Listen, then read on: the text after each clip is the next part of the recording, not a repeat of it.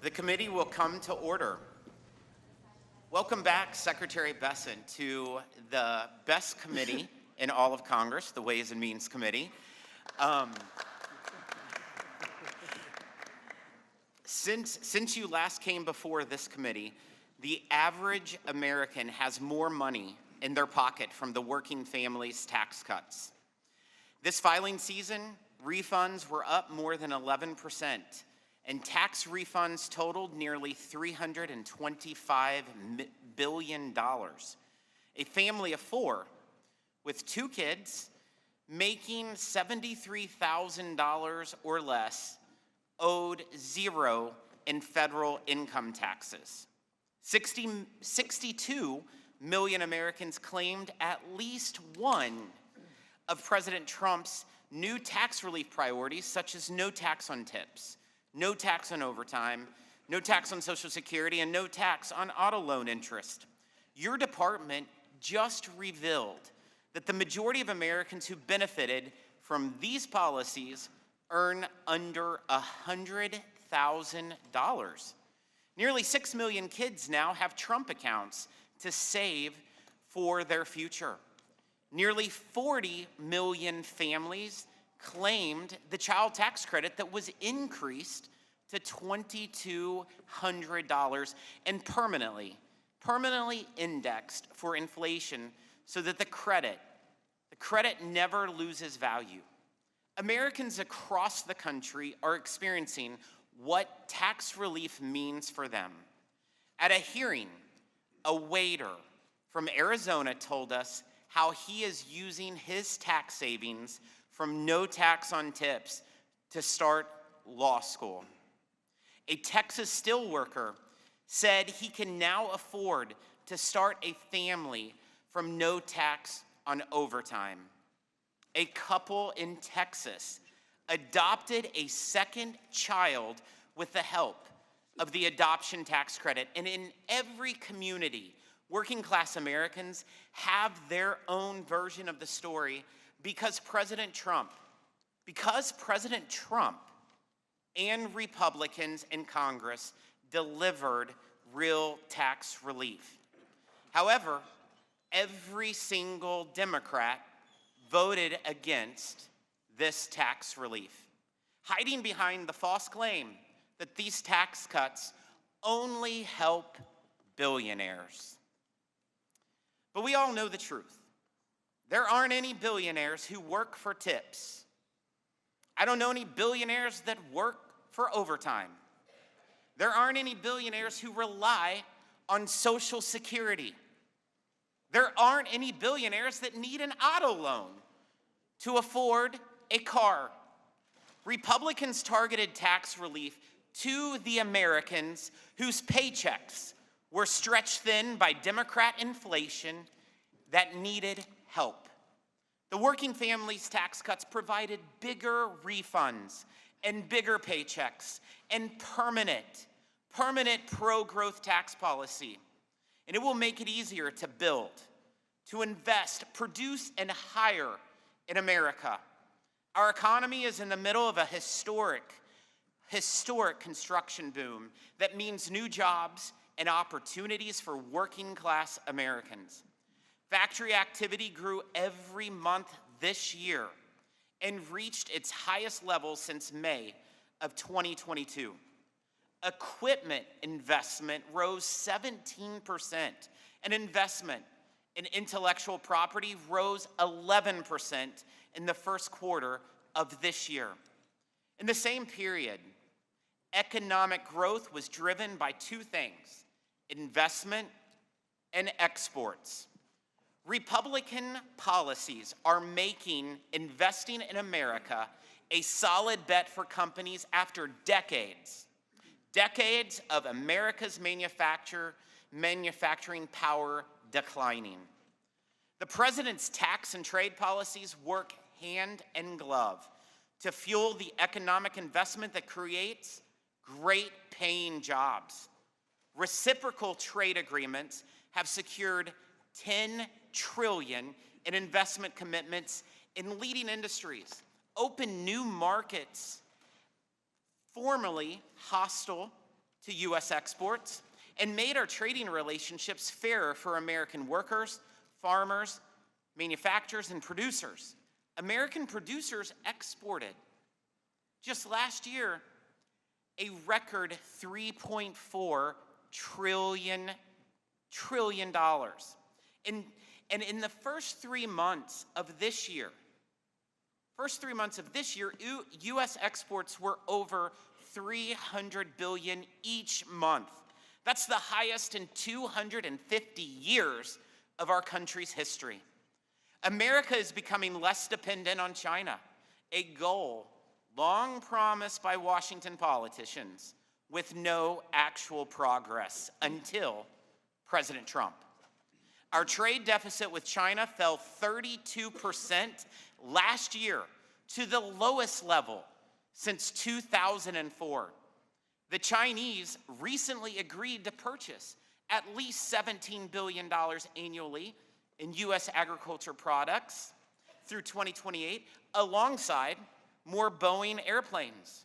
President Trump and Republicans in Congress repealed the de minimis privilege that mostly benefited Chinese companies, shipping products undercutting American producers and manufacturers. Our economic security is a cornerstone of our national security, and therefore must not be abused by bad actors.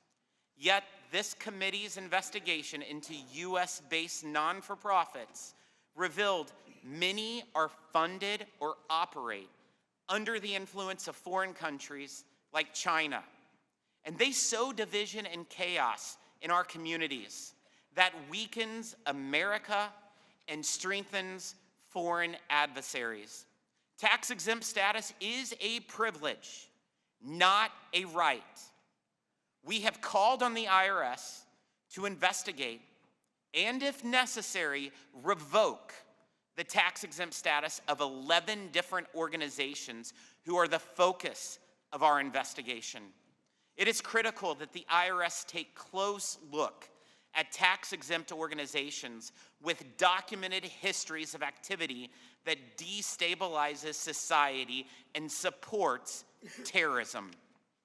Looking ahead, our tax policies must continue to make our economy the most competitive for innovative sectors of the future, including digital assets and the over 60 million Americans who own cryptocurrency. America needs clear, modern tax rules to ensure we remain the crypto capital of the world. Next week, we will be holding a legislative hearing on policies that offer solutions to pressing issues surrounding digital asset taxation. Mr. Secretary, I know you are a strong advocate for ensuring Main Street shares in the prosperity of our economy.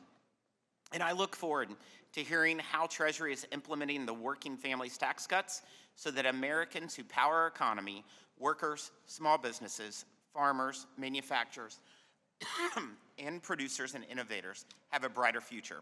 I now recognize the gentleman from Massachusetts, the ranking member. Thank you, Mr. Chairman. Mr. Secretary, welcome, as always. The Chairman made the point that this is the best committee in Congress. That's likely to be one of the few things we agree upon this morning, as all know. And you hold, as I pointed out in the past, one of the most important jobs in the world as a successor to Alexander Hamilton. We hope that there'll be some explanations this morning about the failures of many of the economic promises that were made by the Trump administration. 70% of the American people disagree with the economic direction that the country has taken. Last time you visited with us, Americans were being socked with price hikes because of the tariffs, where you and I met in front of the Supreme Court that day when the Supreme Court took and heard the oral arguments because of the big, ugly bill. We fought on our side every step of the way, knowing and predicting what was to come. Higher costs, millions kicked off of health care, children going hungry, all in service to the wealthiest amongst us. Despite this, a rosy picture was painted about the Trump economy and what it might deliver. it's safe to say that almost on every front, those predictions from the administration have been wrong. Workers and families are being forced to stretch their dollars further every day, and the pain so clearly stems from many of these projects, including what was supposed to be a cessation of endless wars. We've watched the price hikes that are coming because of this tariff regime, and during testimony last year, you suggested that the Trump policies would lift the working and middle class and reinvigorate American manufacturing.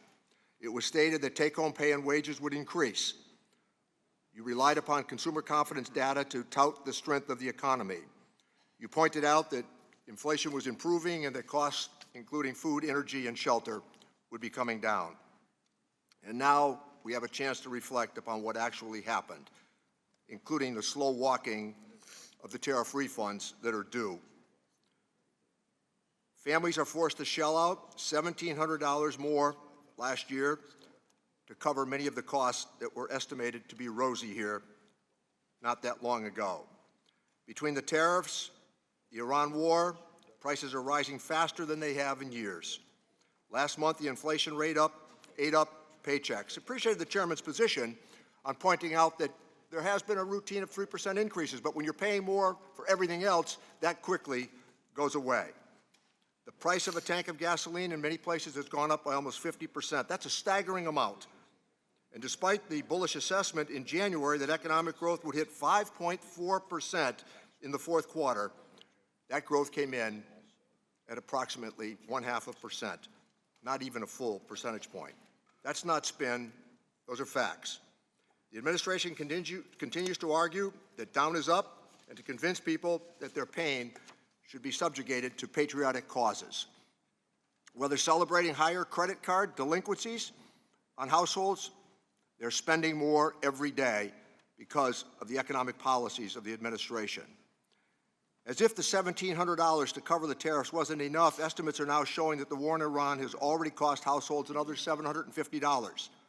And while an extra $200 in gas costs might not be a lot for some folks in the administration, it sure is for a lot of working families. I'm sure we're going to hear that there are many attempts to save the economy by touting the refunds. Those refunds were eaten up almost overnight because of increases in gasoline prices. Tax refunds fell short of the promises by 65% and have been completely wiped out, as I noted, by price hikes. The president's attention remains everywhere but what's most important. As he said, he's not thinking about people's financial situations. He tends to be focused on more vanity projects, including a ballroom and an arch, and painting the reflecting pool. We are now ready for a cage fight on the South Lawn and perhaps a $250 bill with his photograph on it. We look at what has happened recently with the slush fund that was created, and our Republican colleagues continue to go wobbly on their defense, perhaps not understanding how this is playing with the American people.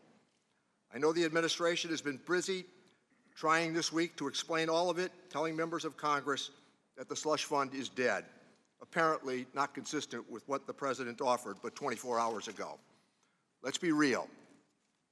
The $250 bill might be needed because of the price hikes that are coming to the American people. Americans have made this very clear. 77% say the policies have increased the cost of living, and more than half say it's worse than they can previously remember. Consumer sentiment is currently at a record low. The savings rate for American has dropped to 2.6%, cut in half in just a year. When we look at this economy, we see failure upon failure. The policies that have been proposed have really not worked for average Americans. Families are getting crushed, and we would suggest today that a new course of action needs to be taken. Republicans have made it clear that they don't want to put a stop to the chaos, but Democrats are unwavering in our fight for American families to lower costs and to end the harm that is being done. Thank you, Mr. Chairman. Thank you, Ranking Member. Today's sole witness is United States Secretary of the Treasury, Scott Bessent. The committee has received your written testimony, and it will be part of the formal hearing record. Secretary Bessent, you have 5 minutes to deliver your remarks, and you may begin when you're ready. Good. Chairman Smith, Ranking Member Neal and members of the committee, thank you for convening today's hearing. I'm grateful for this opportunity to discuss President Trump's 2027 budget, which builds on this administration's progress in unleashing a new era of economic expansion. I last appeared before this committee just a few weeks before the House passed the Working Families Tax Cuts. So on the heels of the most successful filing season in IRS history, I'd be remiss if I did not begin by thanking the committee for helping to deliver this once-in-a-generation bill to the President's desk.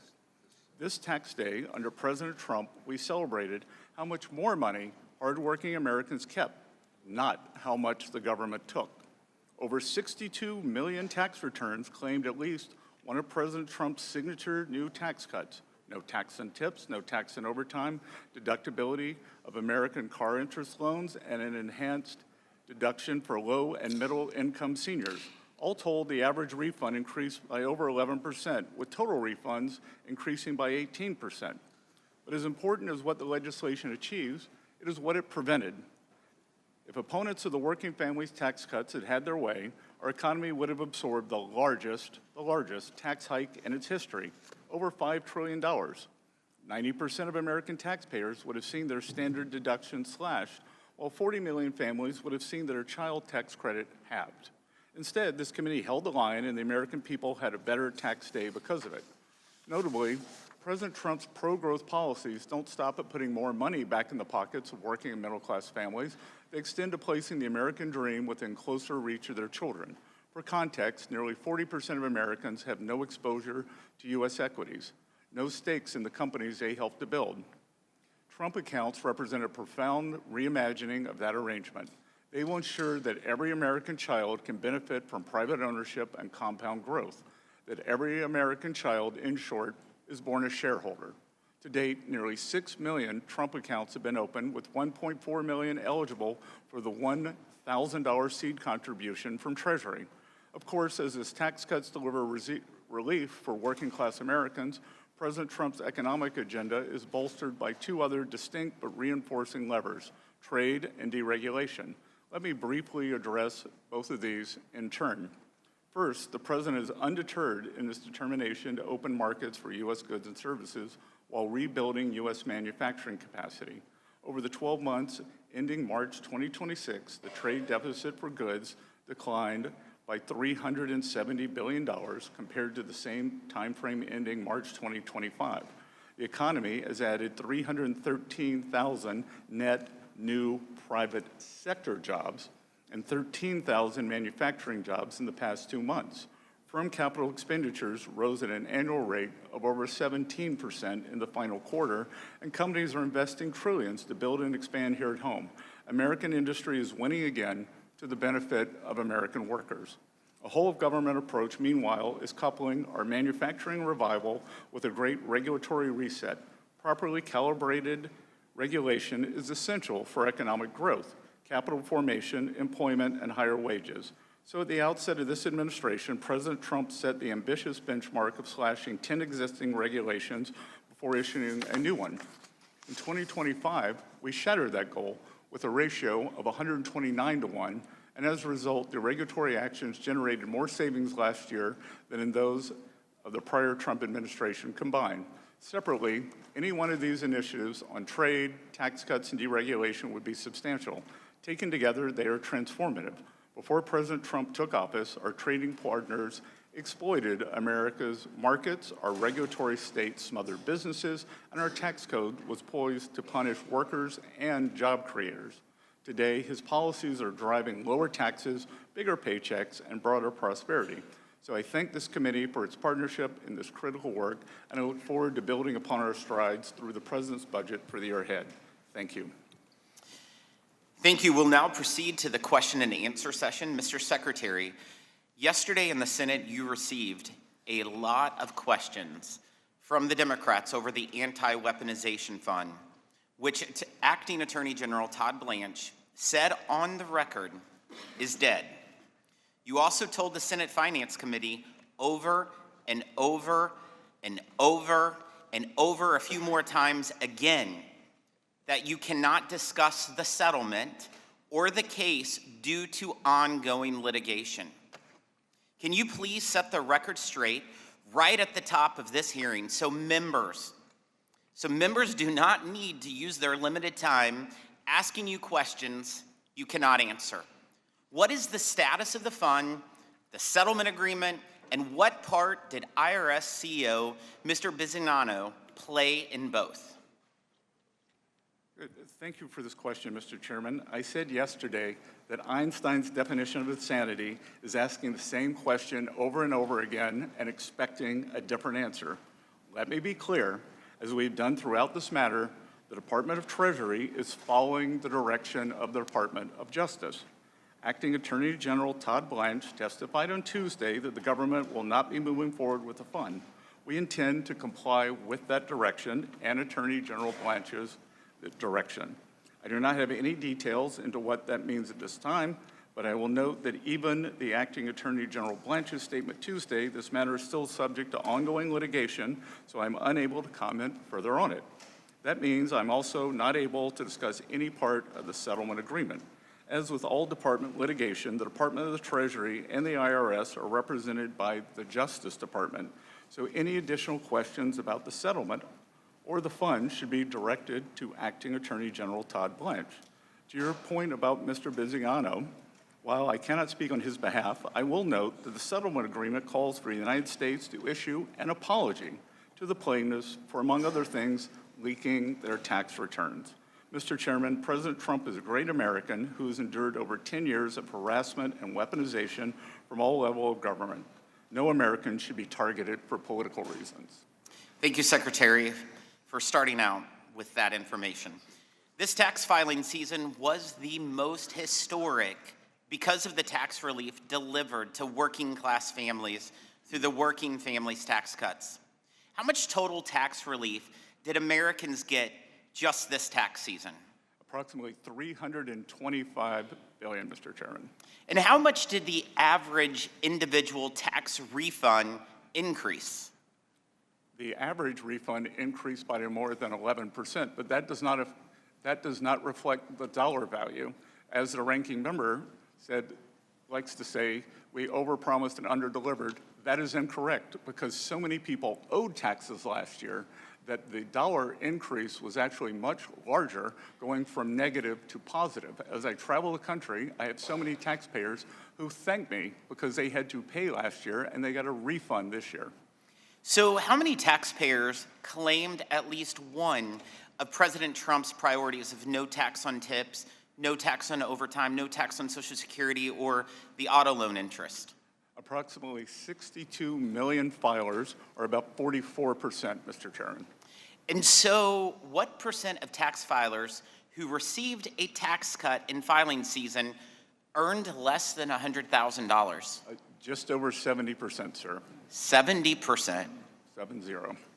So what percent of waiters and other tipped workers who received a tax cut, thanks to the no tax on tips, earned less than $100,000? 90%. 90. 90. That's helping people that need it the most. Funny, Democrats always claim that the working families tax cuts were for billionaires. Mr. Secretary, I'm sure you know a lot of billionaires. Do you know any billionaires that was able to use the no tax on tips deduction? I have plenty of billionaires I give tips to, but not monetary tips, sir. Do you know of any billionaires that was able to use the no tax on overtime deduction? No, sir. Absolutely not.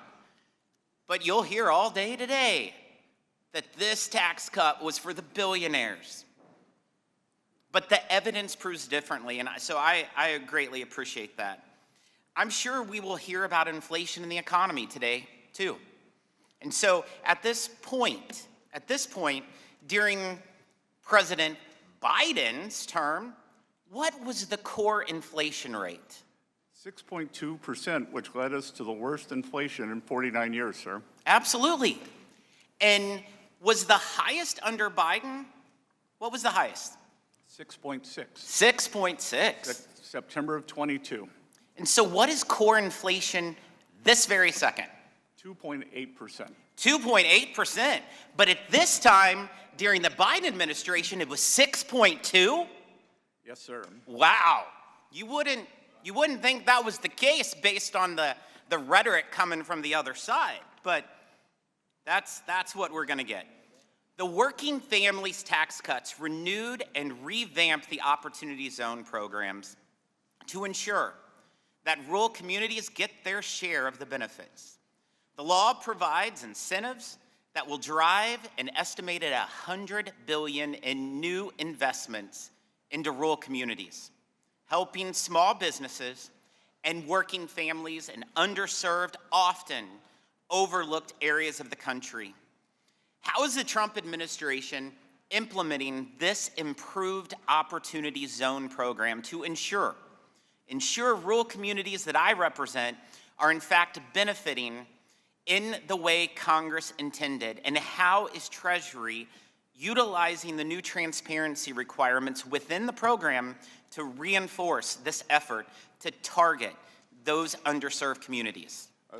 Mr. Chairman, as someone who grew up in a rural community, I'm very excited by the prospect of these opportunity zones being available there. I think it is new and important seeing the success, and I'm also excited by the permanence. And I would also point out that many members from the other side of the aisle have called Treasury concerned about losing opportunity zones in their districts or states in the case of senators. And I pointed out to them that they voted against them, but we will work with them on these opportunity zones. Congress wanted to reach all levels, and we are working on transparency requirements, which are critical because to make sure that the investment is reaching the rural communities, small businesses, and local projects.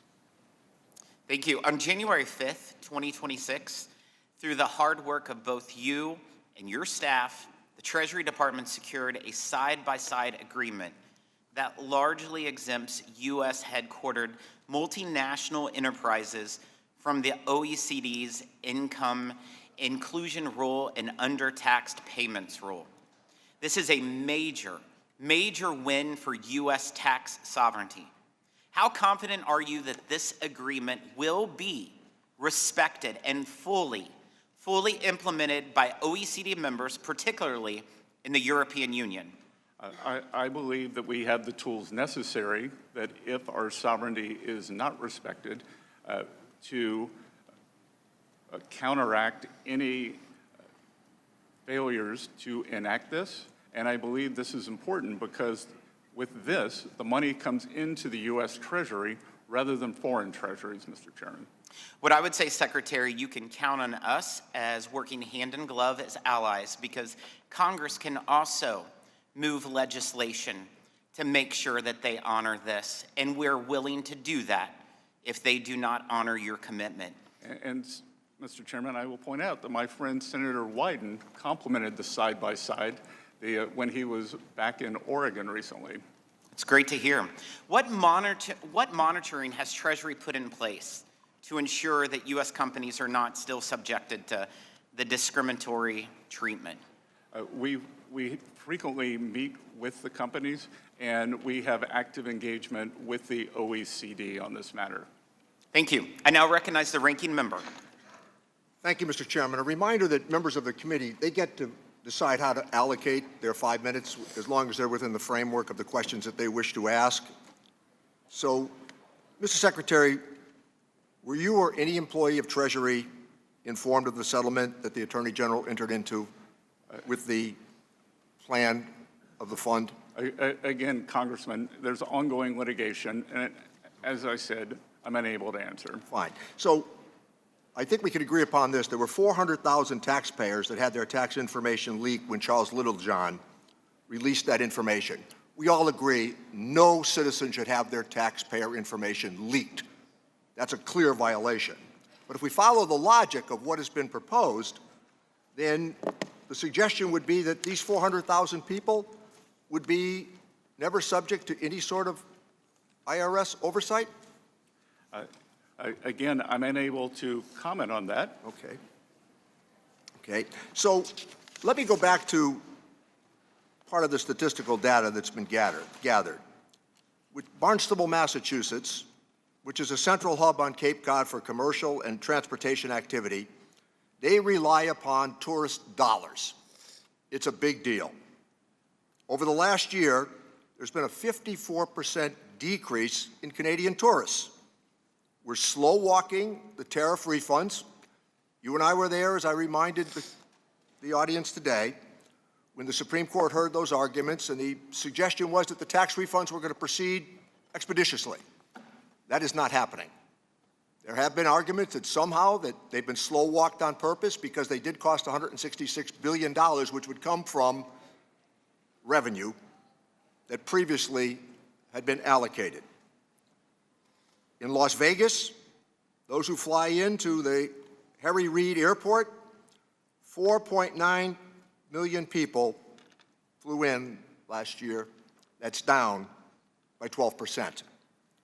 The positions that we have taken on the tariffs, the positions that we have taken on trade, have really been inconsistent with previous presidents and previous administrations. We understand how tariffs might be used to penalize an adversary, but the application of these tariffs are not working for the American family because of the price increases that are being experienced, particularly in the agricultural states where we can see where much of the political turmoil is now playing out. Ground beef is up by 20%. As I noted earlier, gasoline 51%. Airfares have spiked by 20%. And everywhere that we turn, there's a price hike because of the economic policies that the president has embraced. Inflation has hit 3.8%. We've watched how now perhaps we're going to change the independence of the Federal Reserve Board for the purpose of complying with some political suggestions. Let me suggest here that we think that the independence of the Federal Reserve Board, and in fact, the independence of the former chairman of that board, helped to guide us through a very rocky period of time. We watched how that service was denigrated time and again, despite the fact that it was an honest, patriotic effort that was made by that chairman to get us through, again, a very, very difficult period of time. But if we don't like the outcome with the Consumer Price Index, we get rid of the forecaster. If we don't like the result of what the Federal Reserve Board has said, then we threaten and intimidate the chairman of the Federal Reserve Board. The argument has been, since your last visit, that lowering costs was something that we all embraced. But there's a fundamental acknowledgement, and it is not happening.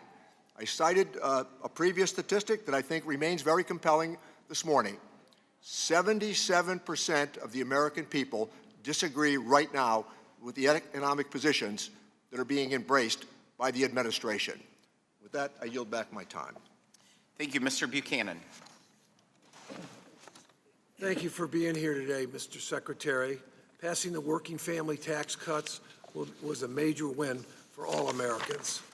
In addition to the record tax refunds that millions of Americans have received, I'm especially excited about the law as it pertains to small business. 100% bonus depreciation for business investment will boost the economic growth in manufacturing by encouraging small business to invest in America.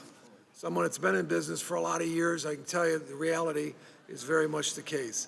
In addition, the permanent 199A small business deduction will make it easier for small businesses to create jobs and reinvest in their corporations or operations. More than anything else, I'm excited about the fact that we made a lot of this permanent. It'll make a huge difference going forward, and it has already. Working families' tax cuts are ensuring that American businesses can thrive and grow in the economy. I had the good fortune of being chairman of the Florida Chamber. We had 130,000 businesses, and these tax things, I can tell you, make a big difference. And the guy who's, Mark, who's CEO, made that reference to me many times. Mr. Secretary, the small businesses in my district tell me 100% bonus depreciation is so important that that decision is key to their buying equipment and other things. What's your thoughts on that, or your experience on the bonus depreciation part? Congressman, I believe that the bonus depreciation, the full deductibility of the equipment is one of the greatest driving forces we are seeing in our manufacturing and, in fact, our Main Street revival. And I think equally important is the permanence. The Republican Congress made this permanent, so great certainty And the 20% pass-through rate is also made permanent, is giving small business permanence. Can you touch on 199A? That's a big thing for a lot of people in the district. It levels the playing field with the corporations where they got cut 35 to 21 or whatever, or 20. But this will give, that 20% will make a big difference. But I wanted to get your thoughts and what you're seeing. Yes, sir. It gives the average small business about $7,000 more per year. And the small business deduction cuts taxes for 8 million small business owners by 4,600. And again, what is important here is the certainty and the permanence. It allows the small businesses to hire, to invest, and plan for the future. And then let me just touch on in my district, being in Florida, we have a lot of, obviously, seniors, one of the, I think, the fifth most seniors in the country in terms of that. And they're excited about this cut. I think it's 200,000 seniors that I have in my district, but the number is a huge number across the country. Where is that at today? And I think more importantly to me, or one of the big things, is to making sure we're talking to a lot of our seniors, because most of them are taking advantage, but my sense of it is not all of them are taking advantage. What are we doing to communicate with the seniors that haven't taken advantage of the opportunity? Congressman, I was just down at the Villages in Florida, the largest retirement community, not in the United States, but in the world. And I cannot tell you the enthusiastic reception that them being able to keep most of their Social Security has made. And these are not the well-to-do people, maybe at the Villages, but in general, that when we saw the senior deduction, 68% of the filers made less than $100,000, and 96% of the filers, 96%, make less than $200,000. Yeah, for many years I'd go to these hearings or different meetings that we'd be involved in, many times with senior organizations, and they always complained or thought about, when are we going to address, we've paid taxes once on Social Security, we got to pay it again. So that's a big deal, but I just want to make sure we're doing everything we can to communicate with them so they can take advantage of it. Most have, but there's many that haven't. But thanks for your leadership and all you've done for the country. Good, thank you, sir. And Treasury is working with Social Security Administration to make sure everyone is taking advantage of this. With that, I yield back. Thank you. Mr. Doggett. During your tenure as Treasury Secretary, has the IRS recommended that any taxpayer be granted immunity from an audit for their taxes? Again, one portion of that is under litigation, so I'm not able to. Yes, sir. It isn't a question of being not able, it's being not want to. But my question no, is sir. about... As I said, thank you, sir. There is litigation. Reserving so my time, my question to you again is... Definition of insanity, in the sir. ordinary practice of the Treasury Department, has there ever been a recommendation that a taxpayer be granted immunity from an audit of their taxes? Sorry, what was that? Same question. Has the IRS recommended that any taxpayer be granted immunity from an audit of their taxes? Again, I'm unable to answer that. You can answer it. You refuse to answer. Can you tell the American people, in the history of the Treasury Department, has there ever been a taxpayer who's been recommended to have immunity from an audit of their taxes? Has there ever been a taxpayer who had his tax returns released, his Thank you. family, and every So I'll employee? take that as a every no. employee. Let me ask you, sir, since you say you're relying... to the president Thank you. I and all reserve his my... employees today. I Maintaining would my join you time, in that. and since you refuse to answer, let me ask you, since you say you're following the advice of the Attorney General, the former criminal defense attorney for Mr. Trump, as you know, the Attorney General cannot compromise a tax dispute unless it's referred to him from the IRS for prosecution or defense. Have you ever been involved in any way in a decision to refer a tax dispute to the Attorney General? Again, I cannot comment on that. You can't comment. Your argument here that you can't comment in this case makes as much sense as President Trump saying that he cannot. I understand you want to talk over me, but you're not answering the question, because you may have defined insanity by referring to Einstein, but your appearance here today and yesterday in the Senate defines deception, and that's what you're doing to the American people. Isn't it correct, sir, that the Financial Management Service within the Treasury Department must give approval before any payment can be made from the judgment fund? Sir, We administer the payments. Yes, sir. You give approval to it, and No, sir, we administer them. you make a sign-off on them being... We administer them, just like if you tell your bank to wire money. Did Your Brian- bank does not Yes, sir. say, do not pay, you shouldn't pay your All right. Visa bill. Did Brian Morrissey, who had been only confirmed by the Senate a few months earlier as Treasury General Counsel, do a good job for you? Can you answer that just with a yes or no? Yes. Yes, he did. And as you know, he abruptly resigned rather than be associated with the seedy Trump slush fund deal and didn't sign sir, off on and- anything. sir, Can you pledge to the unless you committee? are- I'm asking you a question, sir, if you'd listen to it. Can you pledge to the committee that you will assure that no retaliation occurs against the career IRS employees who wrote the 25-page memo asking the Department of Justice to halt action on this outrageous audit immunity deal? Sir, we follow the law. Okay, well, will you follow the law and we assuring the committee always that follow you the won't law. retaliate against those courageous career employees? We always follow the law. What's involved here, sir, is the most corrupt deal in American history. Truly incredible that a president of the United States could come in and sue the people of the United States for $10 billion and then walk off with an immunity deal that no other American has ever had, nor could they receive, and to get that immunity deal from his former criminal defense attorney, who he has appointed as acting attorney general.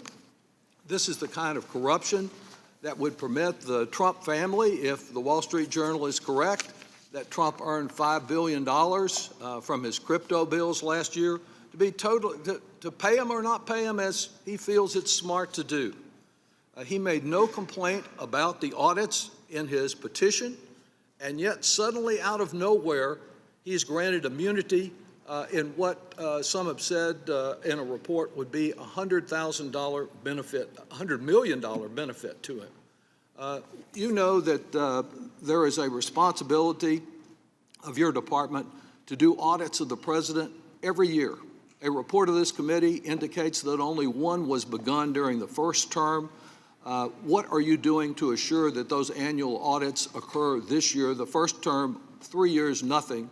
Has anything been done this year to fulfill that responsibility? Again, sir, due to IRS... I'm not talking about... IRS Rule 6103, which prohibits the discussion of taxpayer information. It doesn't... It doesn't prohibit your... This is how we got there with Mr. Littlejohn. Yes, sir. It And doesn't I don't prohibit think you you want the automatic indicating what 5 you are years in doing to jail, assure Congressman. complicity with the law and with the practice, longstanding practice of the Internal Revenue Service. So I think we can assume from your deception today that nothing's being done, and this president is being treated in a way that no other president, no other American citizen has ever been treated. I would agree with that, sir. In an incredibly corrupt deal. I would yield agree back. he is being treated the way no other person has ever been treated. Mr. Smith. Thank you, Mr. Chairman, and thank you, Mr. Secretary, for being here today. I think these conversations are certainly enlightening and Circular. maybe sometimes even entertaining to hear some of the items that are brought up, if it weren't so sad. But I appreciate many of my colleagues, whom I respect, speaking out against tariffs. Let me remind folks that after all the criticism of President Trump during his first term relating to tariffs, a few other things too, but in this case tariffs,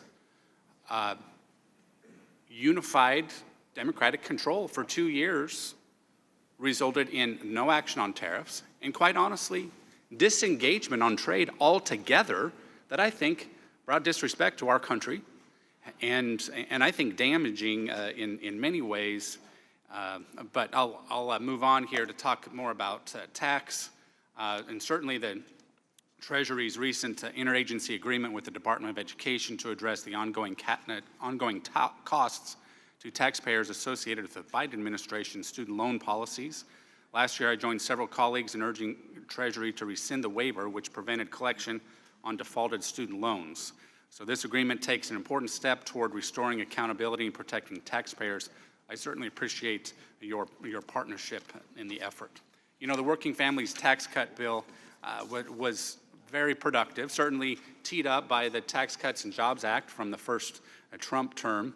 And it's interesting, you know, in the meantime, we had a bipartisan bill where we had many of my colleagues, both sides of the aisle, vote for so many things from the Tax Cuts and Jobs Act, And then when we even added more middle-class advantages, whether it's Trump accounts, whether it's a school choice, whether it's the tax relief for overtime, likewise for seniors, I mean, the list goes on. But because there was no chance that President Biden would sign that, they voted against it. So when there was a chance that President Biden could have signed a bill, now it didn't get through the Senate, obviously, but when that seemed to be the situation, they opposed it. So I just I get a little frustrated when we can have good discussions here in this room and legislate. I think it's important to note that there were so many inversions happening leading up to the Obama administration that even President Obama advocated for lowering the corporate tax rate. Now, he advocated a rate that didn't have enough support here. President Trump came in, he advocated for a considerably lower rate, and we legislated basically right in the middle. And it proved very effective economically, proved effective for growing revenues and growing because the economy grows. So anyway, I'm excited about the Trump accounts because I think those are going to be consequential, especially teaming up with the federal scholarship tax credit. Appreciate my colleague Blake Moore working with me to make permanent the Trump accounts because I think they are going to be very much appreciated by a lot of folks. A few years down the road especially, but I think even in the near term as people start thinking more about their financial future. Now, a lot's been said about various things and certainly the president, but I know that there's been quite a bit of chatter from the other side of the aisle regarding the president's investments. I'm just wondering if you could set the record straight on this and explain how there have been mischaracterizations during the process and mischaracterizations of the law, perhaps. I want to be very clear on this. President Trump's investment holdings are maintained exclusively in fully discretionary accounts managed by independent third-party institutions who have sole and exclusive authority over all investment decisions, including asset allocation, trading, rebalancing, and portfolio management. They receive no advance notice of trades, cannot alter or override the manager's strategies or models, and unlike Congress, this was intentionally designed to maintain a clear separation between President Trump and the independent third-party investment managers overseeing his account. Thank you, Mr. Secretary. And let me just close by saying that the American people are wanting us to have good conversations, thoughtful conversations, reasonable conversations, and I think thoughtful and reasonable individuals know that what we did with our tax policy has been good. Thank you for your role in that, and I want us to work together for the betterment of our economy moving forward, just as the American people would expect us to do. Thank you. I yield back. Thank you, Mr. Thompson. Thank you, Mr. Chairman. Mr. Secretary, thank you for being with us today. You were here a year ago. You came before the committee, and you closed your testimony by saying the president's bold leadership had laid the foundation for what you called a golden age economy. More recently, you said the economy could grow by at least 3.5% this year, and that Americans would see a non-inflationary boom. Mr. Secretary, I've searched hard to find constituents in my district who believe that this economy is golden. In fact, many of them are struggling more today than they were the last time you were in front of this committee. Personal savings are shrinking, disposable income is down, and families are paying more and more for basic necessities. So I would like to ask you a couple of yes or no questions about this golden economy. Electricity bills are up 8.5%. Is that golden? Sir, you can ask Yes or no? You can ask Yes me a or question. no? You can't tell me how to answer it. So, Okay, let me put it this way, Mr. Secretary, because you're obviously not here to answer questions. I am here to You're answer It's questions. my time, Mr. Secretary. It's my time. Health insurance costs are up 26%. That's not golden. Child care costs are up 9%. That's not golden. Gas prices are up nearly 50%. That's not golden. Grocery prices are still straining family budgets. That's not golden. Mr. Secretary, working families don't feel like they're living through a golden age. And while H.R. 1 may have delivered modest tax cuts for some Americans, many families are seeing those savings wiped out by higher costs everywhere they shop. Is that what this administration considers a golden age? And it's rhetorical, so you don't even have to try and talk over me. Secretary, Mr. Secretary, what should I tell my constituents when they ask about these costs? Farmers who are being hit by high costs of fuel and fertilizers, who can't get their product to market because of the war in Iran. Tell them it's golden? You should tell them that we've had 2.6% economic growth since President Trump took office, despite the Democratic... These farmers are pretty smart, Mr. Secretary. Well, the people in California, the one person... Reclaiming my time. These farmers are pretty smart, Mr. Secretary, and they're not going to fall for that line. I understand your unwillingness to testify and answer questions about details regarding the IRS settlement with the Trump administration due to ongoing litigation. But at the end of the day, your department, the Treasury Department, and specifically the IRS, is going to have to carry out its demands. And let me be very specific about what those demands are. The settlement says the IRS is prevented from raising any and all claims against the president with respect to any tax return filed before May 19th, 2026. So, Mr. Secretary, as the head of the Treasury Department, you will be in charge of carrying out the demands of this settlement. So let me present a real, true scenario for you. If on May 18th, President Trump files an amendment to his 2024 federal tax return, and the amendment says, quote, I'm owed an extra $10 billion. That's the amount that he sued the IRS, that I forgot to claim on my tax return. Is it your opinion that the settlement agreement signed by Todd Blanche, the acting attorney general and President Trump's former personal attorney, would require you to pay President Trump $1 billion, no questions asked? We will follow Justice Department's advice. You won't answer that either. Do you think this is something that the American people should know? How can you sit here and not provide any answers to the American people? Because it is astonishing to me that the president didn't know about this deal before it was signed. Of course he knew about it. He directed it.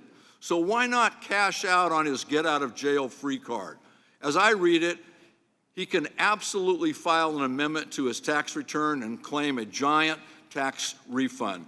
And you have to sit there and watch while he robs the Treasury, and more important, while he robs the American people blind. That's as unacceptable as you refusing to answer questions posed to you by the members of this committee. I yield back. Mr. Kelly. Thank you, Mr. Chairman. Mr. Secretary, thanks for being here. As you know, the beatings will continue until morale improves. Well, this is the beginning of the Charles Dickens. Given that the Democratic House has a 17% approval rate, now I see why. No, this is the opening of a Charles Dickens novel, is it not? So it was the best of times, it was the worst of times. It was the age of wisdom, it was the age of foolishness. It was the epic of belief, it was the epic of incredulity. It was a season of light, it was a season of darkness, it was a spring of hope. It was the winter of despair. How well that describes what we're going through. I will remind my friends on the other side that we had double-digit inflation in the prior administration. The president inherited one of the worst situations he could possibly do. The cost of gasoline, by the way, in June of 2022 was, the average was $5.16 a gallon.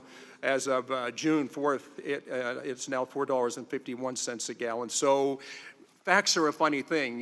Use the ones that actually are true or bend them to anything you want. What I really want to talk to you about, though, is part of what we did when we first did Tax Cuts and Jobs Act was something called opportunity zones. And I'm going to invite you to come to Erie, Pennsylvania. Erie, Pennsylvania was at one time a thriving city, but fell on very, very hard times. But when we did the the Tax Cuts and Jobs Act with the opportunity zones. This encouraged private investment, not taxpayer dollars, but private investment going into areas where the government would have wasted its money, and does oftentimes, but say to private investors, you know what? Using the tax code, we're going to give you an opportunity to invest in something while other people would usually walk away from it. I got to tell you, in Erie, under the leadership of key stakeholders and local leaders such as the Erie Downtown Development Corporation and the Strategy of Erie Refocus Plan, the city committed itself to a goal of revitalizing its downtown waterfront while building on its industrial heritage. Using opportunity zones as a catalyst, Erie has leveraged more than $40 million in private investment. This investment created 110 new residential units, revitalized more than 100,000 square feet of commercial space, restored 8 historic properties, and brought a grocery store to a neighborhood previously designated as a food desert. One of the things I wanted to talk about, because under this new plan, we decided, hey, you know what? We did some great jobs when it came to cities. Let's look at rural areas. So what I'm going to ask you to do, if you would, please come to Erie, where you can see how these things worked in living color to real people in real time. How we're revitalizing a community. The job you've done is incredible, by the way. The only thing I question, what keeps you getting up in the morning and come into things like this when you know all that work that you do, all that time that you spend, all your staff works to make it better for the American people? They held with this idea of it being a Republican idea or a Democrat idea. Why don't we just look like what's best for America?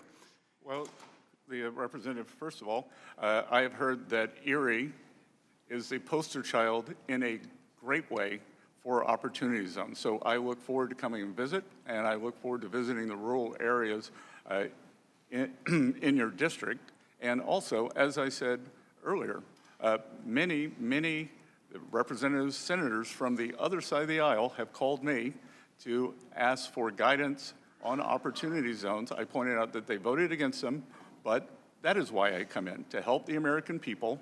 We can overcome partisan differences, that they voted against them. It is in statute now, and we will make it work for all the American people. You know what, and I appreciate that, so we'll get with you that, because I have 2 friends in the Senate right now that represent Pennsylvania. They are sometimes would have been described as polar opposites. They're not.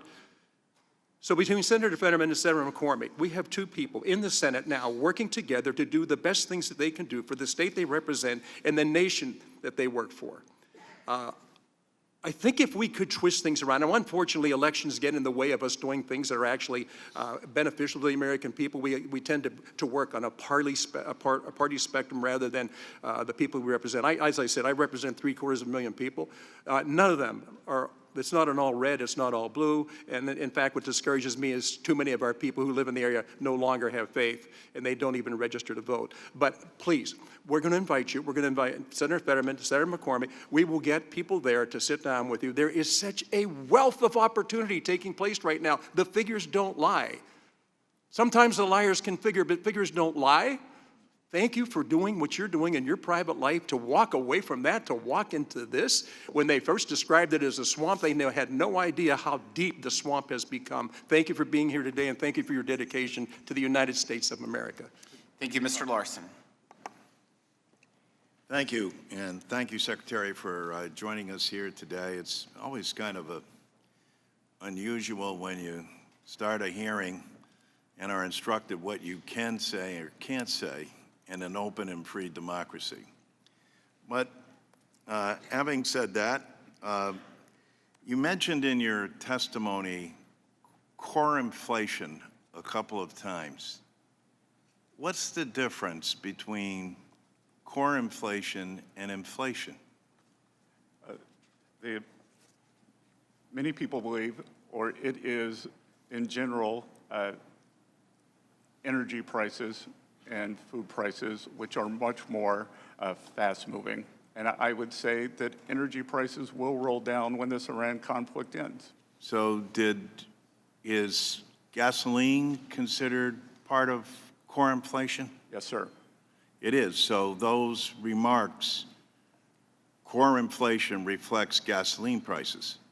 Core inflation, it reflects the underlying trend in inflation, and whether that inflation has become endemic to the system as it did during President Biden's Has the term. war in Iran had anything to do with core inflation?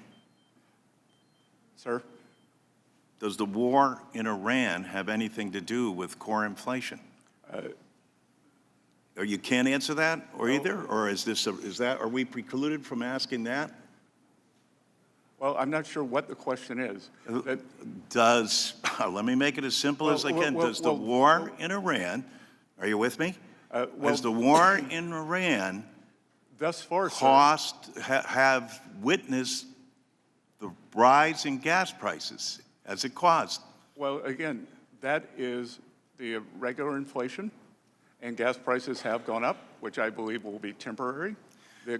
Gas prices have gone up, but you believe they're temporary. Core inflation has dropped 0.5% since President Trump came to office. Geez, you know, when I'm home in my district, I'm going to just tell those people, geez, you know what? You've missed this whole thing. Don't you understand core inflation?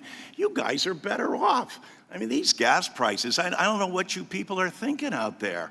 For God's sake, you know, you should be doing cartwheels in the street over the price of gas. So what is the administration's plan to lower gas prices? We've taken the many. Are you in favor of eliminating the gas tax?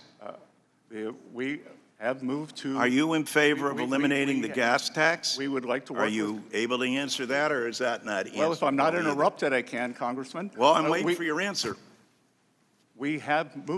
We have asked Congress to move to eliminate the gas tax. That is done through statute. You have moved that. So you're in favor of eliminating the gas tax. We have asked for that. So we can join bipartisanly today because you're in favor to eliminate the gas tax. Again, the White House has asked for it, sir. They have? Why isn't it before the committee for a vote? I don't run the agenda. Well, it's good to hear that we're in favor of something that we can work on bipartisanly that will help relieve people who need it the most.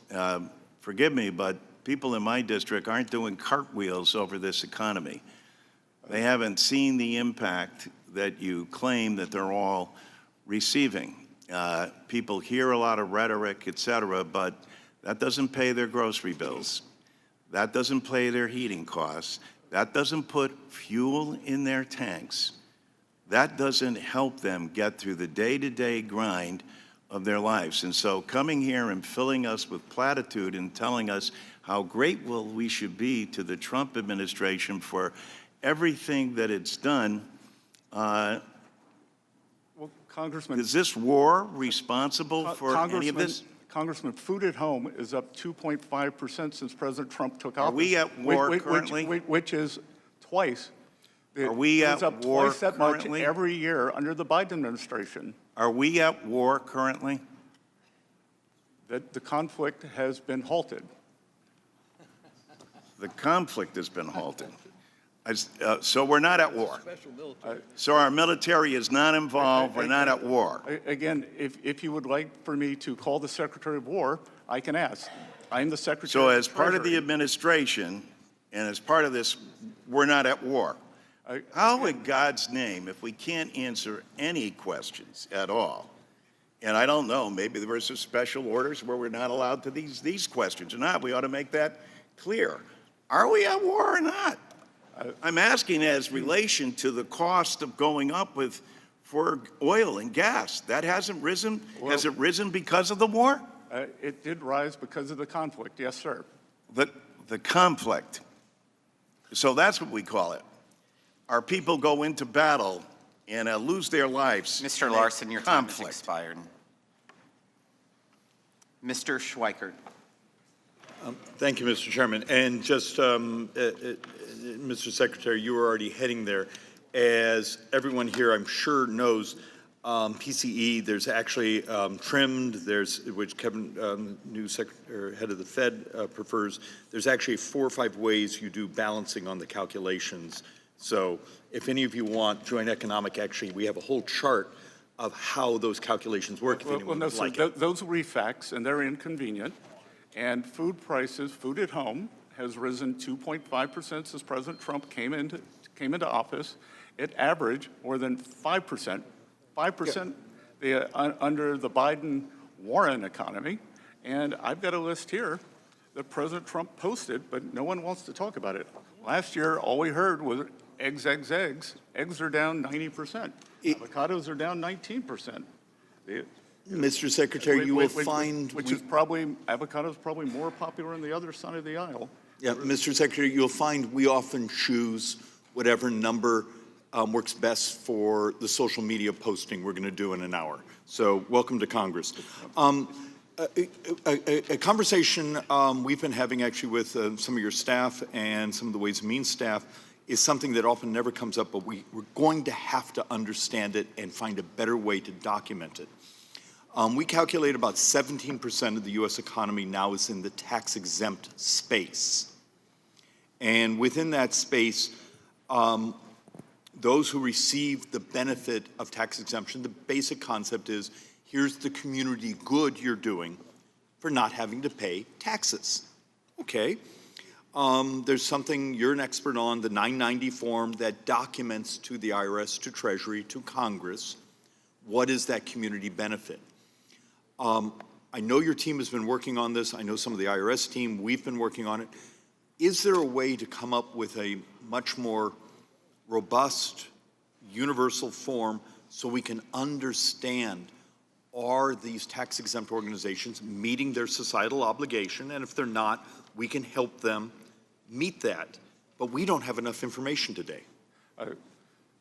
It's a great question, Congressman. And there are many tax-exempt organizations. A large part of the economy are hospitals and healthcare services. So we should look whether they are meeting the needs and are in fact nonprofits.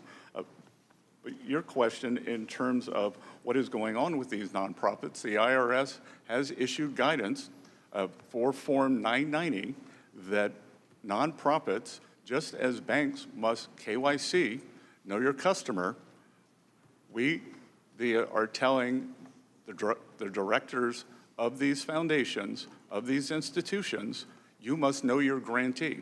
So KYG. If your grantee if the money is being used for violent activities, you as a trustee, as a fiduciary, are in trouble. If it is being used to take away people's civil rights, you are in trouble and the nonprofit status is in jeopardy. My team looks forward to continuing to work with Treasury on making that more robust so we actually understand both those that are using nonprofit tax exempt as funnels to bad acts, but also are they meeting their community obligations? One that you're probably not going to get as a question from anyone else. We have a fixation of debt management. You know, we're responsible as policymakers. We're responsible for the debt, not the administration. We do make the policy. What can we do as members of Congress, Joint Economic Committee, Ways and Means Committee, to help you convince the markets, you know, please buy a 10-year note. Please, we have some vision, you know, the visibility to see where we're going. I do have some concerns of in the future where the entire world is binging on debt, that we have some stressed auctions. What do we do as a country to actually not have that happen to us? So since President Trump came into office, the U.S. Treasury market has been the best performing developed market, but that is not assured. It is assured that we will have, the Treasury will have a regular and predictable issuance cadence. But what we must let the borrowers know, people who are buying Treasury bonds, whether it is U.S. households, the foreign central banks, and everyone else in between, that we are serious about getting our debt and deficit numbers under control. That is perfect, Mr. Secretary. And with that, I yield back, Mr. Chairman. Mr. Davis. Thank you, Mr. Chairman, and thank you, Mr. Secretary.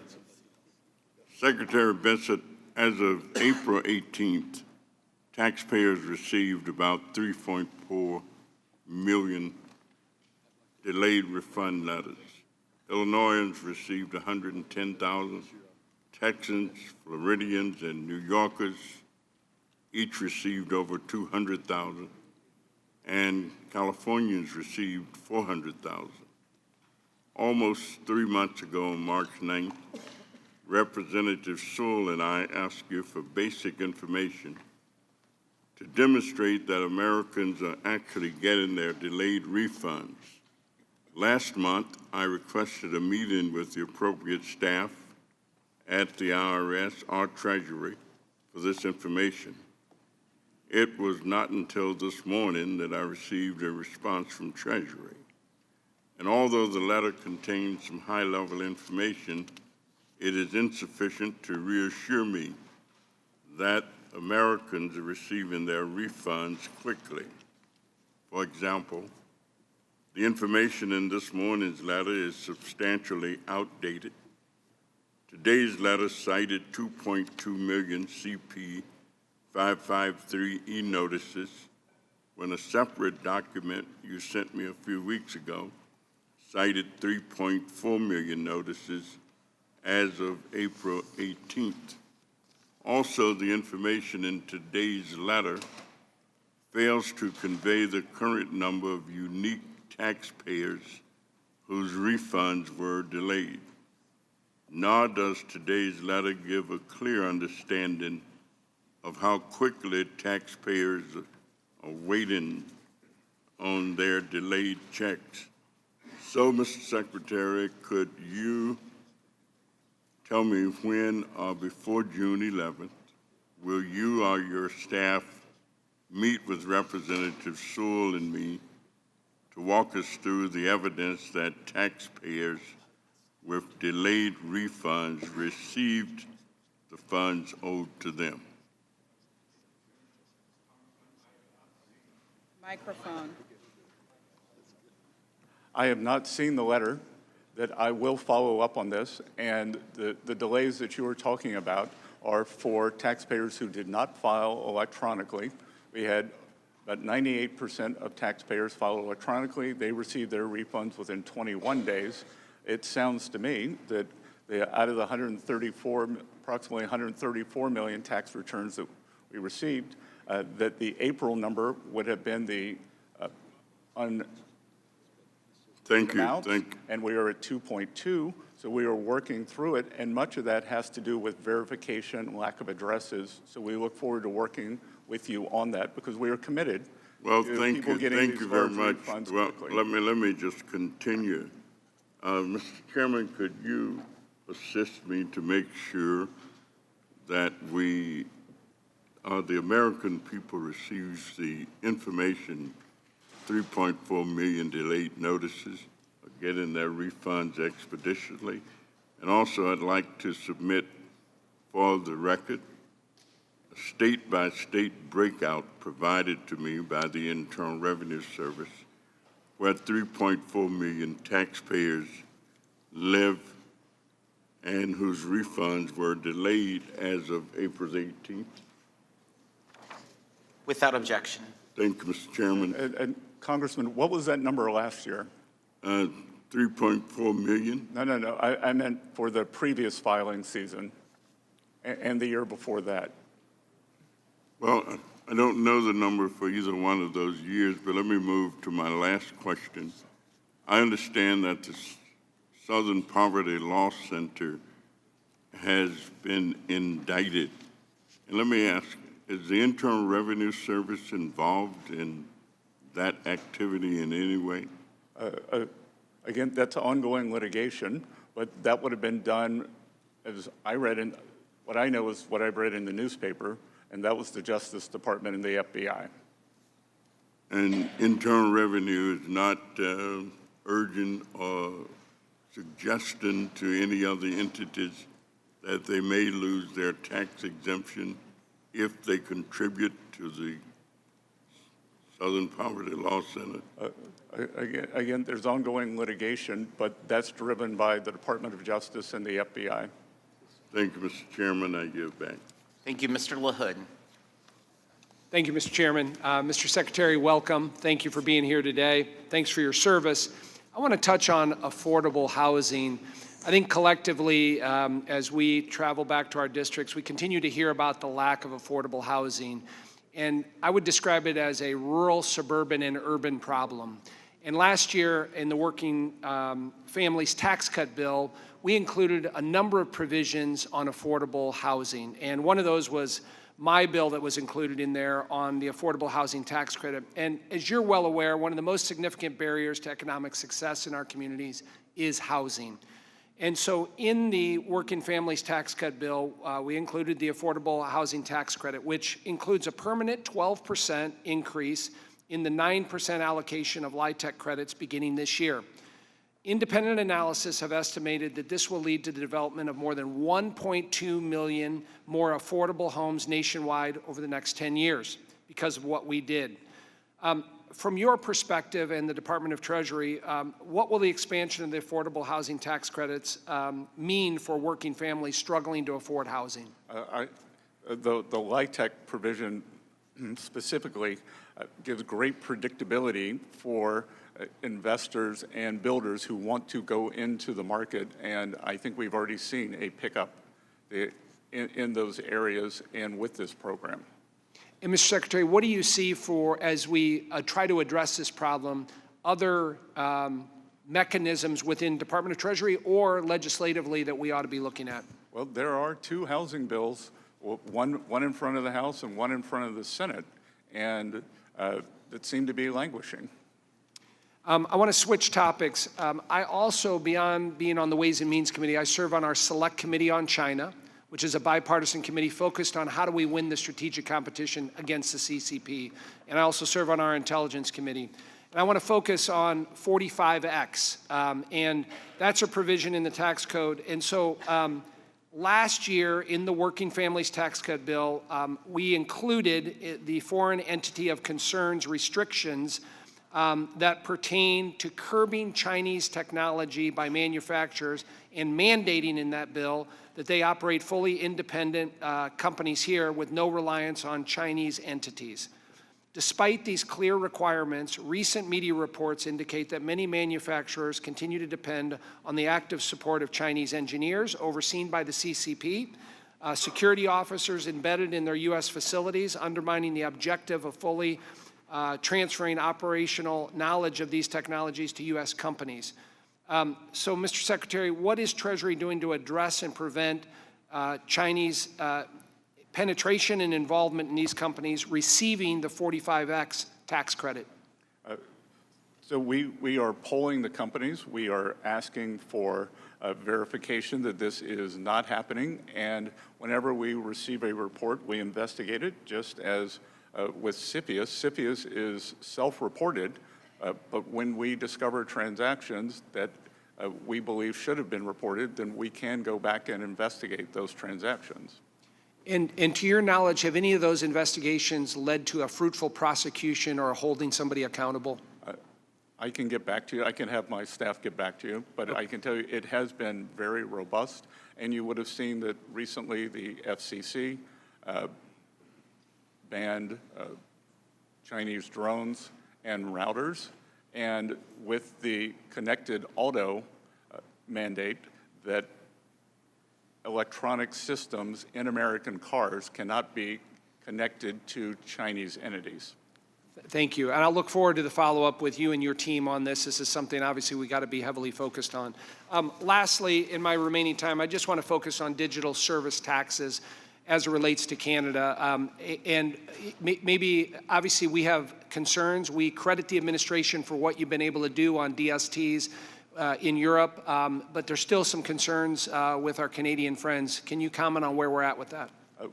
We are pushing, whether it's Europe, whether it's Turkey, whether it's Brazil, whether it's India, whether it is Canada, we are pushing back on these digital service taxes. We have the greatest technology and innovation ecosystem in the world, and they cannot take advantage of our companies and for their treasuries. It is they are very interesting, they are very ripe targets because they are profitable, they are well run, and they are in demand, but we cannot have this. And we, in every trade negotiation, or every trade discussion with the Canadians, we bring this up. Thank you, Mr. Secretary. Yield back. Ms. Sanchez. Thank you, Mr. Chairman. Secretary, nice to have you back before our committee. Mr. Secretary, do you believe that all Americans should follow our tax laws? Yes, Congress. Yes, good, so do I. And do you believe that for those Americans who break our tax laws, they should be audited or held accountable? Well, I think there are two things there. An audit is not a result of breaking the law. Yes or no? Simple question. Well, no, it's not a simple question. It's Okay, a two-part then question. let me break it into two. Do you think they should? If you're asking me, Please should don't every interrupt taxpayer me. be audited? Please answer I came here for answers. If you came here to waste time, I'm going to try to make sure you don't do that. Do you believe that people who lie on their tax returns should be audited? Yes. Okay, do you think that people who break our laws should be held accountable, our tax laws? Yes. Okay, thank you. Very simple. Not a hard question. I'm glad we agree. So why is it that you are allowing President Trump to have complete immunity from being audited? Again, I'm going to have to refer you to my previous statements, and what was your previous statement, sir? that I am unable to comment on any of the ongoing litigation. Okay, can you name the ongoing case concerning President Trump's immunity from audit? Sorry? Can you name? There are three cases. Can you name them, please? That are out there now, and I will be happy to get back to you on those, because again, I am not a lawyer. Okay. We are represented by the DOJ. Great, you said that you can't because there's ongoing litigation. You'll get me the name of the ongoing litigation, because the only ongoing litigation that I know of is surrounding the $1.8 million slush fund, which has already been suspended. The fact is that the judge's ruling in the litigation that references that slush fund only addresses the anti-weaponization fund. It doesn't even address Trump's immunity from audit. So I would like to ask unanimous consent to enter into the record the judge's order in the Floyd versus Department of Justice case. Without objection. Thank you. Now, Secretary, you said you're not an attorney, is that correct? Mercifully. Okay, well, I am, and I'm actually proud to be an attorney and know the laws, and I know how to read a judicial ruling. Furthermore, I know that since 1962, the Supreme Court has held that ongoing litigation does not prevent someone from testifying in a congressional hearing. So once again, I'm going to ask, why are you allowing President Trump and his family to have complete immunity from being audited? Again, since you're a lawyer, you will understand that the U.S. Treasury and the IRS are represented by the Justice Department and the Acting Attorney General. Yes, but I just mentioned a Supreme Court case that doesn't bar you from testifying. It's pretty clear to me, though, however, that you're not interested in answering questions. You're interested in arguing. Let me ask you this question. If President Biden amended a prior tax return and claimed that he was owed $1 billion, do you think that that would be audited, or should it be audited? I'm not going to talk about any because you're not really here to answer questions. I don't understand why you wouldn't audit that, and I don't understand why you wouldn't do the same for President Trump. So the ruling, by the Justice Department, do you have specific knowledge of an audit of President Trump? Excuse me. It's my time. You're not here to ask me questions. I'm here to ask you questions, and hopefully you're here to try to answer some of them. I'm curious to know who counts as Trump's family for the purposes of this immunity. Is it his children, his in-laws, his grandchildren, his second or third cousin, his great-great-grandchildren? Do you know the answer to that question, Mr. Secretary?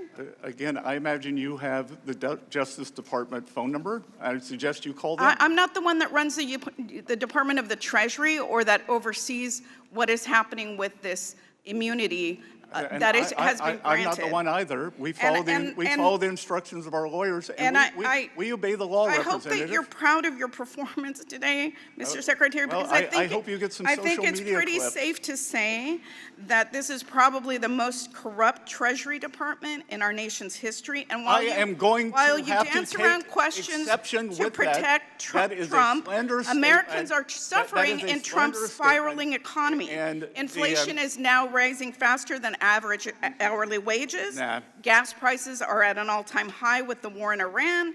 The cost of groceries has risen 3.2% over the past years, and prices on most goods have gone up because of Trump's tariffs. So I don't see how you could call that anything other than a failure of the most corrupt Treasury Department in history. Your time has expired, Ms. Sanchez. Thank you. My time has expired. Secretary, I would love for you to respond to the accusations at your department, because I think you are due the opportunity for that. The Congresswoman is slanderous. She has nothing but the unsubstantiated opinions, and I will not stand for that.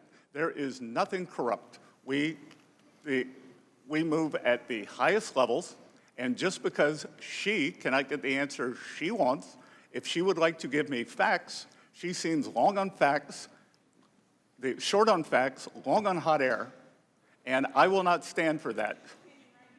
Yeah, that's great. Mr. Arrington is recognized. Disgrace to make a remark like that. Apparently, my colleagues had a sudden interest in the rule of law. I wonder if you asked her if she thought illegal immigrants should be detained and deported or caught and released, what the answer would be. Well, and Congressman, and two, on inflation, I am not going to take firefighting advice from an arsonist. Well, Mr. Secretary, they torch the American people. Mr. Secretary, maybe we ought to ask the question: inflation. should the sons of presidents who have multiple felony convictions, should they be held to the same standard of the American people in terms of crime and punishment? I wonder what the answer to that question would be. Let's not veer off. Apparently, wages and take-home pay aren't the only thing up in this country. Irony and hypocrisy is at an all-time high among my Democrat colleagues. Now we see why someone leaves California every 2 minutes.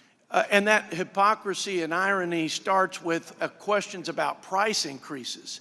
It was the failed economic policies, one self-inflicted failed economic policy after the other, that created the worst inflation crisis in a half a century.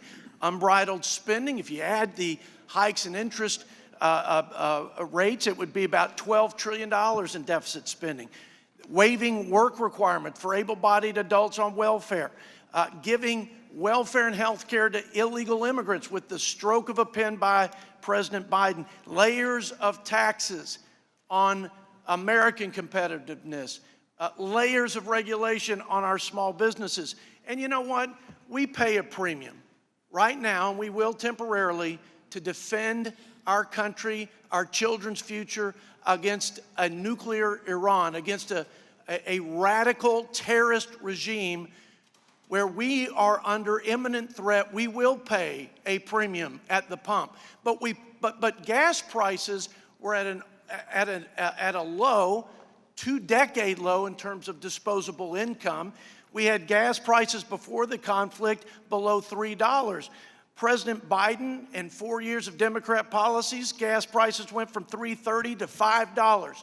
Now, we pay a premium for national security in times of conflict, and when we have imminent threat, we're trying to stave off another addition, nuclear power to the axis of evil. But the premium that the Democrat policies imposed on the American people was for what? A mandate for electric vehicles? What did we get for that premium? We got hundreds of billions of dollars. It was supposed to be 200 billion. 800 plus billions of dollars in giveaways, corporate subsidies for green energy. That's what the American people got. You know, they got higher energy prices, higher electric bills because of this radical climate agenda, the Green New Disaster, and that was the trade-off from my Democrat colleagues. So A little context to this conversation, I think, is helpful. The results, as you know, Mr. Secretary, were that the American people every year were losing $3,000 in wages, that they had a 21% regressive tax hike, 21%. They were losing $1,500 a year. I mean, are we in the golden age? Well, relative to the dark ages that we were thrust in by these failed policies, we are at the dawn of a golden age because wages are up. Take-home pay is up. GDP, you said, is 2.6%. Well, that's a percent over what CBO said after we passed the big, beautiful bill. And on an annual average basis in a budget window, that's $3 trillion to reducing the deficit, which may be why the deficit was reduced over 10% in the first 6 months of this fiscal year compared to last fiscal year, because we actually controlled discretionary spending and have saved up to now almost $500 billion. It's because Republicans actually cared about not frittering away tax dollars, and we rooted out waste, fraud, and abuse to a tune of over $1 trillion because we had quadruple revenue from having restructured World Trade Order and set a level playing field for our farmers and manufacturers. Because of all of that plus the growth, we have had a reduction in the deficit to GDP for the first time in almost a decade. I'm out of time. I think you're doing a great job. Keep it up. Don't listen to the noise. No, I don't, sir. Look, they don't want to talk about how they voted to cut the child tax credit in half for 40 million people, voted for higher rates on low and middle income families, for a $5 trillion tax hike. And if I were the Democrats, this side of the aisle, I would be terrified how many Americans applied for no tax on tips, no tax on overtime, reduced taxes on Social Security, and deductibility of auto loans. 7.5 million no tax on tips, 29 million overtime, seniors 35 million. Mr. Arrington, your time has expired. Unbelievable. Keep up the good work, Mr. Secretary. Thank you. Ms. Del Bene. Thank you, Mr. Chairman. Thank you, Mr. Secretary, for being here. Last year, one of President Trump's first actions was to put his billionaire donor, Elon Musk, in charge of the so-called Department of Government Efficiency. By the end of Musk's short but destructive tenure, DOGE had nearly quadrupled its original budget, lost taxpayers hundreds of millions of dollars in estimated interest and fee revenue, and paid 200,000 federal employees roughly $22 billion to stop working. DOGE was a massive failure. It turns out moving fast and breaking things and having no clue what the heck you're doing is not the most efficient way to govern. Unfortunately, DOGE's destruction wasn't limited to wasting taxpayer dollars and gutting the federal service. DOGE staffers also abused their position to gain access to taxpayers' sensitive private data. Mr. Secretary, on January 31st, 2025, you personally granted DOGE access to one of the Treasury Department's payment systems at the Bureau of the Fiscal Service. This database houses Americans' most sensitive data, including Social Security numbers and bank account information. Shortly after, my colleagues and I requested the GAO review DOGE's unprecedented access to this critical payment system. GAO completed that report last month, and I asked for unanimous consent to insert it in the record. Without objection. Thank you.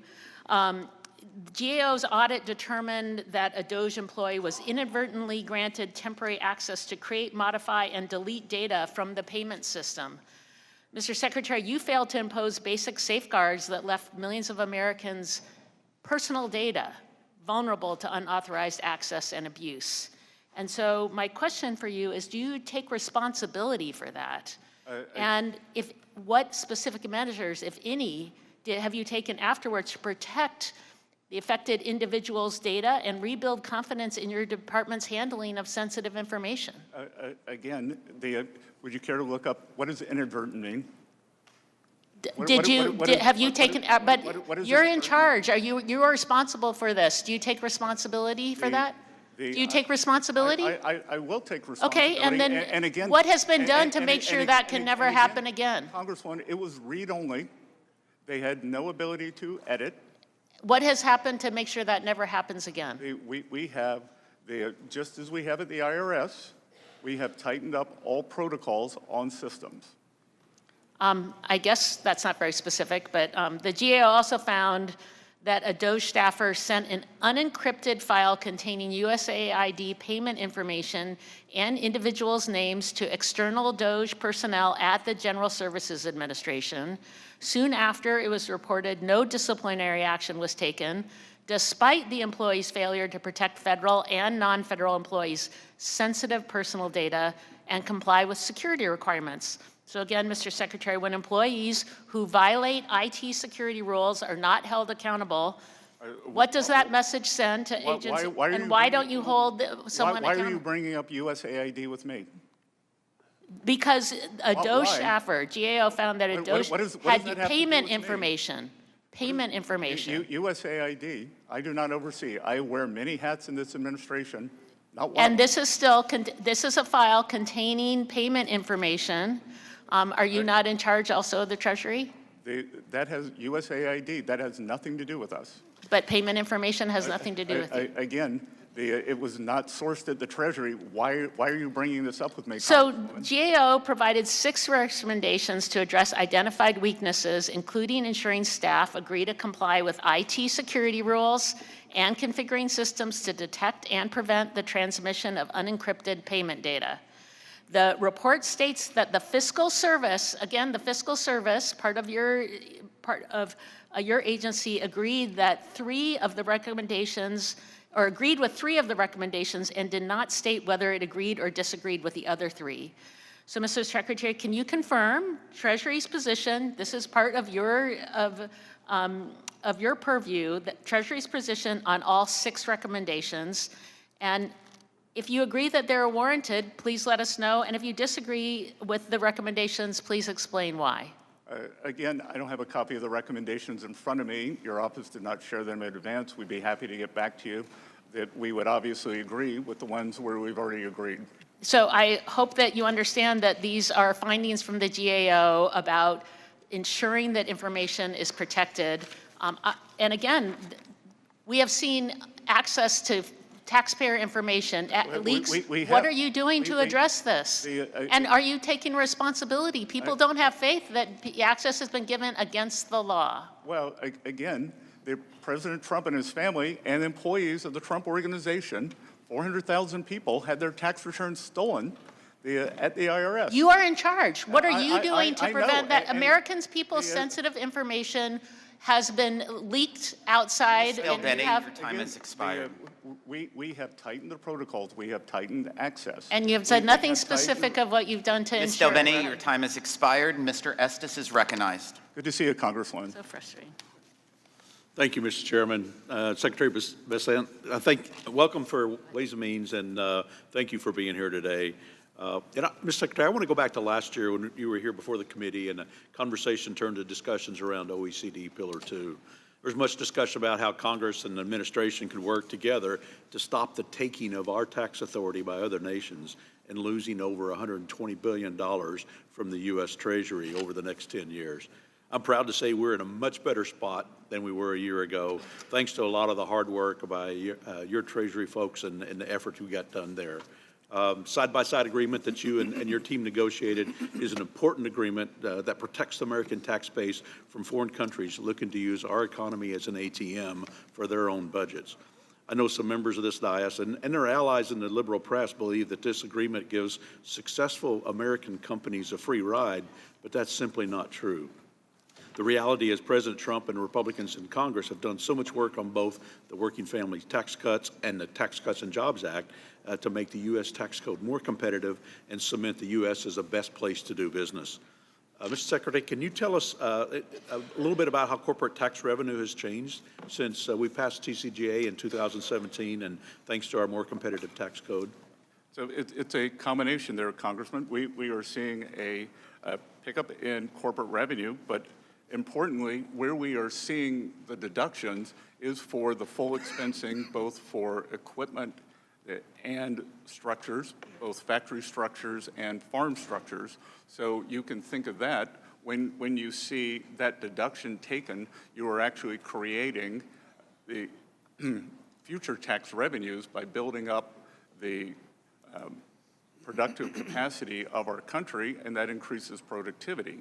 So, on that side, and on the other side, Pillar 2, that getting this sorted out and making sure that the tax revenue comes into the U.S. Treasury was essential. The U.S., the first instituted the global minimum tax, and the Biden administration wanted to supplicate us to other countries and a internationalist tax regime that we were having none of. Yeah, thank you for doing that. Can you give us a little update on how some of the countries are implementing the side-by-side agreement and how we're keeping to move forward on that?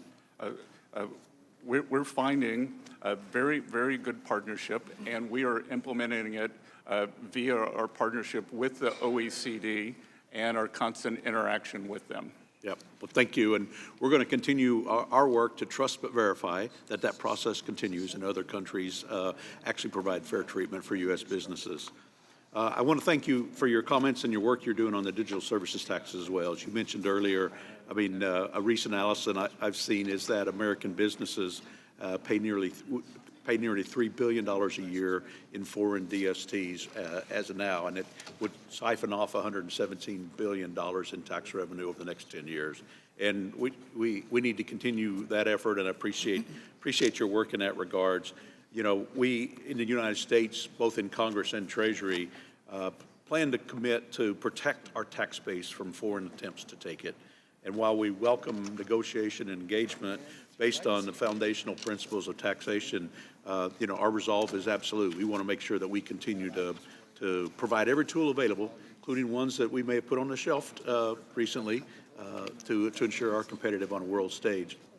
And this is true whether you're talking about Germany with their Section 49, or whether you talk about Italy or Mexico that have been trying to weaponize tax audits or raiding offices and homes and threatening criminal charges against U.S. companies. I want to switch quickly to domestic tax code. Everyday Americans, businesses, and individuals tremendously benefited from our historic tax relief.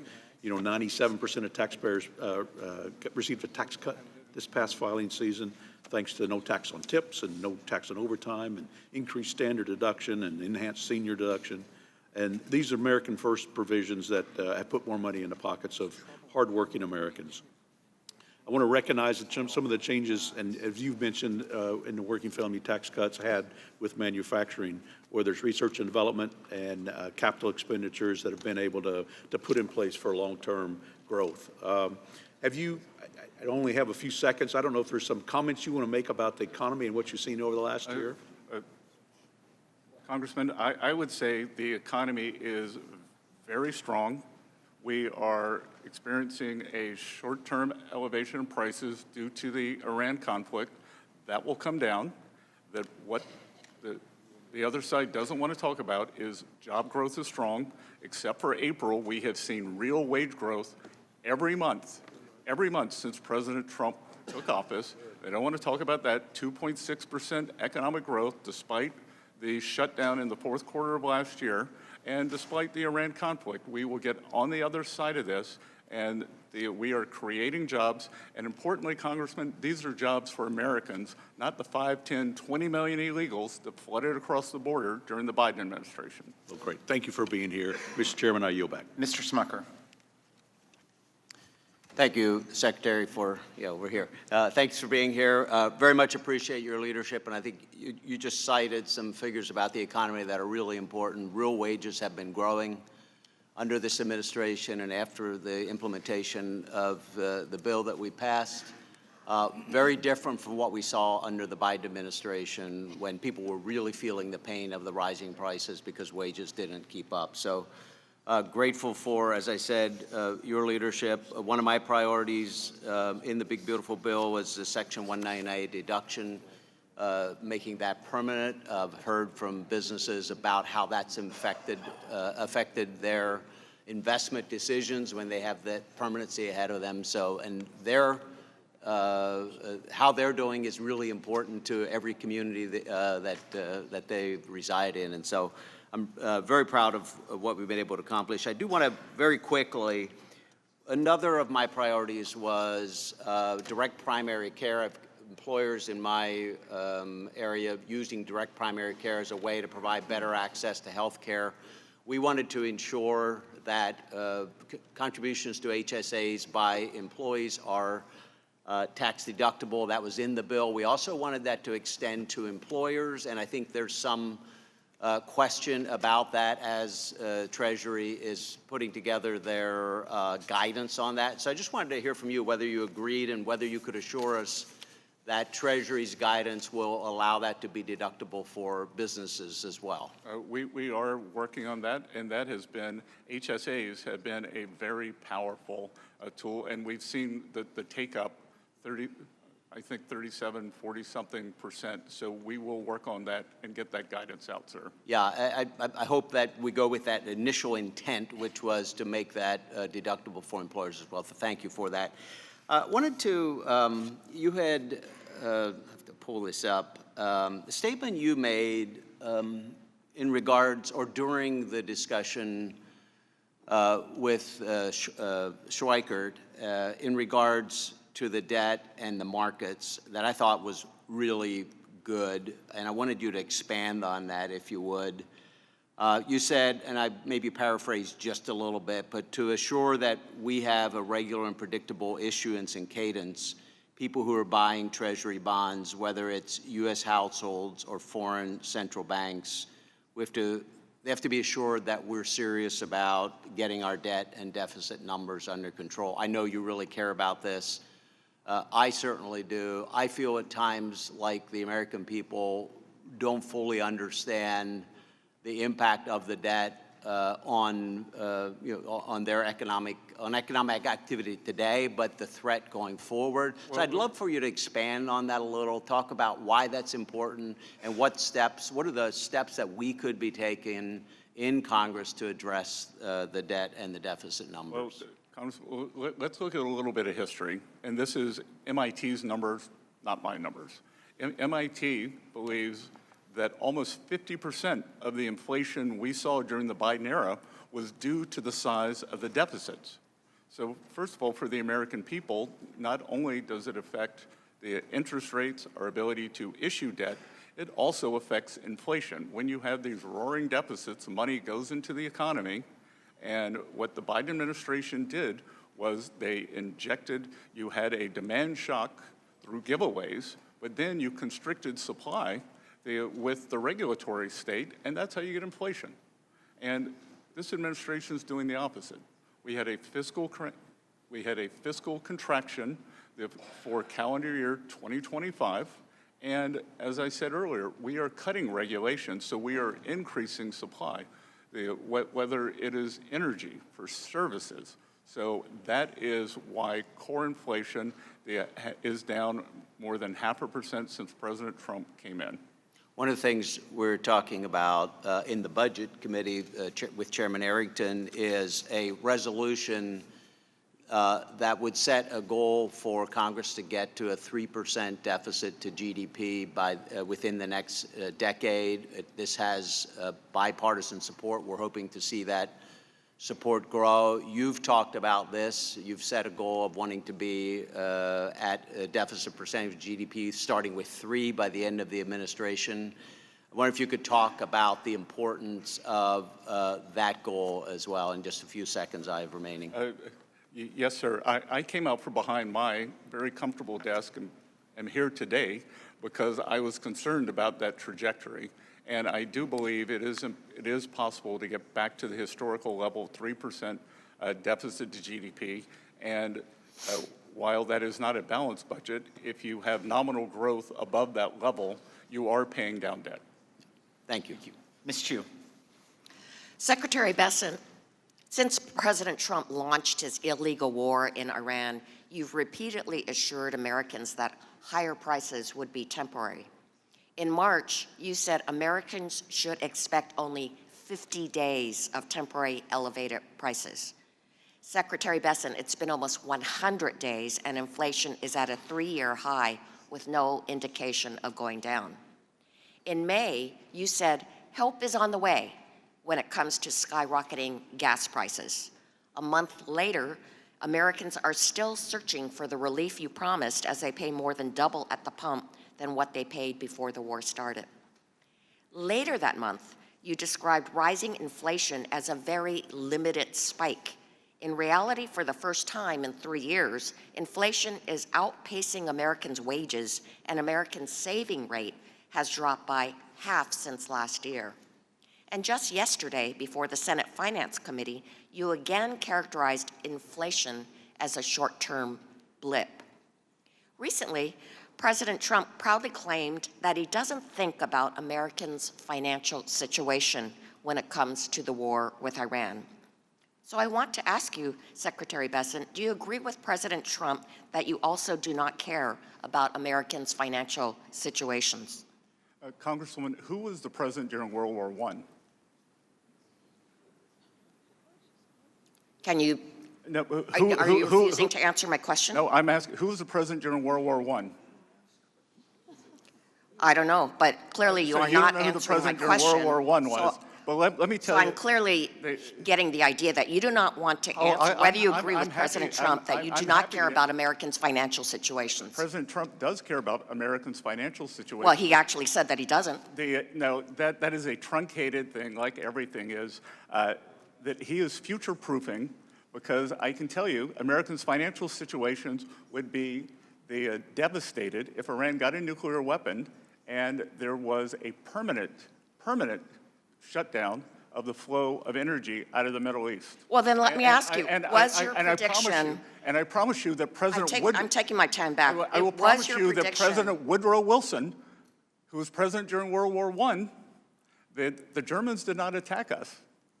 That he got into that. It was Well, you're not answering the question, so let me ask this. And I guarantee was your you, prediction President that Americans Woodrow would face Wilson felt the same only thing, 50 days Congresswoman. of temporary elevated prices wrong? You said that Americans would face only 50 days of temporary elevated prices. Was that wrong, since actually, of course, we're at 100 days now? How much have gasoline prices come down from the peak? 7%. Crude prices are down more than 20%, and gasoline prices follow crude prices. Well, then reclaiming my time... Those are inconvenient facts. Reclaiming my time, gas prices are up by 50% since Trump war started, and up nearly 30% from last year. Diesel and jet fuel prices have risen even faster because refining markets are strained. Utility costs have soared due to higher natural gas and fuel input costs, and that means commutes, home heating and electricity, airline tickets, and delivery fees are all more expensive. And how about grocery prices? They jumped more in April than they did in nearly 4 years since when Biden was president. Beef is up by 15%, tomatoes are up by 40%, bread and milk are up 8% and 5% compared to 3 months ago.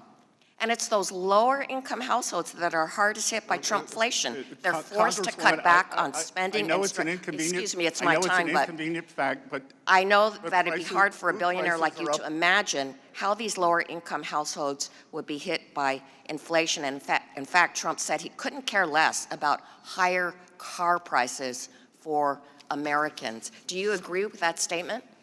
I believe that food prices are up food at home, 2.5% since President Trump took office. I know that's an inconvenient fact for you. You're from California. Maybe you care about avocado prices. Maybe you want them higher, but they're down 19%. Well, all you have to do is to go to the grocery store to see that beef is up by 15%, tomatoes are up by 40%, and bread and milk are up by 8%. You don't get to pick and choose. It is a basket, and the basket is up 2.5%. During the Biden era, it was up 5% Well, a year. you paint such a rosy picture. 5% a year. But I think Americans are not experiencing this rosy picture that you paint. They are asking, are my wages keeping up with costs? Can I afford the things that my family needs? And I'm afraid the answer is no. I'm afraid you're incorrect, because we had real wage increases every month since President Trump took office, except for the month of April. So I know the facts don't align with your narrative, but please, you're entitled to your opinion. Your narrative is not lining up with what Americans are experiencing right now. You're entitled to your opinion, not your own facts. I yield back. Mr. Hearn. Mr. Secretary, it's good to see you. Thanks for being here. Great to be here. And I can see you're talking a lot about the facts. The facts are, is during the 4 years of Joe Biden, we had a 25% increase in prices. No way did the wages keep up during that time. The highest gas prices we've seen in the last decade were under Joe Biden. but my colleagues have gotten amnesia. Almost a year ago, Mr. Trump signed the Working Family Tax Cuts into law and preventing the largest tax increase in American history. And I want to thank you, Mr. Secretary, for your hard work and for your partnership in getting that across the finish line. A huge part of the Working Family Tax Cuts was making permanent many provisions of the 2017 TCJA, including eliminating the lockout effect, encouraging companies to bring intellectual property and profits back to the United States, lower rates for all Americans, the pass-through small business deduction, and immediate expensing provisions, all of which have been proven to drive tremendous growth and job creation. Prior to last year, the lack of permanency in these policies hindered economic growth and job creation, but thanks to the Working Family Tax Cut, businesses now have the certainty they need to plan, grow, invest, and create jobs here in America. I now want to shift focus to the expensing of factories, which is a new pro-growth tax policy in the Working Family Tax Cuts. After the passage of TCJA, bonus depreciation allowed businesses to deduct the full cost of equipment and machinery immediately, but the factory building that housed the machinery had to be depreciated over a much longer 39-year schedule. This created a major gap in U.S. tax policy. Manufacturers could quickly recover the cost of machines, but the cost recovery for the enormous capital investments in the physical factories lagged far behind. Last year's tax law extended accelerated expensing treatment to the structures of new domestic production facilities, allowing manufacturers to quickly recover the cost of the building and in turn make it significantly more attractive for companies to invest in expanding U.S. manufacturing capacity. And in fact, they have. We see that, we hear about it, we read about it. Those are the facts. Following the passage of the Working Family Tax Cuts, 52% of manufacturers surveyed said they would intended to use the new provision to immediately expense the cost of the construction or expanding a manufacturing facility over the next 4 years. Mr. Secretary, my first question is, last year I asked you about the importance of this provision, and you said that expensing for factories in a way puts us on a level playing field with countries that heavily subsidize their industries, and as you know, this provision expires at the end of 29. Do you believe this provision should be made permanent or extended to continue incentivizing the expansion of U.S. manufacturing capacity and job creation? And then also, in your response, could you also talk about what this does for your 333 plan and how that's part of the integration of that? I think we should extend or make it permanent. I was able to go and visit Winnebago in Minnesota, and they told me that because of the expensing, they were on the fence on whether to do a battery project for their RVs in Florida to build a factory. But because of the full expensing of equipment, full expensing of structures, they were doing it. And I think we are seeing that again and again. But Congressman, what is very important here, and I don't think people really understand, we are creating productive capacity here, and productive capacity is what generates future tax revenues. So you get the immediate hit to taxes now, but then you create an accelerated stream of income that is much higher, a multiplier effect after that. I call it the slingshot effect. So for 1 or 2 years, I think we're going to see this burst of factories and manufacturers that were encumbered under the Biden administration, and I think going forward, we are going to see a breakout in corporate income tax receipts. Mr. Secretary, I think what you're describing it shows the ignorance of the critics of this policy, because it's very easy to shut down a building or a facility, but much more difficult to rebuild something and re-staff it to move businesses back from abroad. So I applaud you. We're going to build it, and they are going to come. And then one final question. I have significant concerns on third-party financing of litigation in the United States, particularly regarding the tax treatment of these profits derived from it. And currently, these financiers are claiming capital gains treatment, and it is, and best, highly questionable that unadjudicated claims of harm constitute capital assets. This activity is distorting our judicial system and turning our court system into a casino. And I'd really love for your team at the IRS to work with me and look into how we have this tax treatment of this practice. There are many people across the nation are concerned about sovereign wealth funds and others that are gaming our system. Congressman, I look forward to working with you on that, especially international foreign money that is coming in and gumming up the works. And sponsoring these lawsuits in our system. And paying no taxes. And paying no taxes. So I look forward to working with you on this. Thank you very much. I yield back. Mrs. Miller. Thank you, Mr. Chairman. Secretary Bessent, thank you for being here today. I've found it a little disturbing, the animosity and lack of decorum from some of the members of this committee. Common courtesy takes us a long, long way. I'm a lifelong small businesswoman, and I want to emphasize the importance of working with business-minded leaders rather than career politicians who may not fully understand the real harm that bad policy inflicts on everyday Americans, especially back home in my state of West Virginia.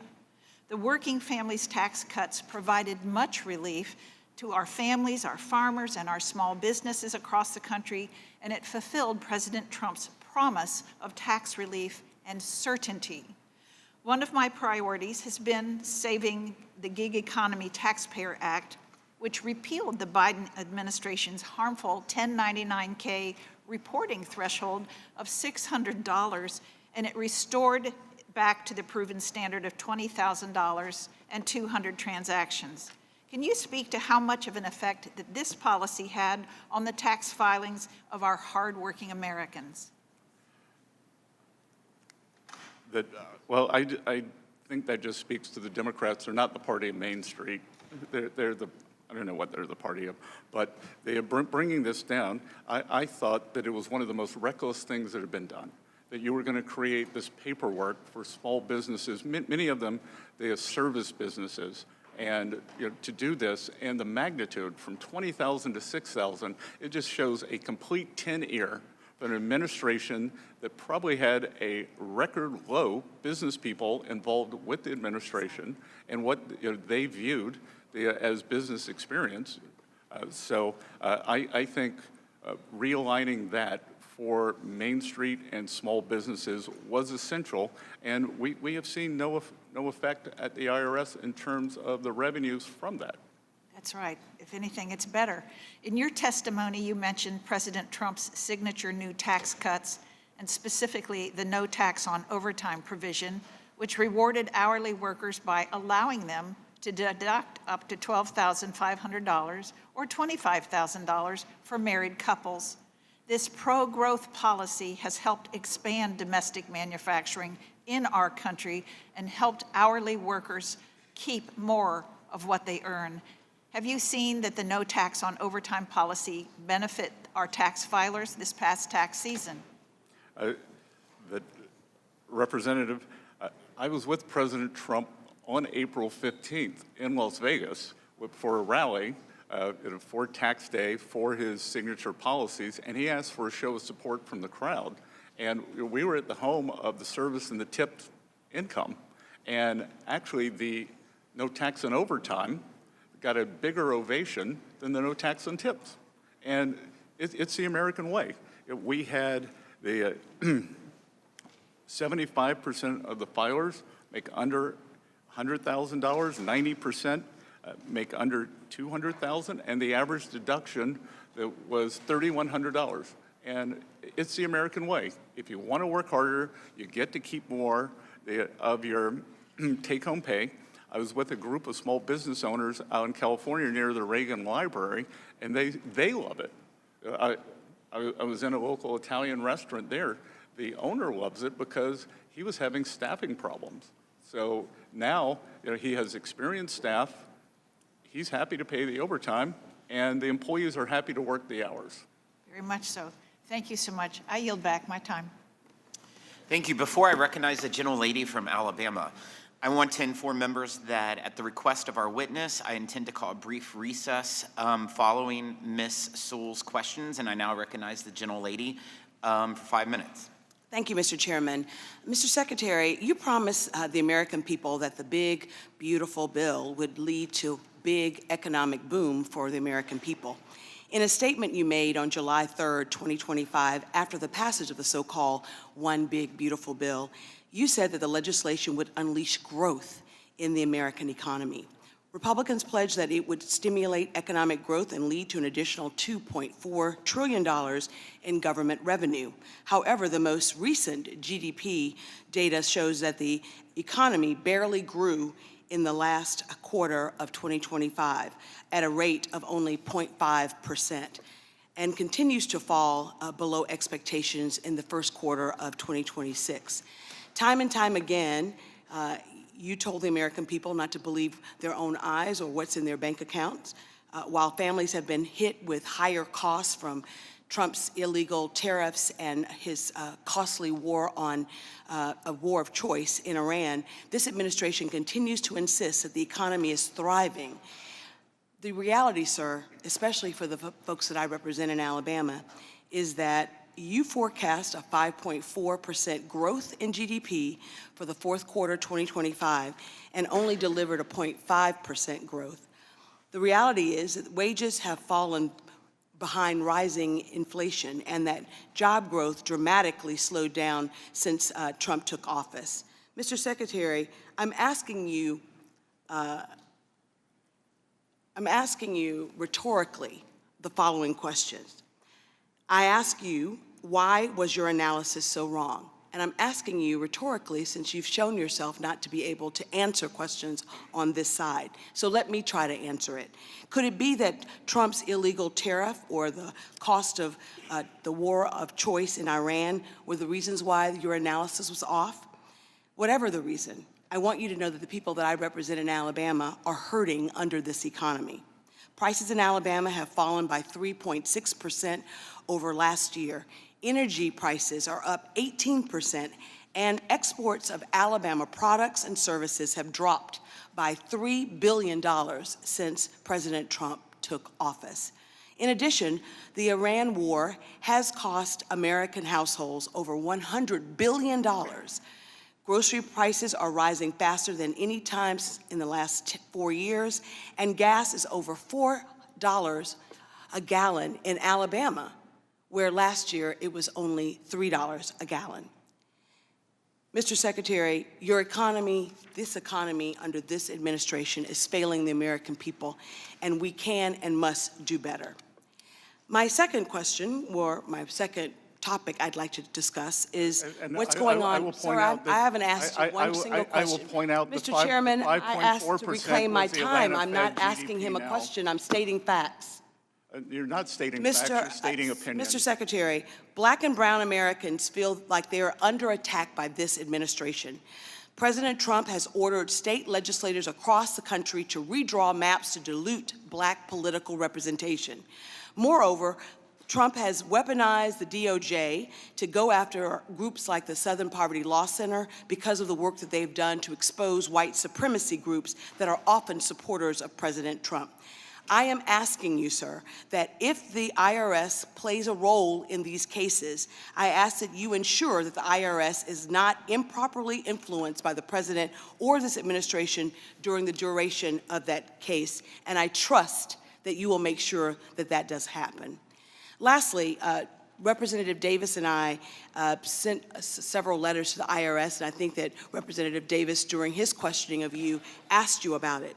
This most recent tax season was the first time that the president signed an executive order in September of last year that ceased paper refund checks from being issued. This decision to upend paper checks has led to a significant delay in refunds for those taxpayers. And I understand in your response to Mr. Davis, you said that 95% of those that receive their refunds get them electronically. Well, I represent the 5% that do not have access to electronic repayment. Those folks need paper checks, and they need their refunds now. I trust that this administration will do all that it can to make sure that all Americans, irrespective of whether they're unbanked or have access to electronic payment, that they get their refunds. And Mr. Davis asked a question that you didn't answer, but I'd like to answer it for you. We're asking that you and your office, that the Treasury Department, work with us to make sure that our constituents get their refund checks. I will commit to do that. Thank you, sir. I yield back the balance of my time. That was the first I've seen. And to be clear, that number 5.4% was the Atlanta Fed GDP now, but I know that's inconvenient. So, Thanks. Thanks. As announced, the committee will stand in a 5-minute brief recess.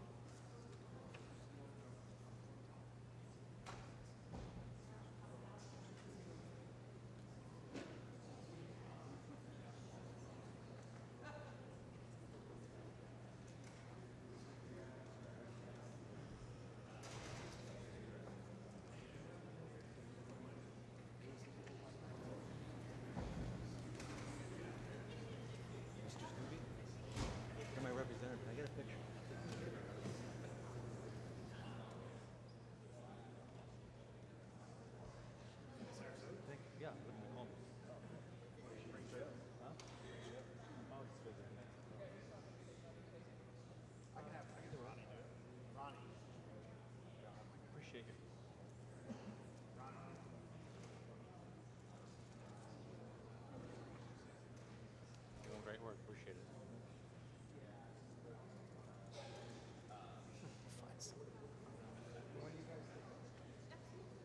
Thank you so much. Flag in the back? One, two, three. Oh, you said you wanted the flag? Sure. Sorry. One, two, three.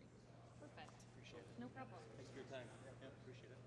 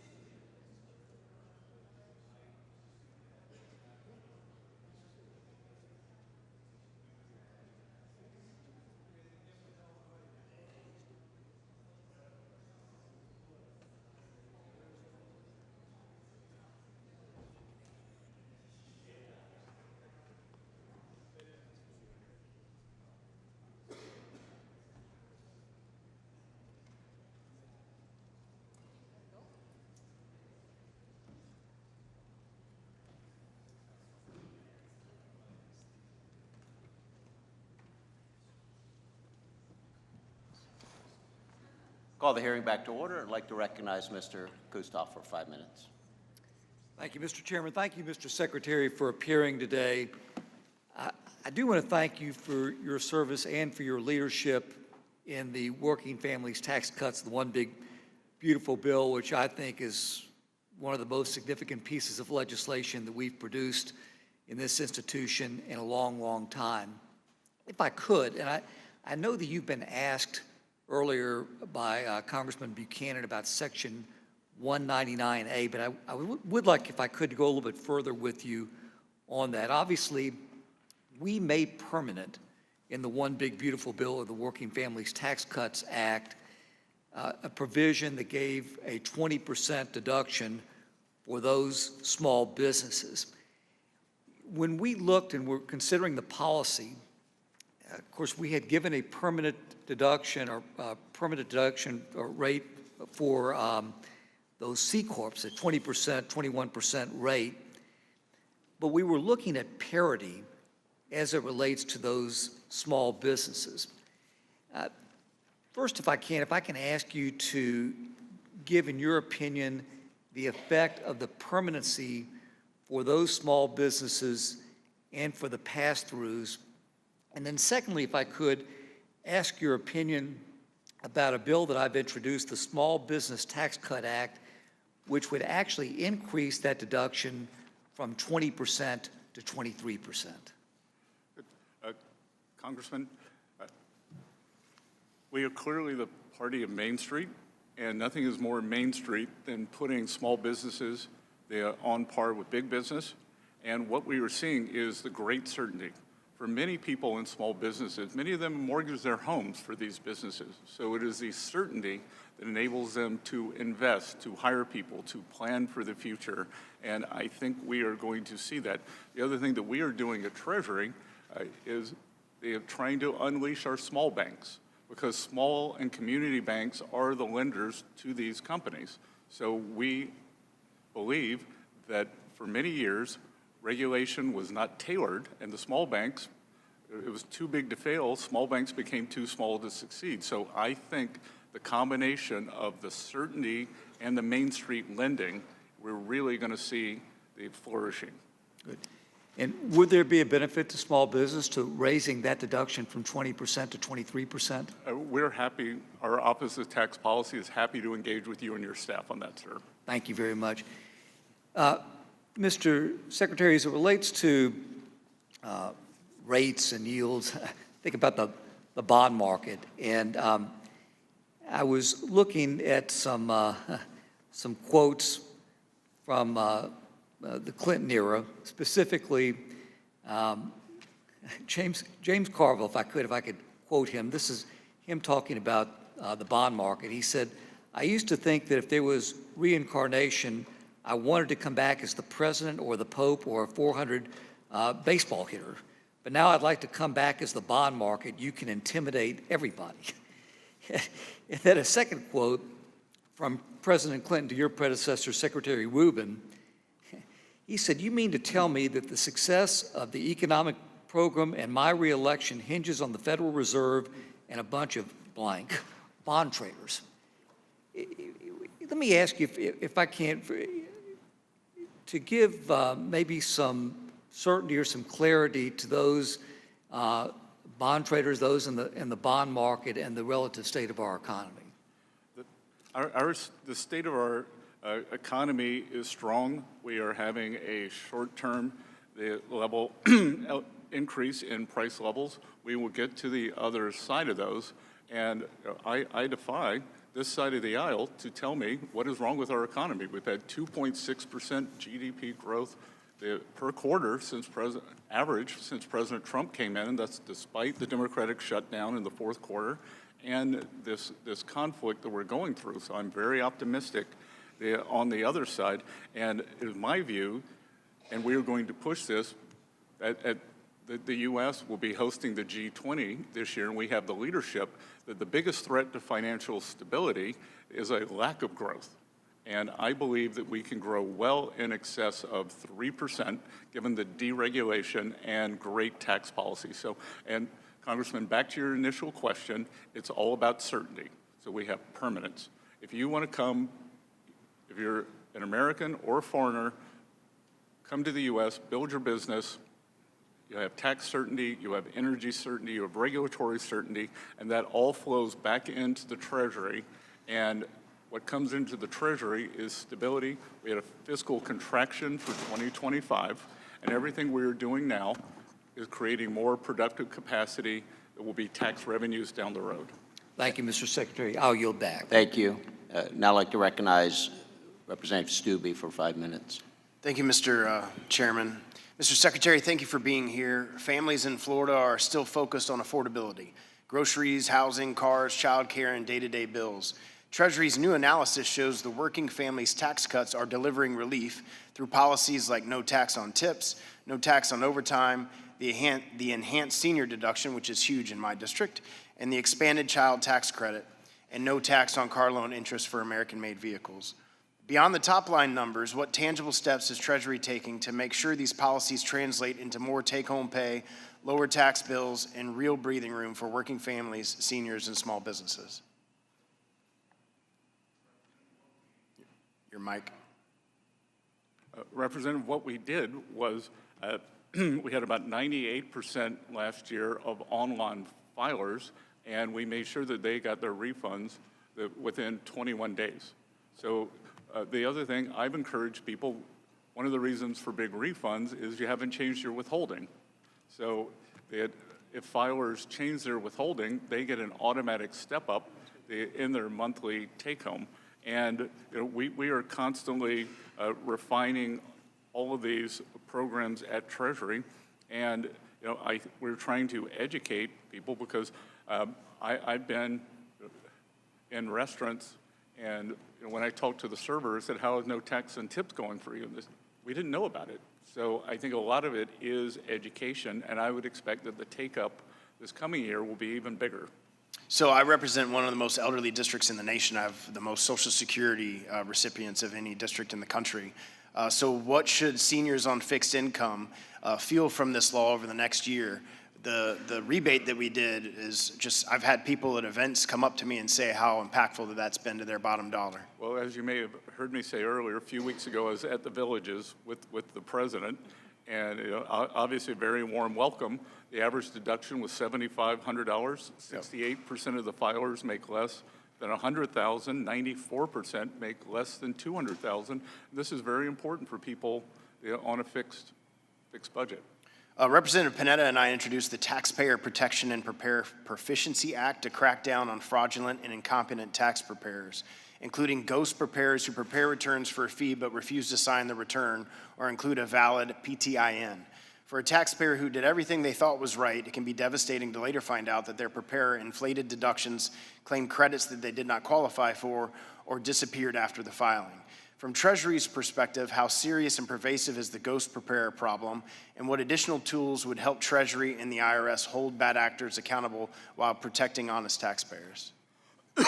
So we are working on that with the constituents, and this is a real problem.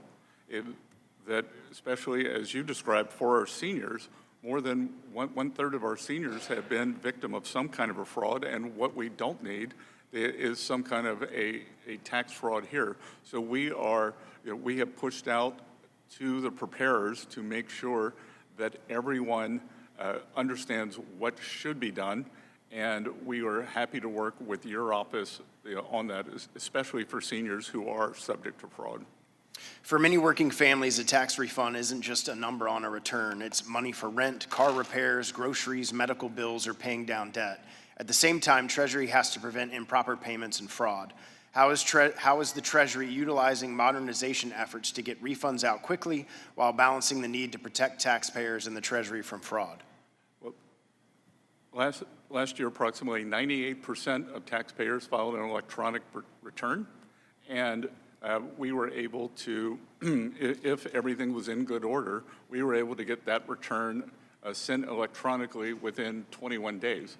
The other thing we are doing that is very, very important, we now have the means to say, we don't think your return is correct, and this will likely trigger an audit. Do you want do you want to have another shot at this? And that is very helpful in terms of, down the road, in terms of the number of audit cases, and for taxpayers who they or their preparer may have made an honest mistake. In the 20 seconds I have left, is there anything that you haven't had an opportunity to address from the lies from the Democrat side that you'd like to address in this time? Again, we've got a temporary inflation spike, groceries, as the Democrats, or many people like to say, it's up 2.5% since the president came to office. We work on this every day. The underlying economy is very strong. The jobs numbers, they are good. Construction jobs are up. And what I want to say, Congressman, is these are private sector jobs. Private sector jobs. We could have started any government program and put 1 million more jobs on the board. That it's private sector jobs that enables Americans to have real wage increases. And every month, except for April, Americans saw real wage increases. That's a great point. Thanks for being here, and thanks for all your good Gentleman's work. time has expired. Recognize Ms. Moore for 5 minutes.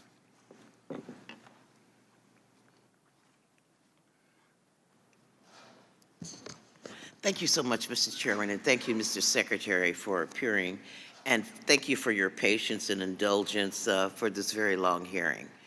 I just don't want to get into a big fight with you, sir, but I would have to agree with one of my colleagues that spoke earlier. These are some Dickensian times, and for some people, that these are the best of times. And we have heard you reiterate over again about how strong the economy is, how this inflation is very short term, how job growth to you looks promising. Good thing the jobs reports comes out tomorrow instead of today. Representative, I wish it had come out today because I don't have any prior knowledge, so I don't want to move the market. Okay, so I guess,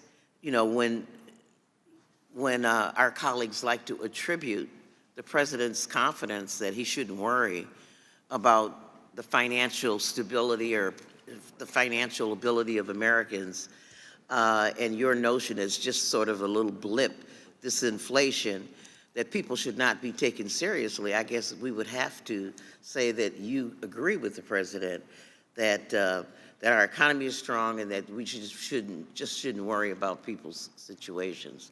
Is that the conclusion I can reach?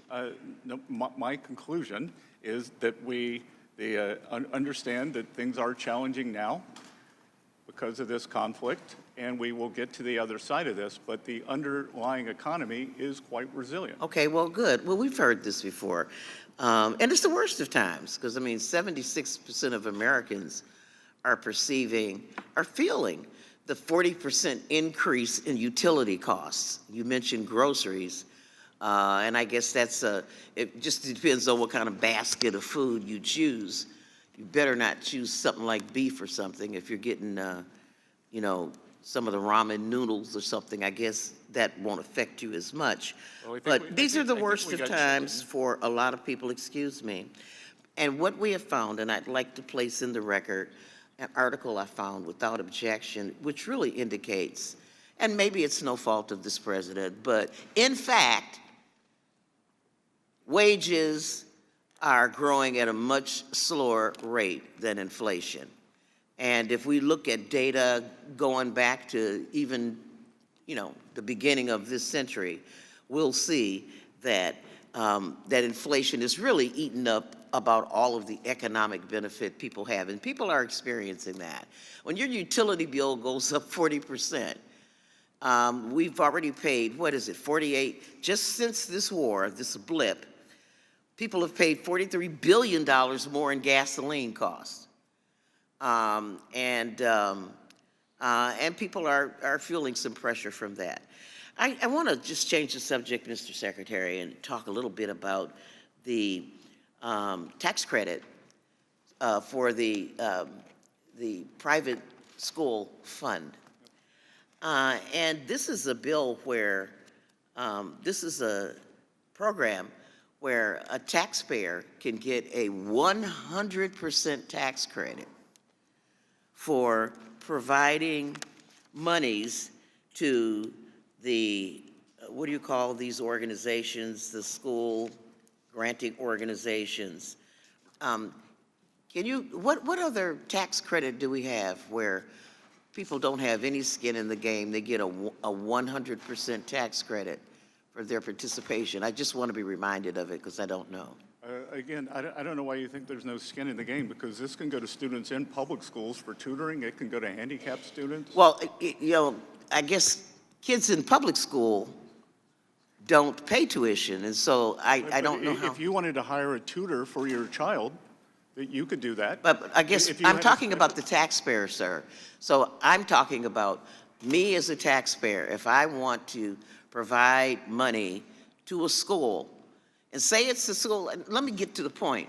What if I want to donate my money to a school that doesn't follow any of the civil rights protections? I don't want to admit LGBTQ students. I don't want to admit black students, or what would, and I'm going to get a dollar for dollar tax credit for that. What other tax credit program do we have that's similar to that?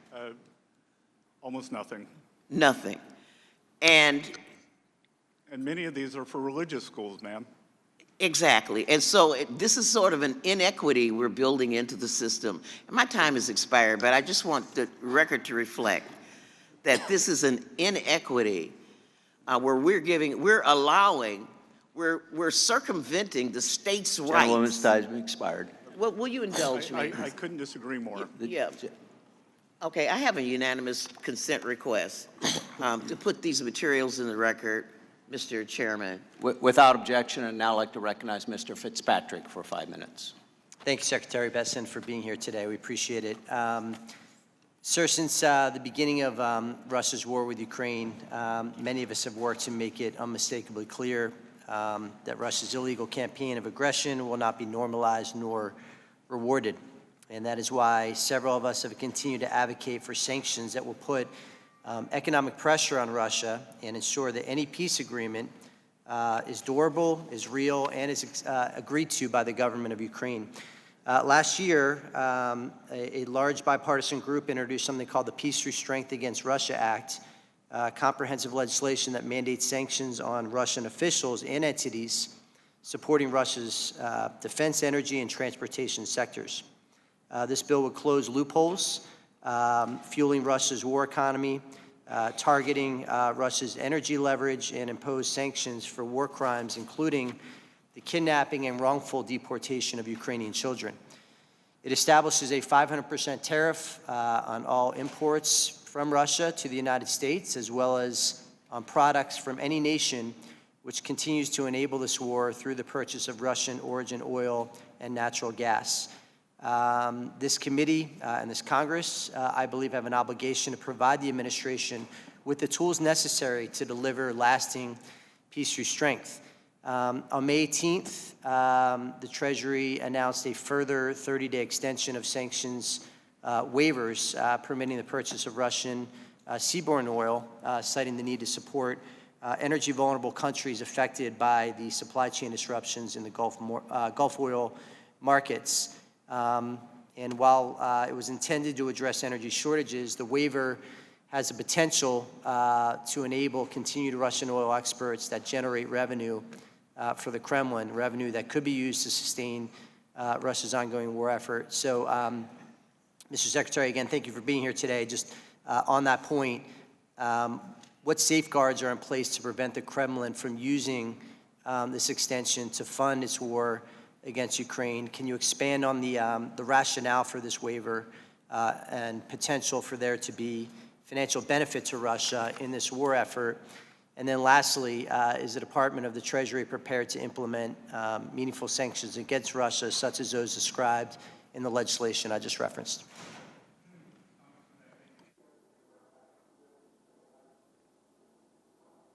You have to step back and think, are you willing to put a 500% tariff on China?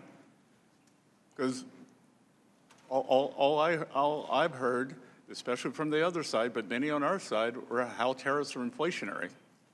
I don't believe they are, but a 500% tariff is an embargo.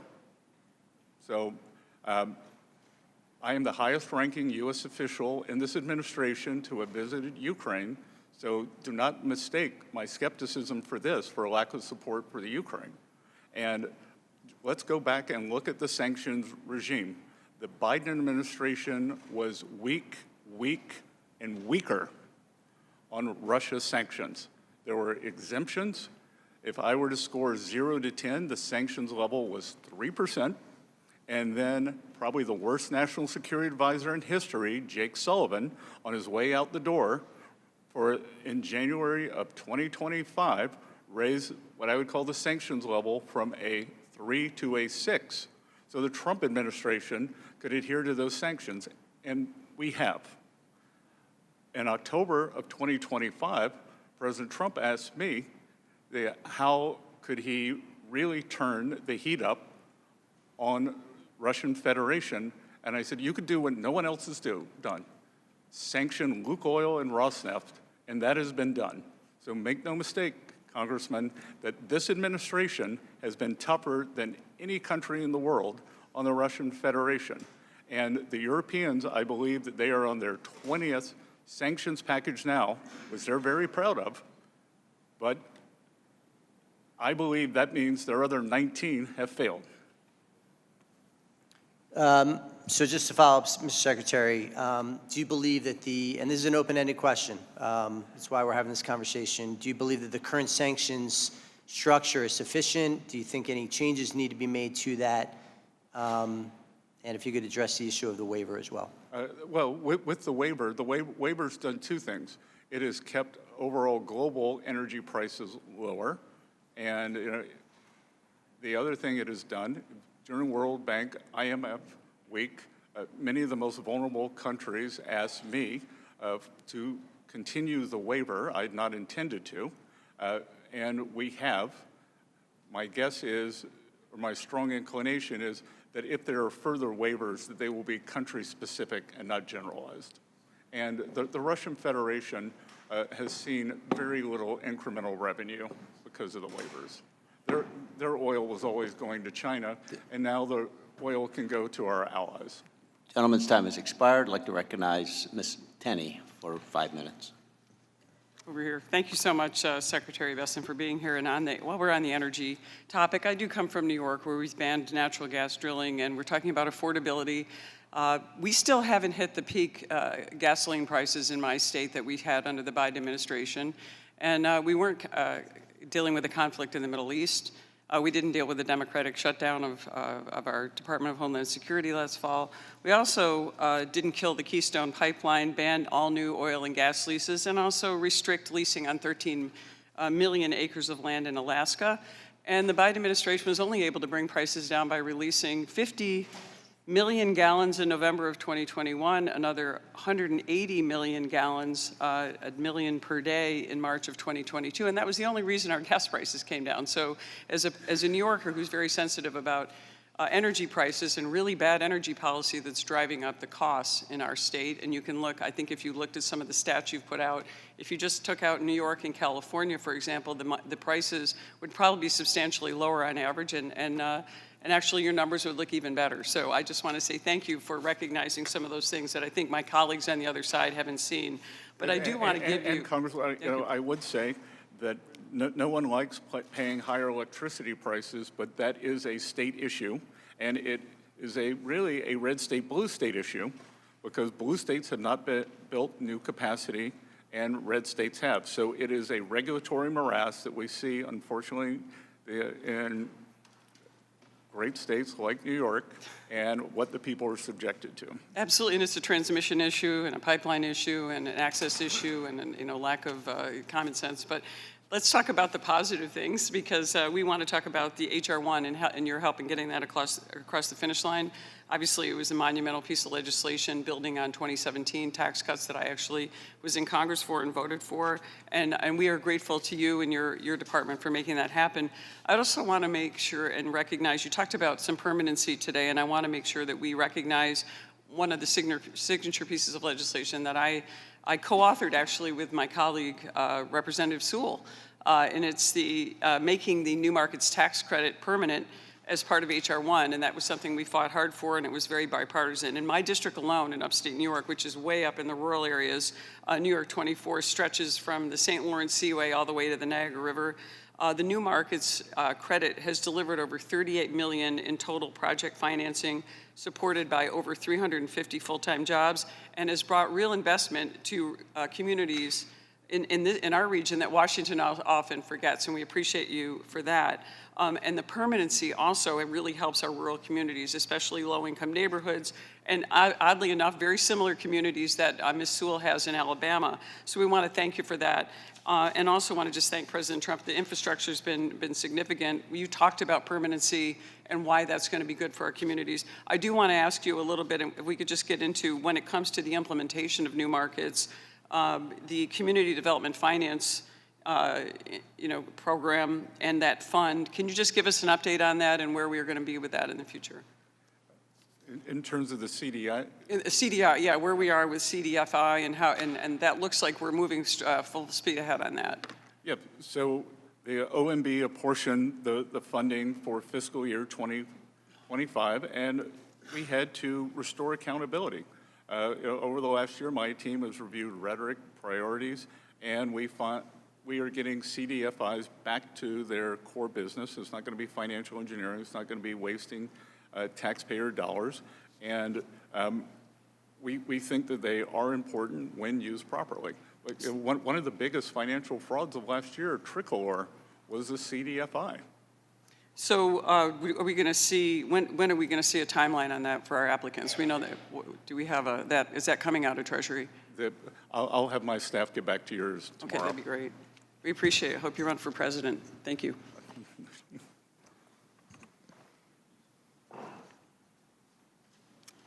Thank you. Now recognize Mr. Boyle for 5 minutes. Thank you. Mr. Secretary, a few days ago, the White House Director of National Economic Council, Kevin Hassett, said, and I quote, "People are spending more on gas, but they're also spending more on everything else, not just groceries, but restaurants and so on." I think that's a sign you see when people are optimistic about the future. I was wondering if you agree with your White House colleague that people spending more on everything else is just a sign of great optimism. I think high discretionary spending is likely what Director Hassett meant. And you consider spending on groceries discretionary? Or gas discretionary? I didn't say gas. Did he say gas? Yes, that's correct. Right. I'll read the quote again. "People are spending more on gas, but they're also spending more on everything else, not just groceries, restaurants, and so on." That's optimism. So the everything else would be discretionary spending, Congressman. Well, it would be. Well, I'll tell you what. Reclaim my time. I can settle how the American people are feeling about this economy because I have the data on it right here from Fox News just the other week. On the president and this administration's handling of the economy, 71% of the American people disapprove, including 40% of Republicans. On the president's handling of inflation, 72% disapprove. They disapprove, in fact, by a 3-to-1 margin over approval. So, do you agree with the American people, or are they just wrong? Look, the American people were torched under the Biden administration. Oh my God! I wish I had $1 for every time you or someone on the Republican side brought up Biden's name. If I did, I might have as much money as you have, Mr. Secretary. You would have lost 22% of your purchasing power because that's what happened. So the American people are wrong. The fact that by a 3-to-1 margin, they disapprove of this president and your performance on the economy. They're wrong. The Democratic House has 17% approval rating. No, I understand why you don't want to answer the question. So let me, I forgot to mention, reclaim my time, I forgot to mention, consumer sentiment is at an all-time low. So the numbers on the approval rating of this president on the economy are the lowest since the Great Recession. But in terms of consumer sentiment, which actually does measure whether or not people are optimistic about their future, the lowest in the history of a poll that dates back to 1952. Well, let's look at the underlying data. 2/3 of those are Democrats. The Democrats. Now, two-thirds, excuse me, two-thirds of those polls, so Fox News, The Economist, all the polls are wrong. You're citing the University of Michigan, and There have been other surveys as well, but the Michigan Democrats survey. who listen to this kind of twaddle, they vote in the single digits, teens, whatever. Republicans, they vote much higher, and that's how you get. I don't that's how even you know get what you're Congress saying, Mr. numbers. Secretary. No, I don't think you know what you're saying. I know what I'm I'm saying. citing the facts. Those are the And- facts that you have a problem with, Yeah, Mr. Secretary. I'm- Well, let me I'm just citing- turn, since I'm I only have citing 2 data. minutes left, let me just turn to this. I think it's unquestioned fact that in the 2024 election, President Trump, in my home state, the Commonwealth of Pennsylvania, and throughout the country, especially those 7 big battleground states, he promised the American people, and I quote, "I will lower costs on day one." Well, Mr. Secretary, as it turns out, today is exactly day 500 of this administration, and costs aren't any lower. They are higher than ever before.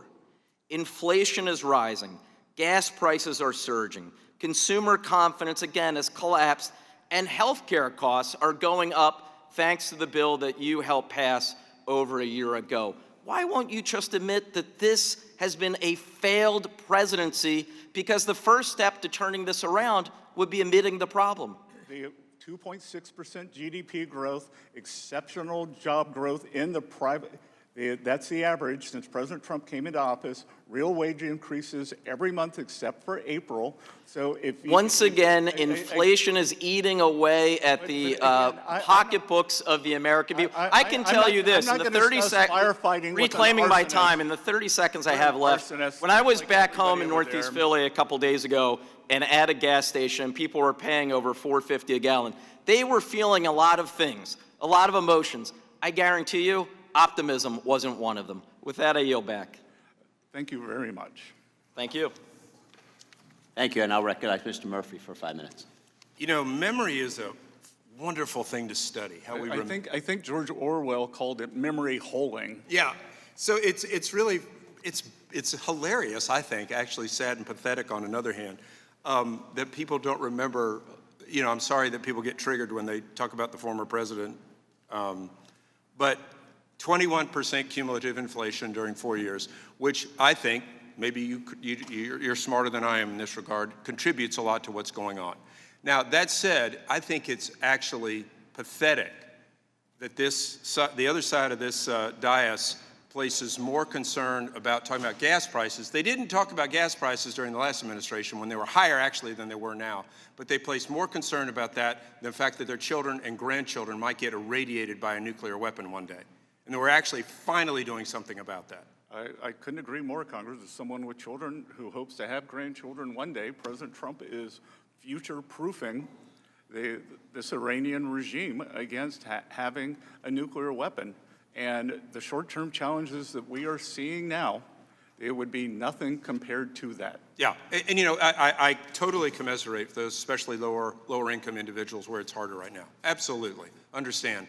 But if we look back on one of the great historical lessons of Britain during the Battle of Britain and the things that they took on to save the fact that they didn't want to be destroyed by Nazi Germany, the same thing that we don't want to be destroyed by a radical Islamic regime, which is in their constitution to do so, then hardships sometimes are challenging. I think the best analogy here is World War I, that Germany hadn't declared war on the U.S. We just knew that it was a menace, that there was a cancer that had to be stopped. And we have cut the head off the snake. Everyone should remember the number of Americans who have died at the hands of the Iranians since 1979. They are the world's leading sponsor of state terrorism, whether it's the USS Cole through their proxies, whether it was the barracks in Beirut, and on and on. And yeah, we had a vote yesterday, basically, that was applauded. Not so much, maybe it was anti-Trump, because everything's anti-Trump these days, but it was more pro-Iranian in so many different regards. Nothing against the Iranian people, but the Islamic regime wants to kill Americans, and has done so, as you point out, since 1979. Let me just pivot just a little bit question here, because I would love to have your thought about this.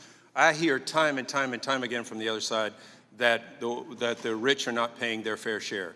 Can you tell me, Did the working families tax cuts, was it something just for the rich?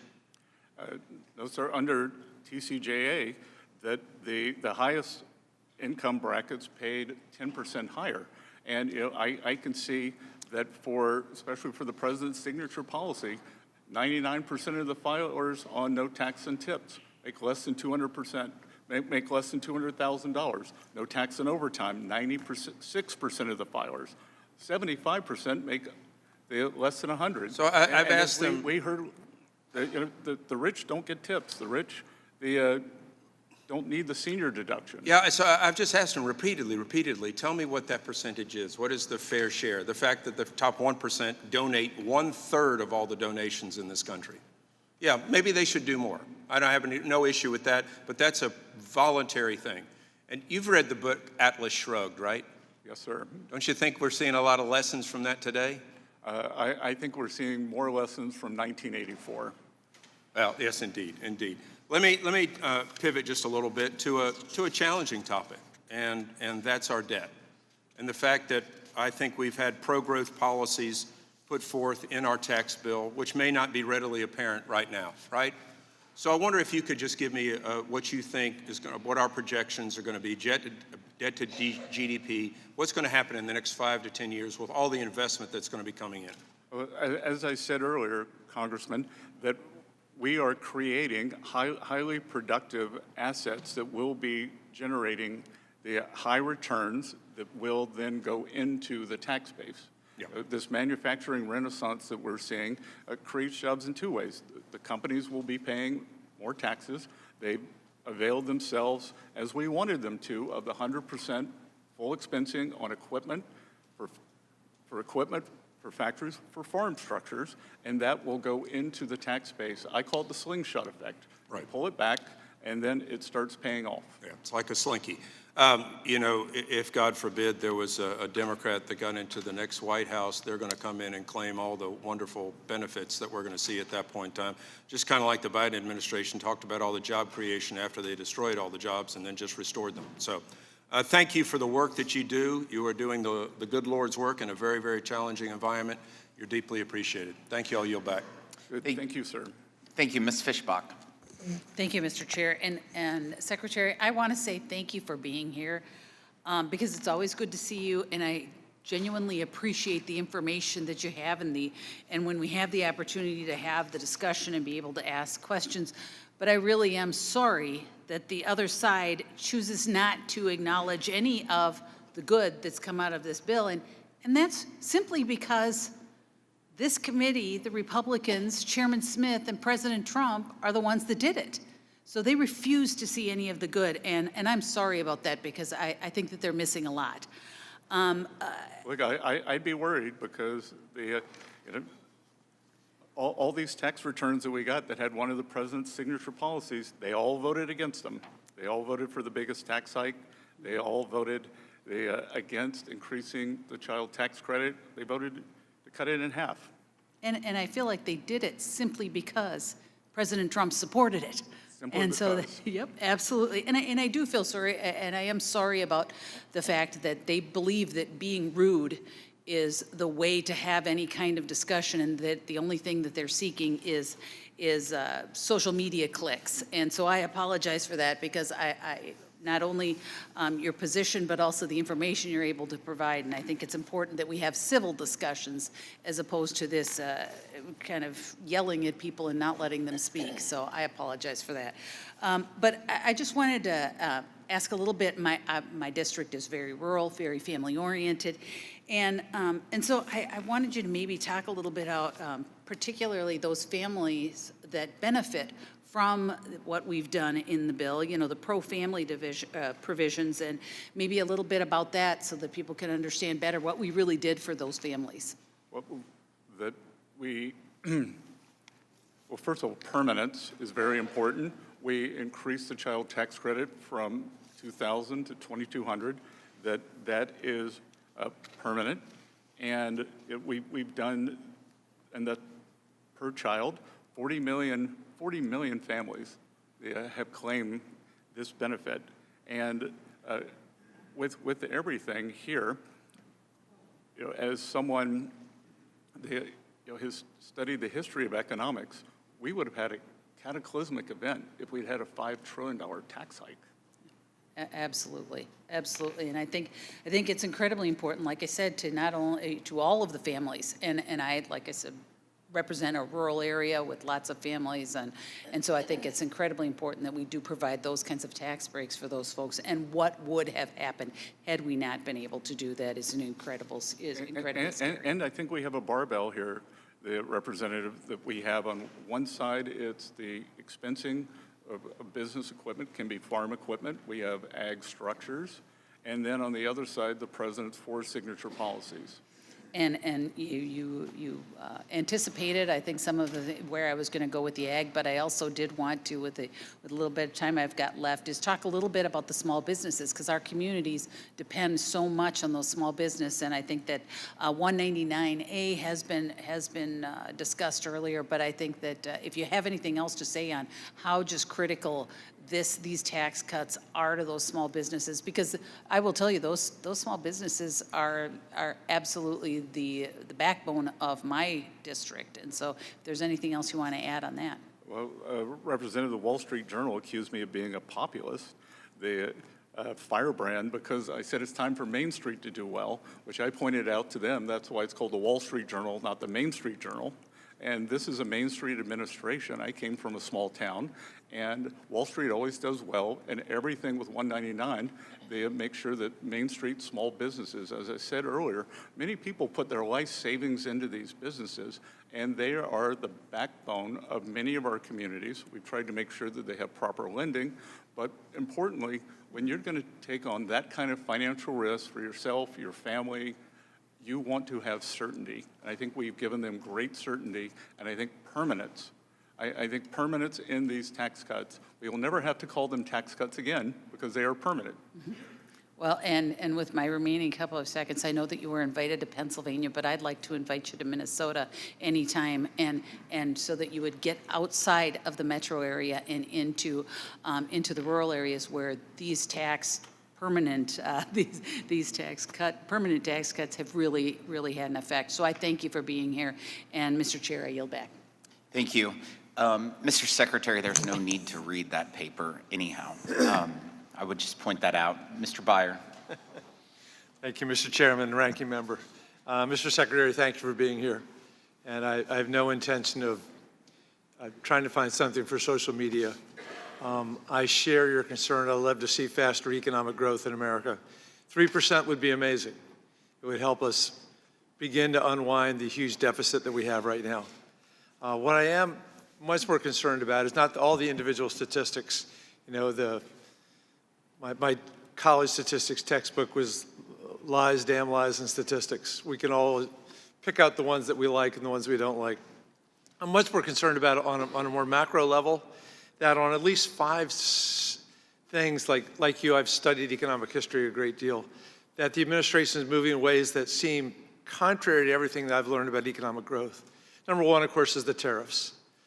Tariffs have rarely been good, and we've seen study after study that's shown that 96% of the tariff revenue so far has been paid for by American consumers and American businesses. It also has not led to a reshoring of manufacturing. Second is workforce. We know the 2 drivers of economic growth are workforce participation and technology productivity improvements. With the immigration enforcement, no one here objects to deporting criminals.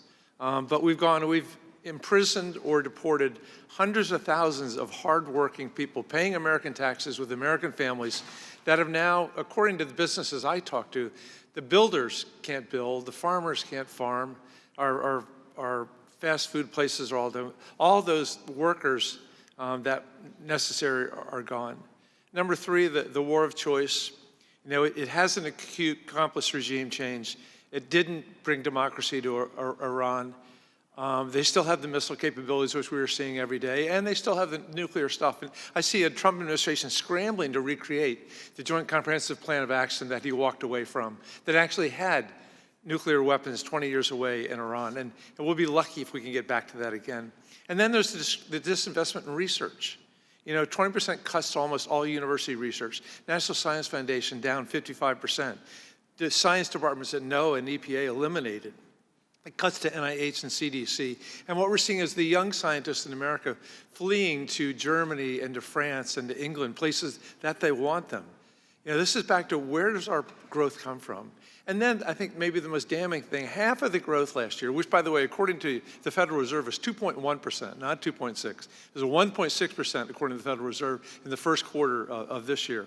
Those are not anything like the 2.8 that we had in 2024, but that half of the GDP growth last year of that 2.1% came from data centers alone. Okay, there are 831 data centers right now under construction. You know, I live in an area that has half, 2/3, 3/4 of the data centers in America. You know, I am a big AI optimist, but I promise you, so many of the people that I talk to are hating the data centers because of the impact on water, the sound, the particulate matter, the electricity costs, and ultimately the fears about what all that AI may do to their privacy and their concern. So, you know, I want you to be successful because I'm an American and I love my country and I want to have 3% growth. I just worry that so many of the decisions that you have made, the president made, are moving us in the wrong direction. And with that, rather than getting into an argument about you, I know your responses. Let me move to something that I think has not been touched upon today. Is that, as they say in a courtroom, asked and answered? Oh, yeah, maybe. Yep. The president announced that he was appointing, you had plenty of chance today, that he appointed a businessman and current head of the Federal Housing Financing Authority with zero background in intelligence gathering and national security to be the acting DNI. Of course, I speak for many of us, we think that Mr. Pulte is wildly unqualified for this job and also has misused his limited authority as head of the Federal Housing Finance Association to manufacture bogus mortgage fraud cases against the president's enemies. But I know that you've had some interaction with him before. I think you said at the Finance Committee yesterday that you told him you were going to kick his rear end. But rather than going through an intensive search and vetting process, we look at you, who had to go through all that, who had to be vetted, voted in by the U.S. Senate. Doesn't it bother you as a Senate-confirmed, deeply vetted cabinet official that you're going to be asked to serve with a character like Bill Pulte? I think the president has chosen a great cabinet. I think he continues to. And I think that it's a false assumption. When you look at highly credentialized people, if I look, no one had more credentials than Jake Sullivan. And as I just said, I think he was the worst national security advisor of all time. Do you think the Afghan pullout was done in a good way? 13 people, it was tragic. 13 people died at the Kabul airport. He wrote a piece in Foreign Affairs magazine that they had to be redone online. I've still got the hard copy where he said everything's fine in the Middle East. And then we got October 7th. So I don't believe in credentials. I've actually made a lot of my money over the years betting against the status quo. And I think President Trump, you wouldn't have thought that a real estate developer could come down an escalator and become president twice. It had never been done before. I always point out that the Afghan withdrawal was done on Trump's timeline after it was negotiated at Camp David with Mike Pompeo. All right, Mr. Moore. Thank you, Chairman. This is a very important hearing, and particularly Mr. Secretary for being here. I want to commend the work that you and your staff have done over the last 11 months to implement the working families tax cuts. As a father of 4 and a representative from the youngest state in the country, I'm proud of the fact that we focus so much on supporting families and the next generation through an increased child tax credit, refundability of the adoption tax credit, and of course, the creation of Trump accounts. Mr. Secretary, Treasury has indicated that over 5.5 million Trump accounts have been opened. 5.5 million, with 86% of them linked to families making less than $200,000. Can you speak to what this investment in lower and middle income Americans and children will do for their future? Good. Congressman Moore, thank you for your leadership on this. I think that this is one of the most important benefits for young people, maybe since the GI Bill. 38% of American households have no exposure to our great financial markets. They believe that they are on the outside looking in. I grew up in a rural place in South Carolina. I only knew that something bad had happened on Wall Street in 1929, and I have pushed and pushed for financial literacy. And I think this is going to do two things. We're creating a generation of shareholders that when the program goes live, and we're at 6 million as of this morning. When we go live, July 4th is a Saturday, we'll go live on July 6th, that all those families will be able to look at the app and know that they have a share in our great economy, in our great markets. And we have created, at Treasury, we've created learning modules, trumpaccounts.gov. And I think this is going to be the ultimate learning experience. And on the back end of this, that when the children turn 18, they can take it out. They can use it for down payment on a home. They can use it for education. They can roll it into a retirement account that they take out when they're 65. So I think that this, as a supplement to our current programs, is going to prove one of the most durable legacies. You make a point that not enough people had access to it, and I think you and I and many others understand that there was an opportunity to have access, and it only requires a little to make a huge impact in your own life, but getting started is insurmountable to a lot of people. They think, oh, this isn't for us, this isn't for me. And what this does is it makes it so it is literally in front of an opportunity for every single child in America to be able to have it there and have it part of it. The other aspect of it that I think is due some of the most, what I think has been the most incredible part that's come in the aftermath of passing it is I don't recall seeing really in my, maybe you got better examples, but over $6 billion given to one specific initiative of philanthropic dollars from the Dell family and so many others that are involved. Can you help put this into perspective, how significant and wide-ranging private and philanthropic investment is into Trump accounts? So a lot of excellent points there, Congressman. First, there's this idea of food deserts, that people weren't able to get, or still aren't maybe able to get nutritious food because they're in a food desert. There have been financial service deserts, that people, they don't have the minimums to open some kind of a non-bank account where they can get access. So I think that this is curing that. This is a free, low-cost, no-cost entry. If your child's born during President Trump's term, you get $1,000. But as you highlight, I think that this is a change in philanthropy. Foundations, great philanthropists like Michael and Susan Dell can donate directly to the children of America. No big foundation buildings, no annual gala, no speakers, straight to the children of America. And what Susan and Michael have done, that they are giving to they have excluded the top 20% of zip codes in America. They're going to give to every eligible child in those zip codes. It will be $250 per account. That's what the $6.25 billion, and we have more and more philanthropists who are coming on board all over the country. We have major corporations that are doing it for their employees.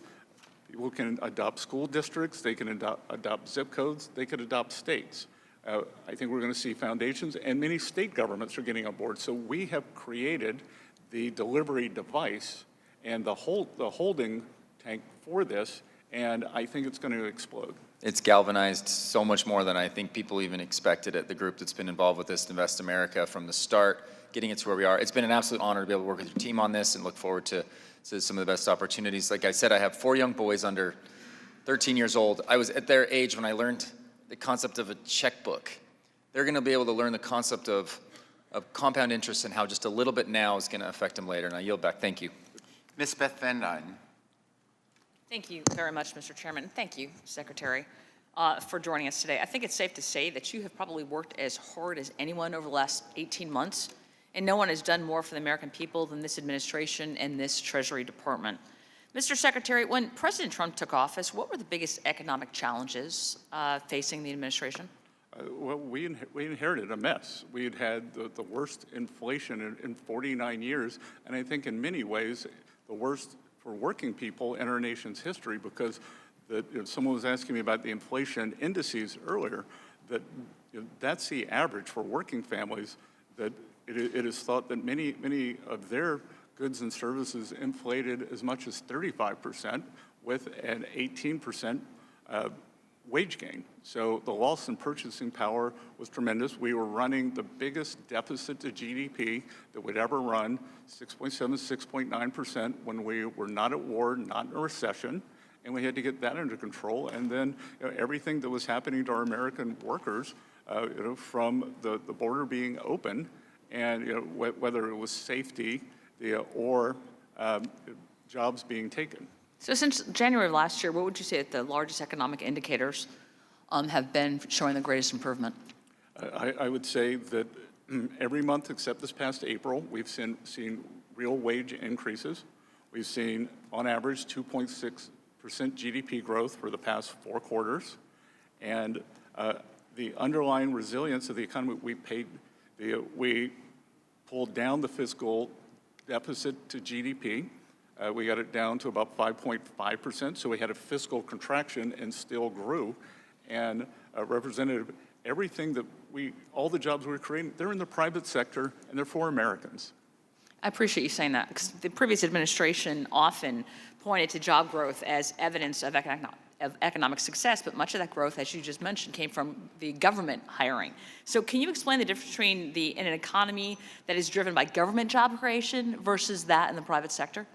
Well, we see the productivity go up, but more importantly, for the people who are getting those jobs, that very, very difficult to create real wage increases. Traditionally, government jobs are indexed to the CPI, so you're just keeping up. With private sector, people can move up. And we are creating, with the Tax Cuts and Jobs Act, we're having a building boom in manufacturing structures. And that if someone's economically illiterate said to me, well, where are all these manufacturing jobs? Well, manufacturing jobs take time. I was up in my hometown of Charleston, South Carolina. Boeing is expanding their facility there by 50%. It's the Dreamliner production facility. So first you get construction jobs, then you get 1,000 high-paying jobs in the Boeing factory, and we're seeing that again and again. Well, I think the goal of public policy shouldn't be to make government dependency more comfortable, right? But it should be to make economic independence more attainable. And so would you agree that the most effective way to improve a family's financial situation is not through government assistance, but through higher wages and better job opportunities? 100%. And the opportunity to start your own business. And that's what we're seeing too, that in terms of Main Street coming back, that one of the things, I spent my career in the financial sector, and 45% of our small and community banks disappeared since the great financial crisis. Senator Warren likes to say, ooh, we might have a bank failure. She killed 45% of the small banks. Yeah. I think the Trump administration is rightly focused on creating the conditions for private sector growth and for private sector hiring, because every new private sector job represents an American who is less dependent on government and more empowered into their own future. And I think as Congress considers policies that encourage work and reduce dependency, I do believe that we have a responsibility to connect people with opportunity. So I'm going to ask you, what are you doing on August 6th? I'm not even sure what I'm doing. Let me tell you, for the 5th consecutive year, I am hosting what has become the nation's largest job fair. Last year, we had over 500 businesses that represented over 33,000 jobs, and we had about 35,000 people came last year to Globe Life Field, and we're going to do it again this year, August 6th. And we would love to have you there. I am formally inviting you right now to attend. Because if you want to know about economic policy, don't ask anybody in Washington. Ask the single mom who now has a job that pays the bills. Ask a vet who now finds a new career. Ask a worker who can get off economic, government, federal assistance because he's got a job that has given him a new opportunity. These are the real scorecards that I think that we should be looking at. Well, I was just in Texas a few weeks ago. I'm going to be there next week, and that is the land of opportunity. I appreciate you saying that. I think the clearest measure of a successful domestic policy is whether Americans believe opportunity exists. And I think on August 6th, over 35,000 people are going to walk into Globe Life Field looking for not for government assistance, but looking for jobs. And over 500 businesses will be there because they need workers. And to me, that's the strongest real-world indicator that President Trump's economic agenda is working. And with that, I yield back. Thank you. Thank you, Mr. Evans. Thank you, Mr. Chairman. Thank you for being here, Mr. Secretary. The Trump-Biden administration administration is failing at home and abroad. It is not smart investment for the future, and certainly isn't delivering on the affordability agenda American people deserve. The president's policy has left Americans paying more in food and gas and health care and electricity. The electricity price is especially important to me because it's related to the growing concern around the cost of data centers and future investment in energy. Meanwhile, the Trump administration has said he does not care about the financial situation of Americans. He has called the gas price peanuts. While the GOP focuses on policies that make money for Trump and his allies, working families are paying the price. So I say to you, Mr. Secretary, obviously, there's concerns that we all have about what is occurring. Though I know you may have a different view, I want to share with you the view that I'm having and living with and hearing my constituents talk about. So as a result, I yield back the balance of my time and thank the chairman and the ranking member for this opportunity of this hearing. Again, I thank you. Thank you, Congressman. Yeah, exactly right. Thank you, Mr. Feenstra. Give that to me. Thank you, Chairman and Ranking Member. Thank you for holding this hearing. Secretary Bessent, I truly enjoy always talking with you. I was a professor of business and economics, and when I got my doctorate, I actually did some work on what you've done in the past. So I'm always very impressed. I want to just say, we've done some historic things over the last year. Obviously, the big, beautiful bill, the Working Families Tax Cuts Act is just incredible. Can you talk a little bit about that bill? And I'm going off script a little bit, so I hope I'm okay.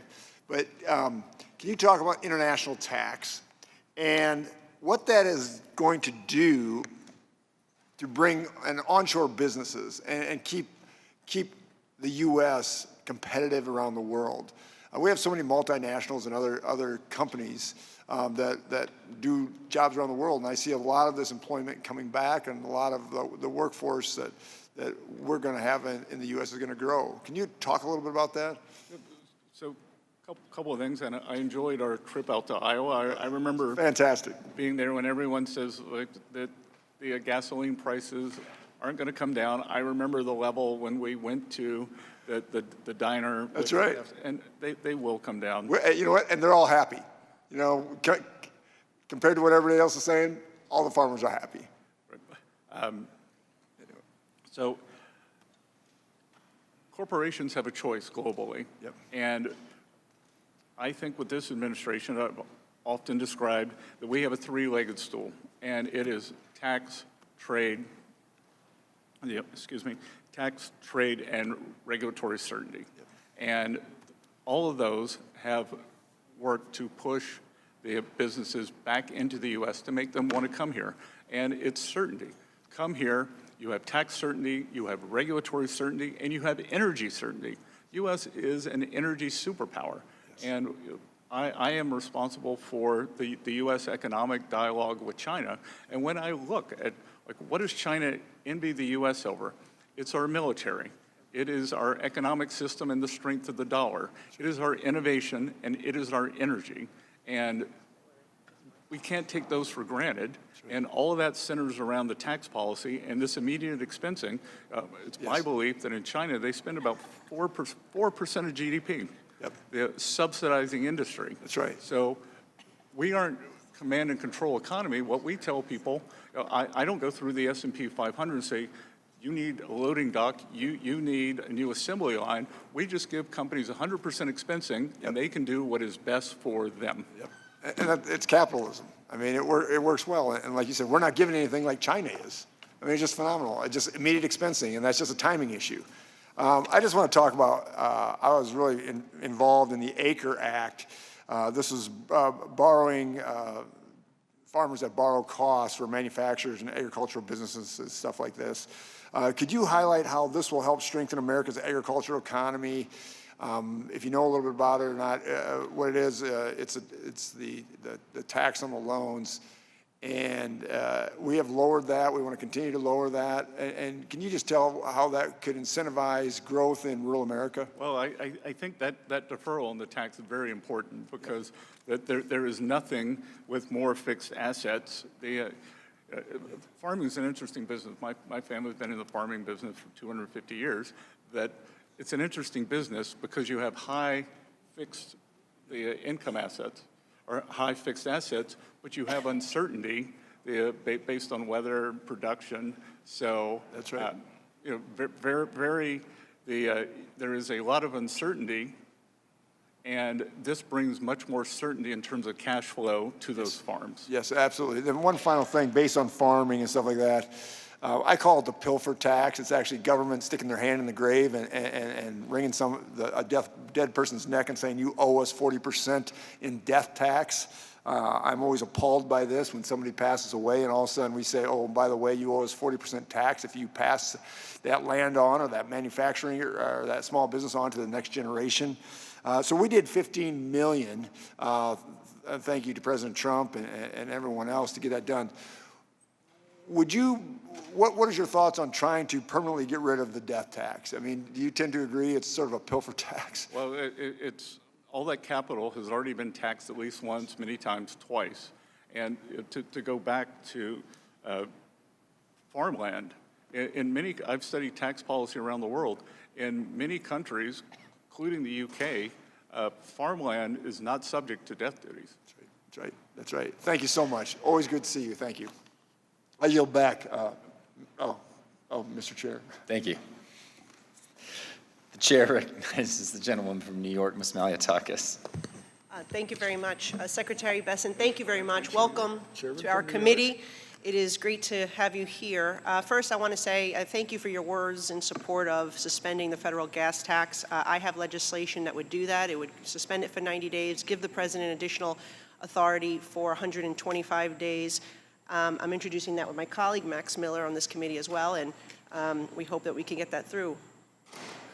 Number two, I wanted to say that, in pointing out some of what my colleagues on the other side have been saying about the working families tax cuts, the fact remains that this was a historic tax cut for working Americans, for middle-class families, for senior citizens.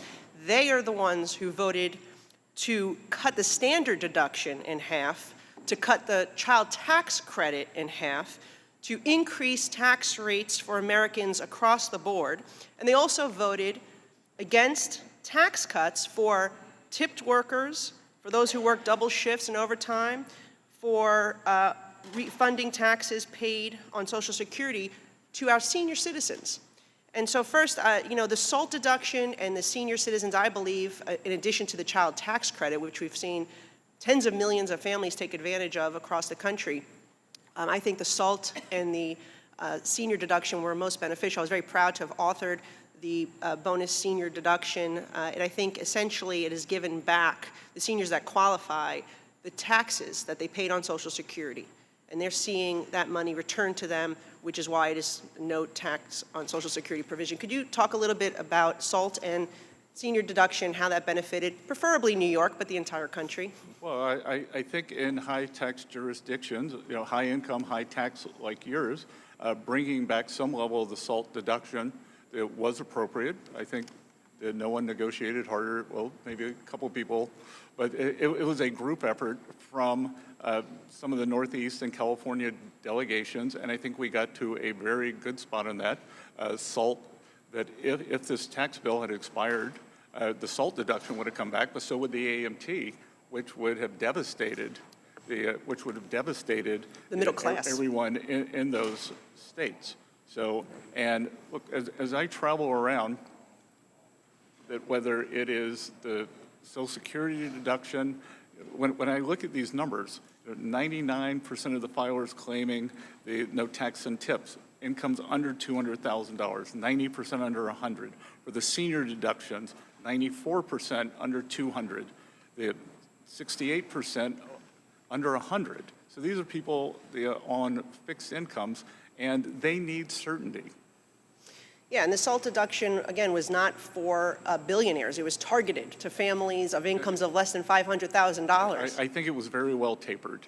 It certainly was, and I know that. Excuse me, tailored and tapered. And I can tell you that in my district, we have many people who have saved thousands of dollars because of that SALT deduction, and seniors who have saved thousands of dollars because of the other deduction as well. And I just want to turn to some of these organizations that we've been talking about. Our committee has investigated these organizations that we're seeing a lot of foreign influence. We continue to see examples of foreign actors exploiting nonprofit organizations to interfere in our political process, to fuel anti-Semitism, in some cases even support or promote terrorism. We have also seen an increase in these organizations coordinating with and receiving support from individuals connected to the Chinese Communist Party. One of these organizations is Code Pink, which Department of Treasury, your department, as well as Justice, have launched an investigation into. I mean, the Code Pink founders and groups there, they've been meeting with Cuba's communist regime, the Iranian regime. In the past, they've met with leadership of Hamas. I would like to have an update on your investigation, and do you see the potential for some of these organizations to have their 501c3 status stripped? So I'm going to have to say it to this side of the room now. I can't comment on ongoing investigations, but they are fulsome. Okay, well, we appreciate your efforts, and I yield back my time. And thank you for coming here, and thank you for putting up with some of the nonsense that we're hearing. Thank you. The chair now recognizes the gentleman from Carmel Valley, Mr. Panetta. Thank you, Mr. Chair. I appreciate that. Secretary Bessent, thanks for being here. And I guess you go by Dr. Bessent based on that South Carolina degree that was conferred on you? Only for the working press. Understood. Look, as you heard, I hail from Carmel Valley, the place I grew up. Place my Italian immigrant grandfather settled, thank God. We have a lot of beauty, we got a lot of bounty, but unfortunately that means a lot of people want to live there. So housing affordability does remain a major challenge in my district. And one of the reasons people aren't selling their homes is because they're going to take a huge hit on taxes, as I'm sure you're aware of, based on the fact that there is a capital gains exclusion, but that's from 1997, and it remains capped at the fact that it's only $250,000 for individuals, $500,000 for couples, and it has not kept up with inflation. As a result, many people who have grown out of their home just aren't selling because they want to protect their nest egg. Now, I got a simple bipartisan bill that actually has 18 members of the Ways and Means Republicans on my bill. And in fact, except the chair at this point, but I'm trying to get him as well. That being said, the president has actually supported this idea as well. And so not just because the president supported this type of legislation for doubling those numbers, making it 250 to 500 and 500 to 1 million, and then tagging it to inflation, would you support that type of solution when it comes to dealing with our affordability crisis, affordable housing crisis? I haven't seen studies that would show that how many openings that would create, but I'd be happy to work with you on it. I remember it's a Clinton-era program. Yeah. And I remember when the when the Clintons changed it previously, you were allowed a one-time deduction over some age, 60, 65, or one-time tax-free sale. You could roll your appreciation up to that sale. So I think there are a lot of things that we can look at. I don't want it to seem, I'm older than you are, and I'm constantly told the boomers get too much. I don't want it to seem like something that it's a giveaway to the boomers. Completely understood, and look forward to talking to you and continuing negotiations on this. But I appreciate your acceptance of being open to the concept. So I appreciate that and look forward to working with you. But look, I think, as you know, and as you've heard, it's not just housing that makes it tough when it comes to affordability. Over the last year, inflation has rose 3.8%. Energy has rose 17.9%. Gasoline prices have rose 28.4%. Food has rose by 3.2%. And core inflation is still elevated at 2.8%. And look, I know you got some good numbers. I understand that. But the fact is that when you speak to people on the ground, including the polling that Mr. Boyle referred to, prices are a major financial concern. Now, the costs have been exacerbated clearly by the Iran war, but also tariffs. Two areas I just want to hit on quickly. I realize you said the war is temporarily paused. I think you said that, or you said that at the press conference you had last week. And you said that once it's resolved and there is a deal, gas prices will drop. Got it. But the president recently said that the Strait of Hormuz will be closed through Labor Day. Is that your definition of temporary, and are gas prices going to remain high through the summer? Yeah, I didn't see that from the president, and every indication I have is that they should be open sooner. Okay. We've already seen oil prices are down. Understood, more than 20%. Mr. Secretary, and I don't like saying this, but reclaiming my time. Tariffs are also affecting these prices, and many people in small businesses in my district tell me that it's not just tariffs, but the constant change in the tariff policy that we've seen over the last year. Just yesterday, the administration announced another change in tariff policy and another tariff regime. 14 countries subject to 10%, 56 countries subject to 12.5% tariffs. Has Treasury done any sort of assessment on the impact of these frequent changes to the tariff policy and what they're having on small businesses? And is there an exclusion process planned to help these small businesses because of these types of changes in tariff policy? Well, I would have to dispute that the cost increases were due to tariff policy, because last year the inflation was in services and we don't tariff services. Got it. But have you done any sort of assessment as to whether or not you can help small businesses get through these types of tariffs? Well, I think we've already done a lot with small businesses in the working families tax cut. So, okay. All right. So you have it. That's fine. I'm going to reclaim my time just because you're not getting to the point. In terms of the refund, I'm reclaiming my time, Mr. Secretary. Thank you. Issue. But please know I think that should be done in regards to our small businesses. Now, also in regards to Mr. Pulte, I was an intelligence officer. I served in Afghanistan, and I served proudly. And I dealt with the intelligence community. I know what you say about not having experience in the job, but please know that that's offensive to people in the intelligence community, and worse, it's dangerous to our national security to have someone like that at that position. Thank you, Mr. Secretary, for being here. I yield back. Thank you, Congressman. Thank you. The gentleman from Buckeye State, Mr. Carey. I want to thank the chair. I want to thank the ranking member, but also, Mr. Secretary, it's great to see you again. Thank you for being with us. And again, I want to touch upon a lot of the facets with the working families tax cuts. And how it has affected the average American. But first of all, I do want to say, quite frankly, I just want to kind of highlight some of the successes within this monumental piece of legislation. You know, this landmark legislation was drafted with every American in mind. It didn't matter their race, their gender, their income level, their marital status. This affected all Americans. The overall share of taxes paid by the top 1%, end of the day, this is a fact. This isn't disputed. It went up. Well, a family with 2 children saw their tax returns increase by an average of 11%. That's a fact. For our small businesses, think about our small business, the backbone of the American economy. We permanently extended 20% small business deduction. Mr. Secretary, that's big. That's big.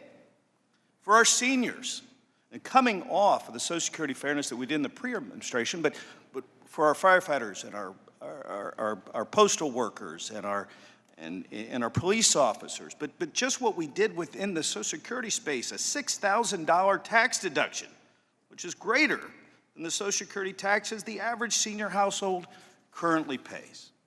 For our manufacturers who built this country, we implemented 100% immediate expensing for equipment and machinery. That's what we did. Now, there's been a lot of talk about energy. There's been a lot of talk about fuel prices for our country. And I want to just highlight a couple numbers because we've heard a lot of numbers, and energy happens to be something I do know a little bit about. But today, the average gallon of gas is $4.24 per gallon. Into the previous administration, same time, average price was $5.16, without the sword of Damocles of a nuclear warhead in Iran. You have to understand history to understand how terrible that regime and the threat that would have been for all Americans. But let's talk about the pro-family policies that this monumental piece of legislation did. It permanently extended $2,200 tax credit and tied it to inflation. That's every working family that has kids, folks. Every working family. Extended the adoption tax credit. Expanded education savings accounts to include additional K through 12 additional expenses. Expanded the health savings accounts. Great things. Improved employer-provided child care tax credits. And made permanent paid family leave and medical leave tax credit. Our children will recap the benefits of the Trump accounts, in which 5 million children have already been enrolled. Now, this legislation didn't pick winners and losers. It didn't prioritize certain segments of the American population over the others, and it's not a government handout to any particular economic sector. This is sound tax policy focused on ensuring the tax certainty for all American businesses, putting more money in the pockets of hardworking Americans, and putting our country on a trajectory for economic success. Now, Mr. Secretary, I know that you've had to listen to a lot of things today, and we do appreciate your service. We do appreciate you leaving the private sector to do something that, in many ways, is a very difficult position to be in. But Mr. Secretary, your time, your staff's commitment, and this commitment of the administration to make America a better place, we appreciate that. So with that, thank you again for being here today. And with that, Mr. Chairman, I yield back. Gentleman yields. Congressman, thank you. Also from the Buckeye State, Mr. Miller is recognized. Thank you, Mr. Chairman. Mr. Secretary, it's great to see you again. Good to see you. And to note, Chairman, just a better part of the Buckeye State, for the record. But thank you, Mr. Chairman. Thank you to Secretary Bessent for your testimony before this committee today. It is much appreciated. Since we last discussed digital assets in this room, the landscape has shifted from a conversation about the rise of these technologies to a question of how we successfully integrate them into our regulatory tax infrastructure. We've seen meaningful progress. The Senate Banking Committee has advanced the Clarity Act to build a market structure framework. Additionally, I, along with my colleague to my left over here, Rep. Horsford, have introduced the Digital Asset Parity Act to finally provide the common sense tax certainty our businesses and investors truly require throughout our country. We are no longer debating whether digital assets are here to stay any longer, but rather how we define the rules of the road, and we believe that this is necessary now at this time in our history. I truly look forward to discussing how Treasury can collaborate with Congress to ensure these dual frameworks provide the economic stability and tax fairness the American people deserve. Mr. Secretary, the Parity Act was introduced to solve the phantom income and tax as cash hurdles that currently plague American businesses and everyday investors. We've seen that without tax parity, companies are hesitant to adopt these tools. Individuals are burdened by the reporting requirements that feel more like friction tax than truly a fair system. So I'll just get right to it. As the Treasury Department looks at the current tax code, how do you see the Parity Act, specifically its provisions for stablecoin payments and the elective deferral of staking in mining rewards, as a catalyst for keeping digital asset innovation within the United States rather than forcing it offshore? So, Congressman, thank you for those questions. This administration and Treasury's goal is to onshore digital assets, both because the innovation that we're seeing and U.S. standards and practices. So we would like to work with both of you on this to perfect the right balance between how this should be done. But I do think, look, whenever we get to these new technologies, there is an adjustment period. We have to think about them in a different way. And I believe not only for the technology, for the payment rails, it's essential for us to be the leader to maintain dollar dominance. And we want to have the best standards in the U.S. that we can export to the rest of the world. So we'd be happy to work with you on that. Thank you very much. We've been working extremely hard over the last, I'd say, 15 to 16 months to bring a framework. And truly what we're seeking here really is, besides the name of the legislation, clarity and parity and just stability for the tax code for these individuals. And I very much thank you for your answer and you willing to work with both of us on committee and all of us. Our bill And also. Congressman, I would say, let's get clarity done by the 4th of July, and then we move on to the, how to Mr. tax. Secretary, I would love that. If you could help me with some of those individuals up there. I've been on the phone with them this week. All right, well, if that thing gets moving, then yes, it makes our job much easier, and I would prefer that way as well. But thank you, and any more guided push would be awesome on our committee, and very grateful. A critical piece of this legislation is the application of Section 1058, like treatment to digital asset lending. If the Treasury Department were to formally recognize digital asset lending as analogous to the securities lending covered under Section 1058, what is your assessment of the impact on the domestic market liquidity? And specifically, does Treasury agree that extending this established tax treatment of non-recognition is one of the most efficient levers to move digital assets from a speculative asset class to a functional, transparent part of our institutional financial infrastructure? Congressman, you obviously feel strongly about this. I have a motto in life: no data, no opinion, but I will get back to you with an opinion. I very much appreciate that. This has been one of the tougher subject matters that we've discussed on the committee, because I believe that this country for a long time has been stuck in the analog era, and we are now in the digital age. And this framework altogether just provides guidelines and stability for the cryptocurrency network within our country. And I appreciate you saying you'll work with us, but I truly believe now is the right time for this, with President Trump and the Federal Crypto Reserve, and him wanting, the United States to be the crypto capital. My concern is that if people like you and I and others right now, who don't have a good understanding, aren't the ones really steering this, to its, final destination, then we may never get there, and it may get screwed up in a different way. But I truly appreciate you being here, working with Rep. Horsford and myself, and I yield back. Good. Thank you. Gentleman yields. The chair now recognizes the gentleman from Vegas, Mr. Horsford. Thank you to the chairman and to the ranking member, and I look forward to working with Congressman Miller and the other members of the committee on the Parity Act, which is a true bipartisan bill. Before I begin, though, I want to thank Chairman Smith for his commitment to working with me also on the Full House Act. Prior to the Senate-passed bill, gaming patrons could deduct 100% of their gambling losses. They were taxed on what they actually earned, nothing more, nothing less. The Senate changed that. This provision was included without meaningful debate and creates a fundamentally unfair outcome for taxpayers who participate in legal gaming activities. Under the new provision, patrons can deduct only 90% of their losses. That means someone who breaks even or even loses money overall could still face a federal tax bill. So, Mr. Secretary, will you work with Chairman Smith and me to fix this issue and to protect gaming jobs and tourism-dependent economies like Nevada?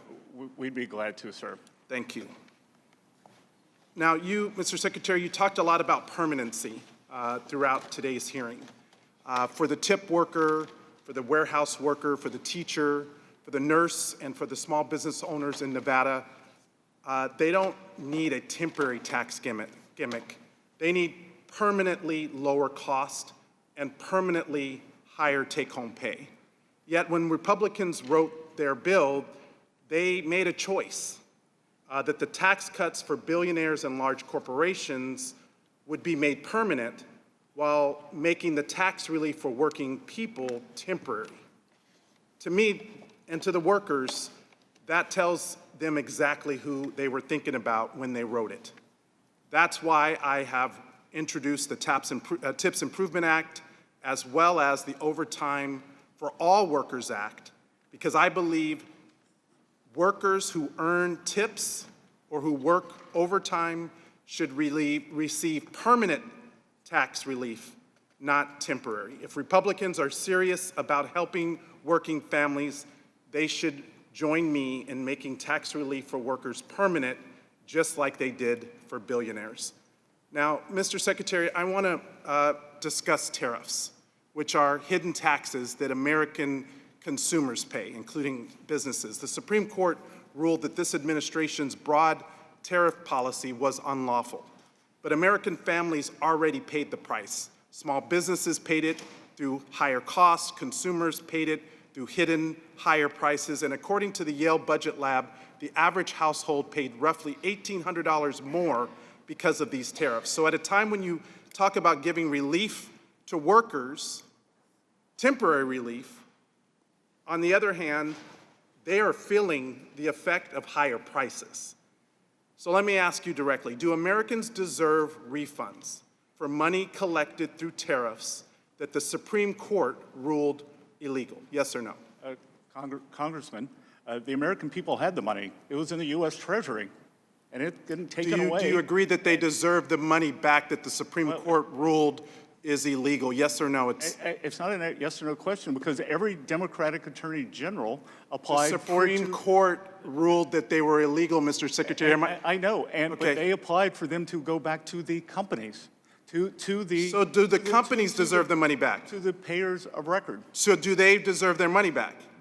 That is a issue for the Customs and Border Patrol. No. Again, Mr. Secretary, while the Homeland Security Act of 2002 may have transferred a number of custom functions from Treasury to DHS, Treasury retains oversight over trade policy and the protection of revenue functions. Treasury can delegate those functions, but it cannot delegate that statutory authority. Just last week, the Justice Department appealed a court order that would have accelerated refunds to importers and to businesses. Mr. Chairman, I ask unanimous consent to submit for the record the May 29th article, U.S. to appeal judge's order for broad refund of Trump tariffs. Without objection. Thank you. Secretary Bessent, yes or no? Did you participate in discussions about appealing efforts to speed up tariff refunds? No. Treasury helps shape major fiscal policy, returning roughly $165 billion to businesses and consumers is a major fiscal decision. So why wasn't the Treasury involved? Again, we act as the payment agent. Your bank does not tell you which bills to pay. You tell your bank which. Well, from the public's perspective, taxpayers' perspective, the administration is fighting harder to keep their money than to return it. That's why I've introduced the Relief Act, to give automatic refunds within 90 days to the people who paid the tariffs. And that once the refunds are made, that the benefit goes to the consumers that ultimately paid the price in higher cost. The Relief Act creates an automatic refund process, something that this administration has not been working to accomplish, and this would actually address the economic uncertainty that has been caused by these across-the-board tariffs. Not strategic, not in the best interest of American consumers, and it's time that we give the money back to the people who paid it. With that, I yield back. And many foreign companies, and I think we're going to see that the payers of record, many of them are overseas entities. So, well, Mr. Secretary, families in America don't experience the economy through GDP reports or stock market indexes. They experience it through rent and groceries. They experience it through utility bills. Tariffs? Because they're paying. That's exactly right. What does it have to do? It has to do with the average family not being able to meet their monthly budget obligations, because this administration is so aloof to the reality that the majority of Americans are facing. Mr. Bean. Thank you very much, Mr. Chairman. Good afternoon to you. Good afternoon, Ways and Means. Good afternoon, Mr. Secretary. Welcome back to Ways and Means. 4 hours ago is when this hearing started. But a year ago, we were in the middle of the debate of the One Big Beautiful Bill. You, Chairman Smith, this president, we're all architects. You made some big, bold predictions. Pass this bill, Congress, and we will see a reverse of manufacturing jobs closing or fleeing the country.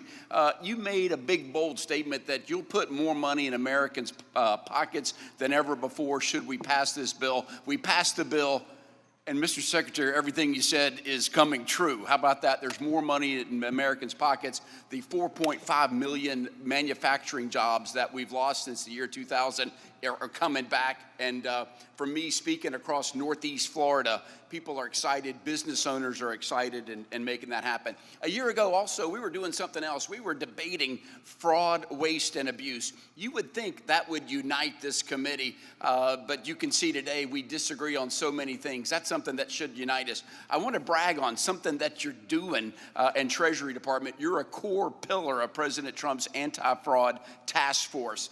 Your subcommittees and your initiatives of the Office of Terrorism and Financial Intelligence, FinCEN, and the Office of Payment Integrity are leading the way of supplying that task force. Let's fight fraud once and for all. Something else you're doing. A year ago, we talked about it, of how fast we pay. The United States pays our bills very fast, sometimes too quickly, because we pay people who shouldn't get paid. Scammers don't have to rob banks anymore. They can just bill the United States. We pay them, and then this pay and chase, we figure it out. So you and I, do you know this? You and I and your team have created a bill to codify what you're doing now, which is to verify, to use the data and statistics to making sure it's a legit bill, that it hasn't been paid by anybody else. So hats off to you. What else can we do, Mr. Secretary, to assist you? Maybe it's just get out of the way to assist you in fighting fraud. Congressman, you are exactly right. That once money goes out the door, that anything other than a partial recovery is unlikely. I was out in Minneapolis and saw what was going on there. And I think in terms of the U.S. is a high-trust society, and in terms of maintaining the trust that American citizens or that we have in each other and our visitors, it's important to prosecute. And of course, prosecute, but the recoveries are going to be very small. It's almost, they're bad guys. They hide and chase. So your efforts, don't give up on our bill that's in Mr. Comer's committee. I'm still lobbying it. You weighing in would be a big deal. You're already doing it, but we want to codify it. It's the best practice of paying our bills. Scammers also are targeting older folks and Americans. They're these scam calls, spam and scam calls. I get 8 to 10 a day. Now the FTC, it's already against the law. We put your number on the do not call list. I want to plant a seed with you. The FTC is responsible for it. It's against the law. But what if they don't have the teeth or muscle that Treasury has? I want to plant the seed with you. What do you think about the idea of Treasury getting involved and chasing and kicking out these scammers that are calling us? What do you think, Mr. Secretary? We are, Congressman. FinCEN is actively involved, and many of these come from overseas. Right, and you've got the tools to go after them. So we've worked very well with the FBI in Southeast Asia to break up these, I think they're called scammer cities. Amen. And a lot of it comes out of, a huge amount out of North Korea, and unfortunately, many of our seniors, I think 1 out of every 3 seniors has been the subject of a financial scam that averages about $300. There's a special place in the afterlife for anybody that rips off an older American or anybody old. I hate that. Mr. Secretary, we still have to solve health care. That's something that maybe we do agree on. Both sides of the aisle says we have to do better. What if Americans took charge of their own health care by having the money to do so? I've got a bill, HSAs for all, health savings account, where people, just like their retirement, they can put money aside for health expenses to make that happen. Mr. Secretary, is that a good idea or a great idea, the Bean bill of health savings accounts for all? I think it's a great name and a great bill. That's the right answer, Mr. Secretary. And look, when you give people agency, they can tailor it to their own needs. And what we are seeing with the employer credits, where employers can give credits, we're seeing a big uptake in that. Love it, love it. Mr. Secretary, you could be doing anything. Thank you for your service to your country. We appreciate you. All the best. Mr. Chairman, I yield back. Thank you, Mr. Moran. Thank you, Mr. Chairman. Good afternoon, Secretary Bessent. Thanks for being here today. I know it's a long day. Thanks for your service to our country as well. You're doing a fabulous job, by the way. We appreciate your willingness to appear before the committee and provide updates on the important work being done at the U.S. Treasury Department. I'd like to build on some of the successes my Republican colleagues have already highlighted by focusing on 2 direct results from the Working Families Tax Cuts, both substantially improving Americans' lives and financial futures. First, I want to discuss the Opportunity Zone program. You mentioned this in earlier testimony, specifically the new Rural Opportunity Zone provisions. Last year, Ways and Means Republicans strengthened and modernized this program to ensure that investment reaches some of the most economically distressed communities in America. As someone who represents a large rural district in East Texas, I've seen firsthand the challenges that many communities face when it comes to attracting capital, creating jobs, and expanding economic opportunity. Too often, rural communities are overlooked despite their tremendous potential. Here's my question. As we move closer to the nomination process, can you walk us through what comes next after census tracts are nominated by the states? I can't do that, sir. I'm happy to have the team get back to yours. We are working with red state and blue state governors, and we're encouraging them to get ahead of it. I had a call, I can't remember, it was yesterday or the day before, with the father of Opportunity Zones, my hometown senator, Senator Tim Scott, and we were talking about, he's a city guy, I'm a country guy in South Carolina, and we were talking, I was telling him what a great move this is for the rural opportunity zones and how it's going to be transformational. Yeah, I agree with you. That's what we see in these provisions as well, that it gives certainty and long-lasting opportunity for economic growth in areas in America where traditionally businesses or investors are looking and saying, you know, I'm not quite sure if I can make that investment there, but this is the incentive that's needed for that. Question number 2 involves the no taxes on overtime provision. I want to turn to this provision because I was proud to help champion this policy because it recognizes a simple principle. Americans who work harder and put in extra hours should be able to keep more of what they earn. We've now learned that more than 29 million filers have claimed that deduction this year, and notably 96% of those taxpayers earn less than $200,000 annually. Here's my question, Mr. Secretary. Do these results demonstrate that this law is delivering meaningful tax relief to working Americans, the men and women who are keeping our economy moving every day, and that the benefits are reaching middle-class families rather than the wealthy, as Democrats have falsely claimed? Congressman, I tell you, someone asked me earlier, why do you do this job? And the highlight is going out and meeting with our hardworking Americans, being out with the people, and whether I'm in Texas, at a barbecue place outside of Dallas, which I enjoyed. I was in an Italian restaurant in Simi Valley near the Reagan Museum this weekend, and that all I hear from both the employees and the employers is what a home run this has been. And you know, I tell you, I told the story earlier. Tax day, April 15th, I was with the president in Las Vegas. He had a big rally, and he asked for the room to. He went through each one of the provisions, and we're in the tip capital of the world in Las Vegas, but it was the no tax on overtime that got the roar of approval over no tax on tips. Yeah, I'm finding the same thing as I go through my district. That's the #1 provision that people are citing to me. It's the American way. If you want to work harder, you should get to keep more of your money. And I think one of the congressmen said, well, we've got to let in these workers. We've got to have. What if Americans want to work more and keep more of their money? That's right. I think that's a concept we need to continue to propagate and find policies that support letting hardworking Americans keep more of their money. We forget sometimes in D.C., and we shouldn't forget this, that it's their money, it's not ours. And I know you know that. I think you're doing, as I mentioned earlier, a great job. We really appreciate it. I want to mention your successful negotiation of the side-by-side agreement that's helping to place the United States in a much stronger and more competitive position in the global tax landscape, digging us out of the Biden tax surrender effectively and really putting us back on the footing we need to get on. So thank you for that work. I know you got a great team behind you as well. Keep up the hard work and let us know what we can do. Thank you. I yield back. Good. Thank you, Congressman. Mr. Snyder. Thank you, and Mr. Secretary, thank you for your patience staying here. I actually want to give you a chance to correct the record on something you said. You earlier commented somewhat offhandedly that the conflict with Iran had ended.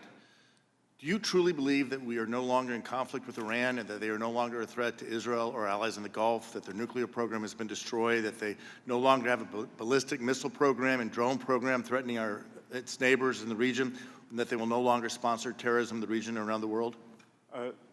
So are you saying you're in agreement with the president's decision to the... You said the conflict was over. I'm asking, do you believe the conflict's over and no, everything's the copacetic? conflict is on pause. So everything's good with Iran now? No, don't be absurd. Well, I'm asking you to don't be clarify. absurd. That as the president said yesterday, unless an American life is lost, he does not believe that he will have to restart the kinetic acid. Okay, so I'm reclaiming my time, and I'm just trying to help you clear the record. I'm reclaiming my time, Mr. Secretary. Can you promise, because this is your jurisdiction, that you and the Trump administration are not considering lifting sanctions on Iran as a concession towards opening the Straits of Hormuz? We've made it clear that the Straits of Hormuz, the blockade, is the only thing that will be lifted to reopen the Straits. So no sanctions relief whatsoever? I'm not part of the negotiating team, but I am told by the negotiating team, and I strongly believe that the blockade will be lifted. Okay, and I'm just going to reclaim because there's a lot of things I want to cover. My hope is you'll keep Congress informed of any such considerations if they do come up. Also in your opening remarks, Mr. Secretary, you said Americans have more money in their pockets. That's not what I'm hearing from my constituents. Are you saying the overall cost of living is lower today than it was 16 months ago when you came into office? Because what I'm hearing from my constituents is that the cost of groceries are up. For example, beef, coffee, tomatoes are at record or near record highs. The cost of housing is up. And for too many, the American dream of buying a home is out of reach. I'll let you answer. Healthcare premiums continue to rise, and millions of Americans have either already lost or expect to lose their health insurance altogether because of H.R. 1, the bill you so joyously celebrate. Energy costs, gas for our cars, electricity for our homes are all rising through the roof. And family care, child care, and elder care is prohibitively costly. Are you saying that cost of living is lower today than it was a year ago? No, I am saying that we are much closer to the Fed's target rate of 2% on core inflation than we were when President Trump came into office. We were at 2.8%, and you can list off the most expensive groceries or that have had the biggest price increases. I think you're just out of touch with what American families are facing. No. And as my colleague noted, I'm reclaiming my time. Tariffs are a tax on American families. This is my time, Mr. Secretary. This is my time. I will speak in the 2.5%. Higher grocery prices are taxes on American families. Higher gas and electricity prices are taxes on Democrats should know. Families. No wonder so many people are leaving Illinois. Why don't you come see me in South Carolina? They're not leaving. They're coming to Illinois. Just a simple question, Mr. Secretary. You're saying Illinois doesn't have net outbound migration? All right, let me take it to a different topic, and I know you don't want to address it, but my constituents are outraged and want me to talk to you about the absurd illegal self-dealing settlement between President Trump and his family with the Justice Department and the IRS over which you have jurisdiction. The administration apparently believes that there should be two systems of justice, two sets of laws, one for the president, his family, and his rich friends like you, and one for the rest of us. Nothing demonstrates this more than the so-called settlement with its slush fund for insurrectionists and tax immunity for the president and his family. Mr. Secretary, simple question. Do you believe that there should be only one legal system in this country and that no one, even the president, should be above the law? I believe that no one is above the law, but you all have put the president beneath the law, and you have weaponized the system against him, whether it is the leak of his taxpayer records. His taxes should never be leaked. No taxpayers' information should be leaked. I agree with you on that. But note, let me ask you a separate question. Would you like to apologize to the president right now?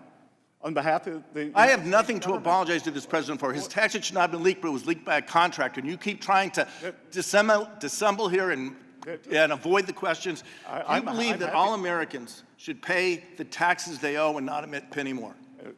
100%. Yes or no? All right. So do you think it applies to the President of the United States, irrespective of whether the President is a Democrat or a Republican? Yes. Okay, so we agree on this, and we should have a tax system that is fair, and it should be applied fairly to all people. But I can tell you that my constituents are outraged by the agreement the president made with himself and his own Justice Department that excluded him from ever having an audit over his taxes. No one should be targeted. No one should be targeted by the administration. Whoever is in the White House.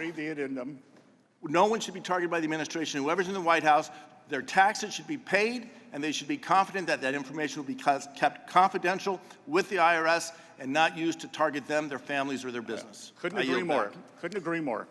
Mr. Yocum. Thank you, Mr. Chairman, for holding this hearing today. And Secretary Bessent, it is great to see you again. Thanks for being here. Good to see you, Congressman. There's been a lot of talk about the cost of groceries lately here in this committee room. A lot of numbers thrown around, but I think it's worth putting eyes on the Democrats' inflation. I had my staff whip up this chart behind me, and it shows that CPI numbers from what economists call, quote, food at home, but most Americans just simply call it groceries. These are the cumulative inflation numbers for the first 16 months of a presidential term, of every presidential term, since 1993. Mr. Secretary, the title most likely gives it away, but I'd like you to just play a little game with me here. Can you guess which one of these lines represents the Biden administration? Oh, probably the one that's red for torching the American people. That would be correct. Well done, Mr. Secretary. It is the red one. 16 months into the Biden administration, or as we now call it, Bidenomics, grocery prices were up almost 12%. That far outpaced anything that any American had seen in recent history. And you can clearly see from the chart that that red line is as detached as the Democrats' rhetoric is from reality today on this particular topic. So thank you for playing along here today.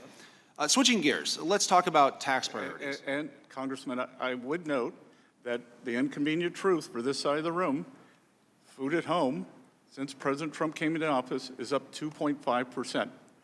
That is the half of what it averaged over the 4 years of the Biden administration. That's right, and that stands in stark contrast of the 12% that you saw on the chart here a few moments ago. So thank you for pointing that out. A 2019 New York Times story said that most taxpayers got a tax cut under the first Trump tax cuts. But most Americans didn't believe it because, quote, a sustained and misleading effort by liberal opponents of the law to brand it as a middle-class tax increase. Here we are a few years later, and Republicans cut taxes again for working families and working Americans. But yet again, my Democrat colleagues are rolling out the same tired playbook of bad faith attacks and misinformation.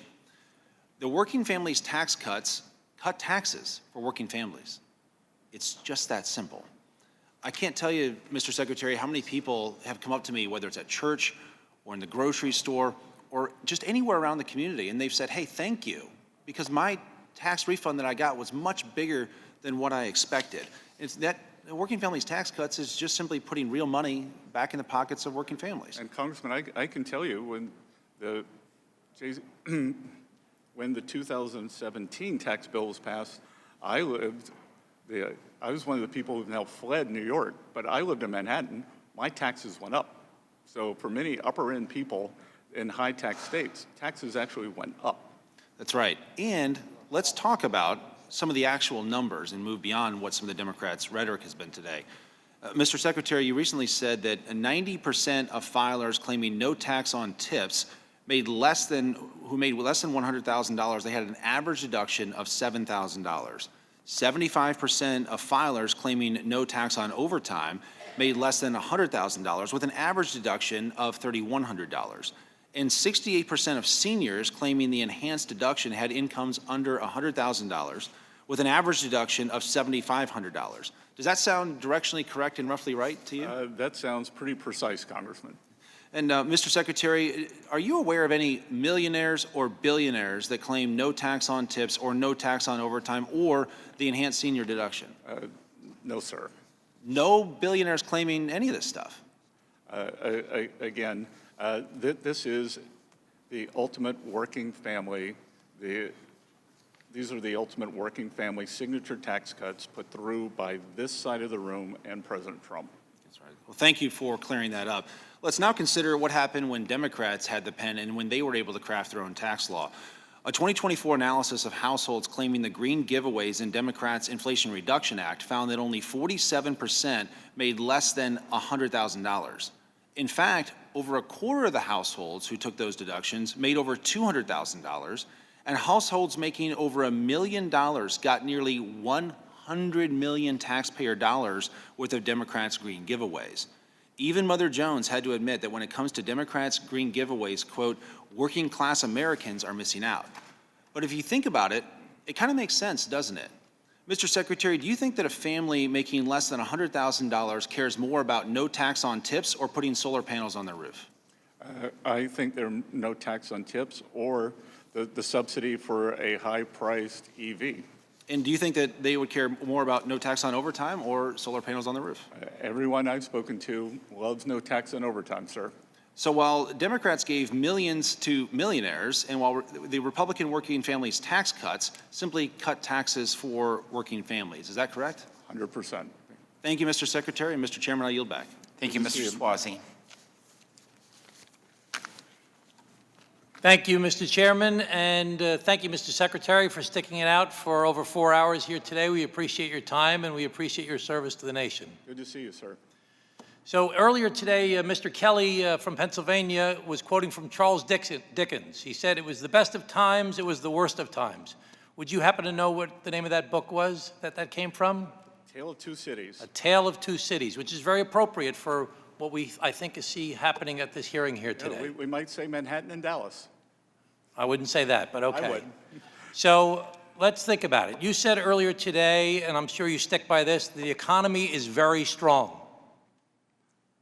It is. Okay, so you say it's very strong, but we've heard consistently throughout the course of this day and in reports regularly that over 70% of Americans think the economy is bad and getting worse. Are you familiar with that polling? I am. So that would seem to be a tale of two cities. You saying the economy is very strong, and the people of the United States of America saying the economy is bad and getting worse. Now, the Biden administration, which we've heard a lot from you guys today, I think made a similar mistake to what your administration is making, because the stock market was booming under the Biden administration. There was job creation under the Biden administration. Unemployment was low under the Biden administration. And the stock market is booming under this administration, that's true. And unemployment remains relatively low, and there is some, but much reduced, job creation. But you're making a mistake, I think, to not listen to what the American people are saying, which is that they're very unhappy with the economy because of the way it's affecting them. So have you heard of the expression, the K economy, or the K recovery? Yes, sir, but I think we're probably moving to a C economy where the top... Okay, but I want to talk about the K economy for a second. We can get to C a little bit later. Is that okay?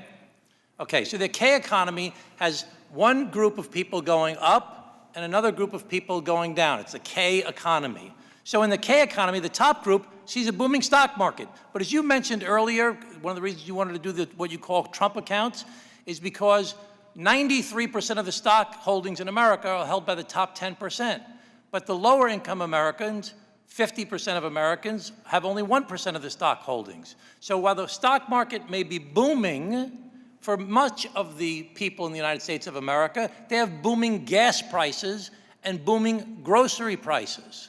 In the K economy, we have your friends and some of friends of the people here that talk about buying second homes. But in the other part of the K economy that's going downwards, people can't afford to buy a home. Young people especially are foreclosed from being able to buy a home in this K economy. In the K economy, you have a group of people that their friends are talking about the great vacations they're going on. They're going to these exotic places. They're doing these interesting things. In the other part of the K economy, people have a hard time paying their bills. So there's these tale of two cities that's taking place in the K economy here in the United States of America right now. Now, Mr. Secretary, you attended the president's inauguration, were you? I did. Yes, and at his inauguration, he said, we're going to rapidly reduce prices. That was one of the quotes the president made during his inauguration. He made many quotes like that during his campaign as well. Do you think that the prices in the United States of America have been rapidly reduced? I think before the Iran conflict began that the rate of change for inflation, both headline and core, had come down substantially. Well, people don't think that prices have been rapidly reduced. So you do admit, though, that the war has caused prices to go up for gasoline, for example. 100%. And you also agree, well, they didn't go up 100%, they only went up 50%. No. You agree with me 100%. Oh, okay, that's better. I'm glad to see somebody on this side is funny. Okay, so the second thing is that the tariffs. Do you think tariffs have caused prices to go up? Negligibly. You don't think prices have gone up significantly because of, you just reduced tariffs the other day on farm equipment because you wanted to reduce prices on farm equipment because you thought it caused the prices to go up. Again, overall, the levels, what we saw last year was goods inflation was down. Well, I would argue that tariffs have caused prices to go up, and there's a lot of economists and groups such as the Yale Budget Lab, which you used to teach at Yale, didn't you? Yeah, You used to and teach it? the Yale Budget Lab is a bunch of Biden-era second stringers. Okay, well, you taught at Yale, I understand. You taught 3 classes, the 20th Century Financial Booms and Bust, Hedge Funds, and a seminar on financial panic of 2000 to 2009. So I don't know why you're knocking Yale. You used to teach at Yale. You went to Yale. Didn't you go to Yale? That's why I get to knock Yale. Okay, so tariffs have caused prices to go up. The war has caused prices to go up. Do you think the deficits that were created by the big, beautiful bill are causing interest rates to stay artificially high? No, but what I can tell you is that, let's cite MIT. MIT said that 50%, actually, let's be precise, like they are, 44% of the 21.5% inflation we saw during the Biden years came from the Biden deficit. No, but I'm asking you, do you think the deficits that were created by the big, beautiful bill are causing interest rates to stay artificially high? Yes or no? That's simple. I'm out of time. Come on. No, Congressman, we had a fiscal contraction last year. Okay. So the deficit went down.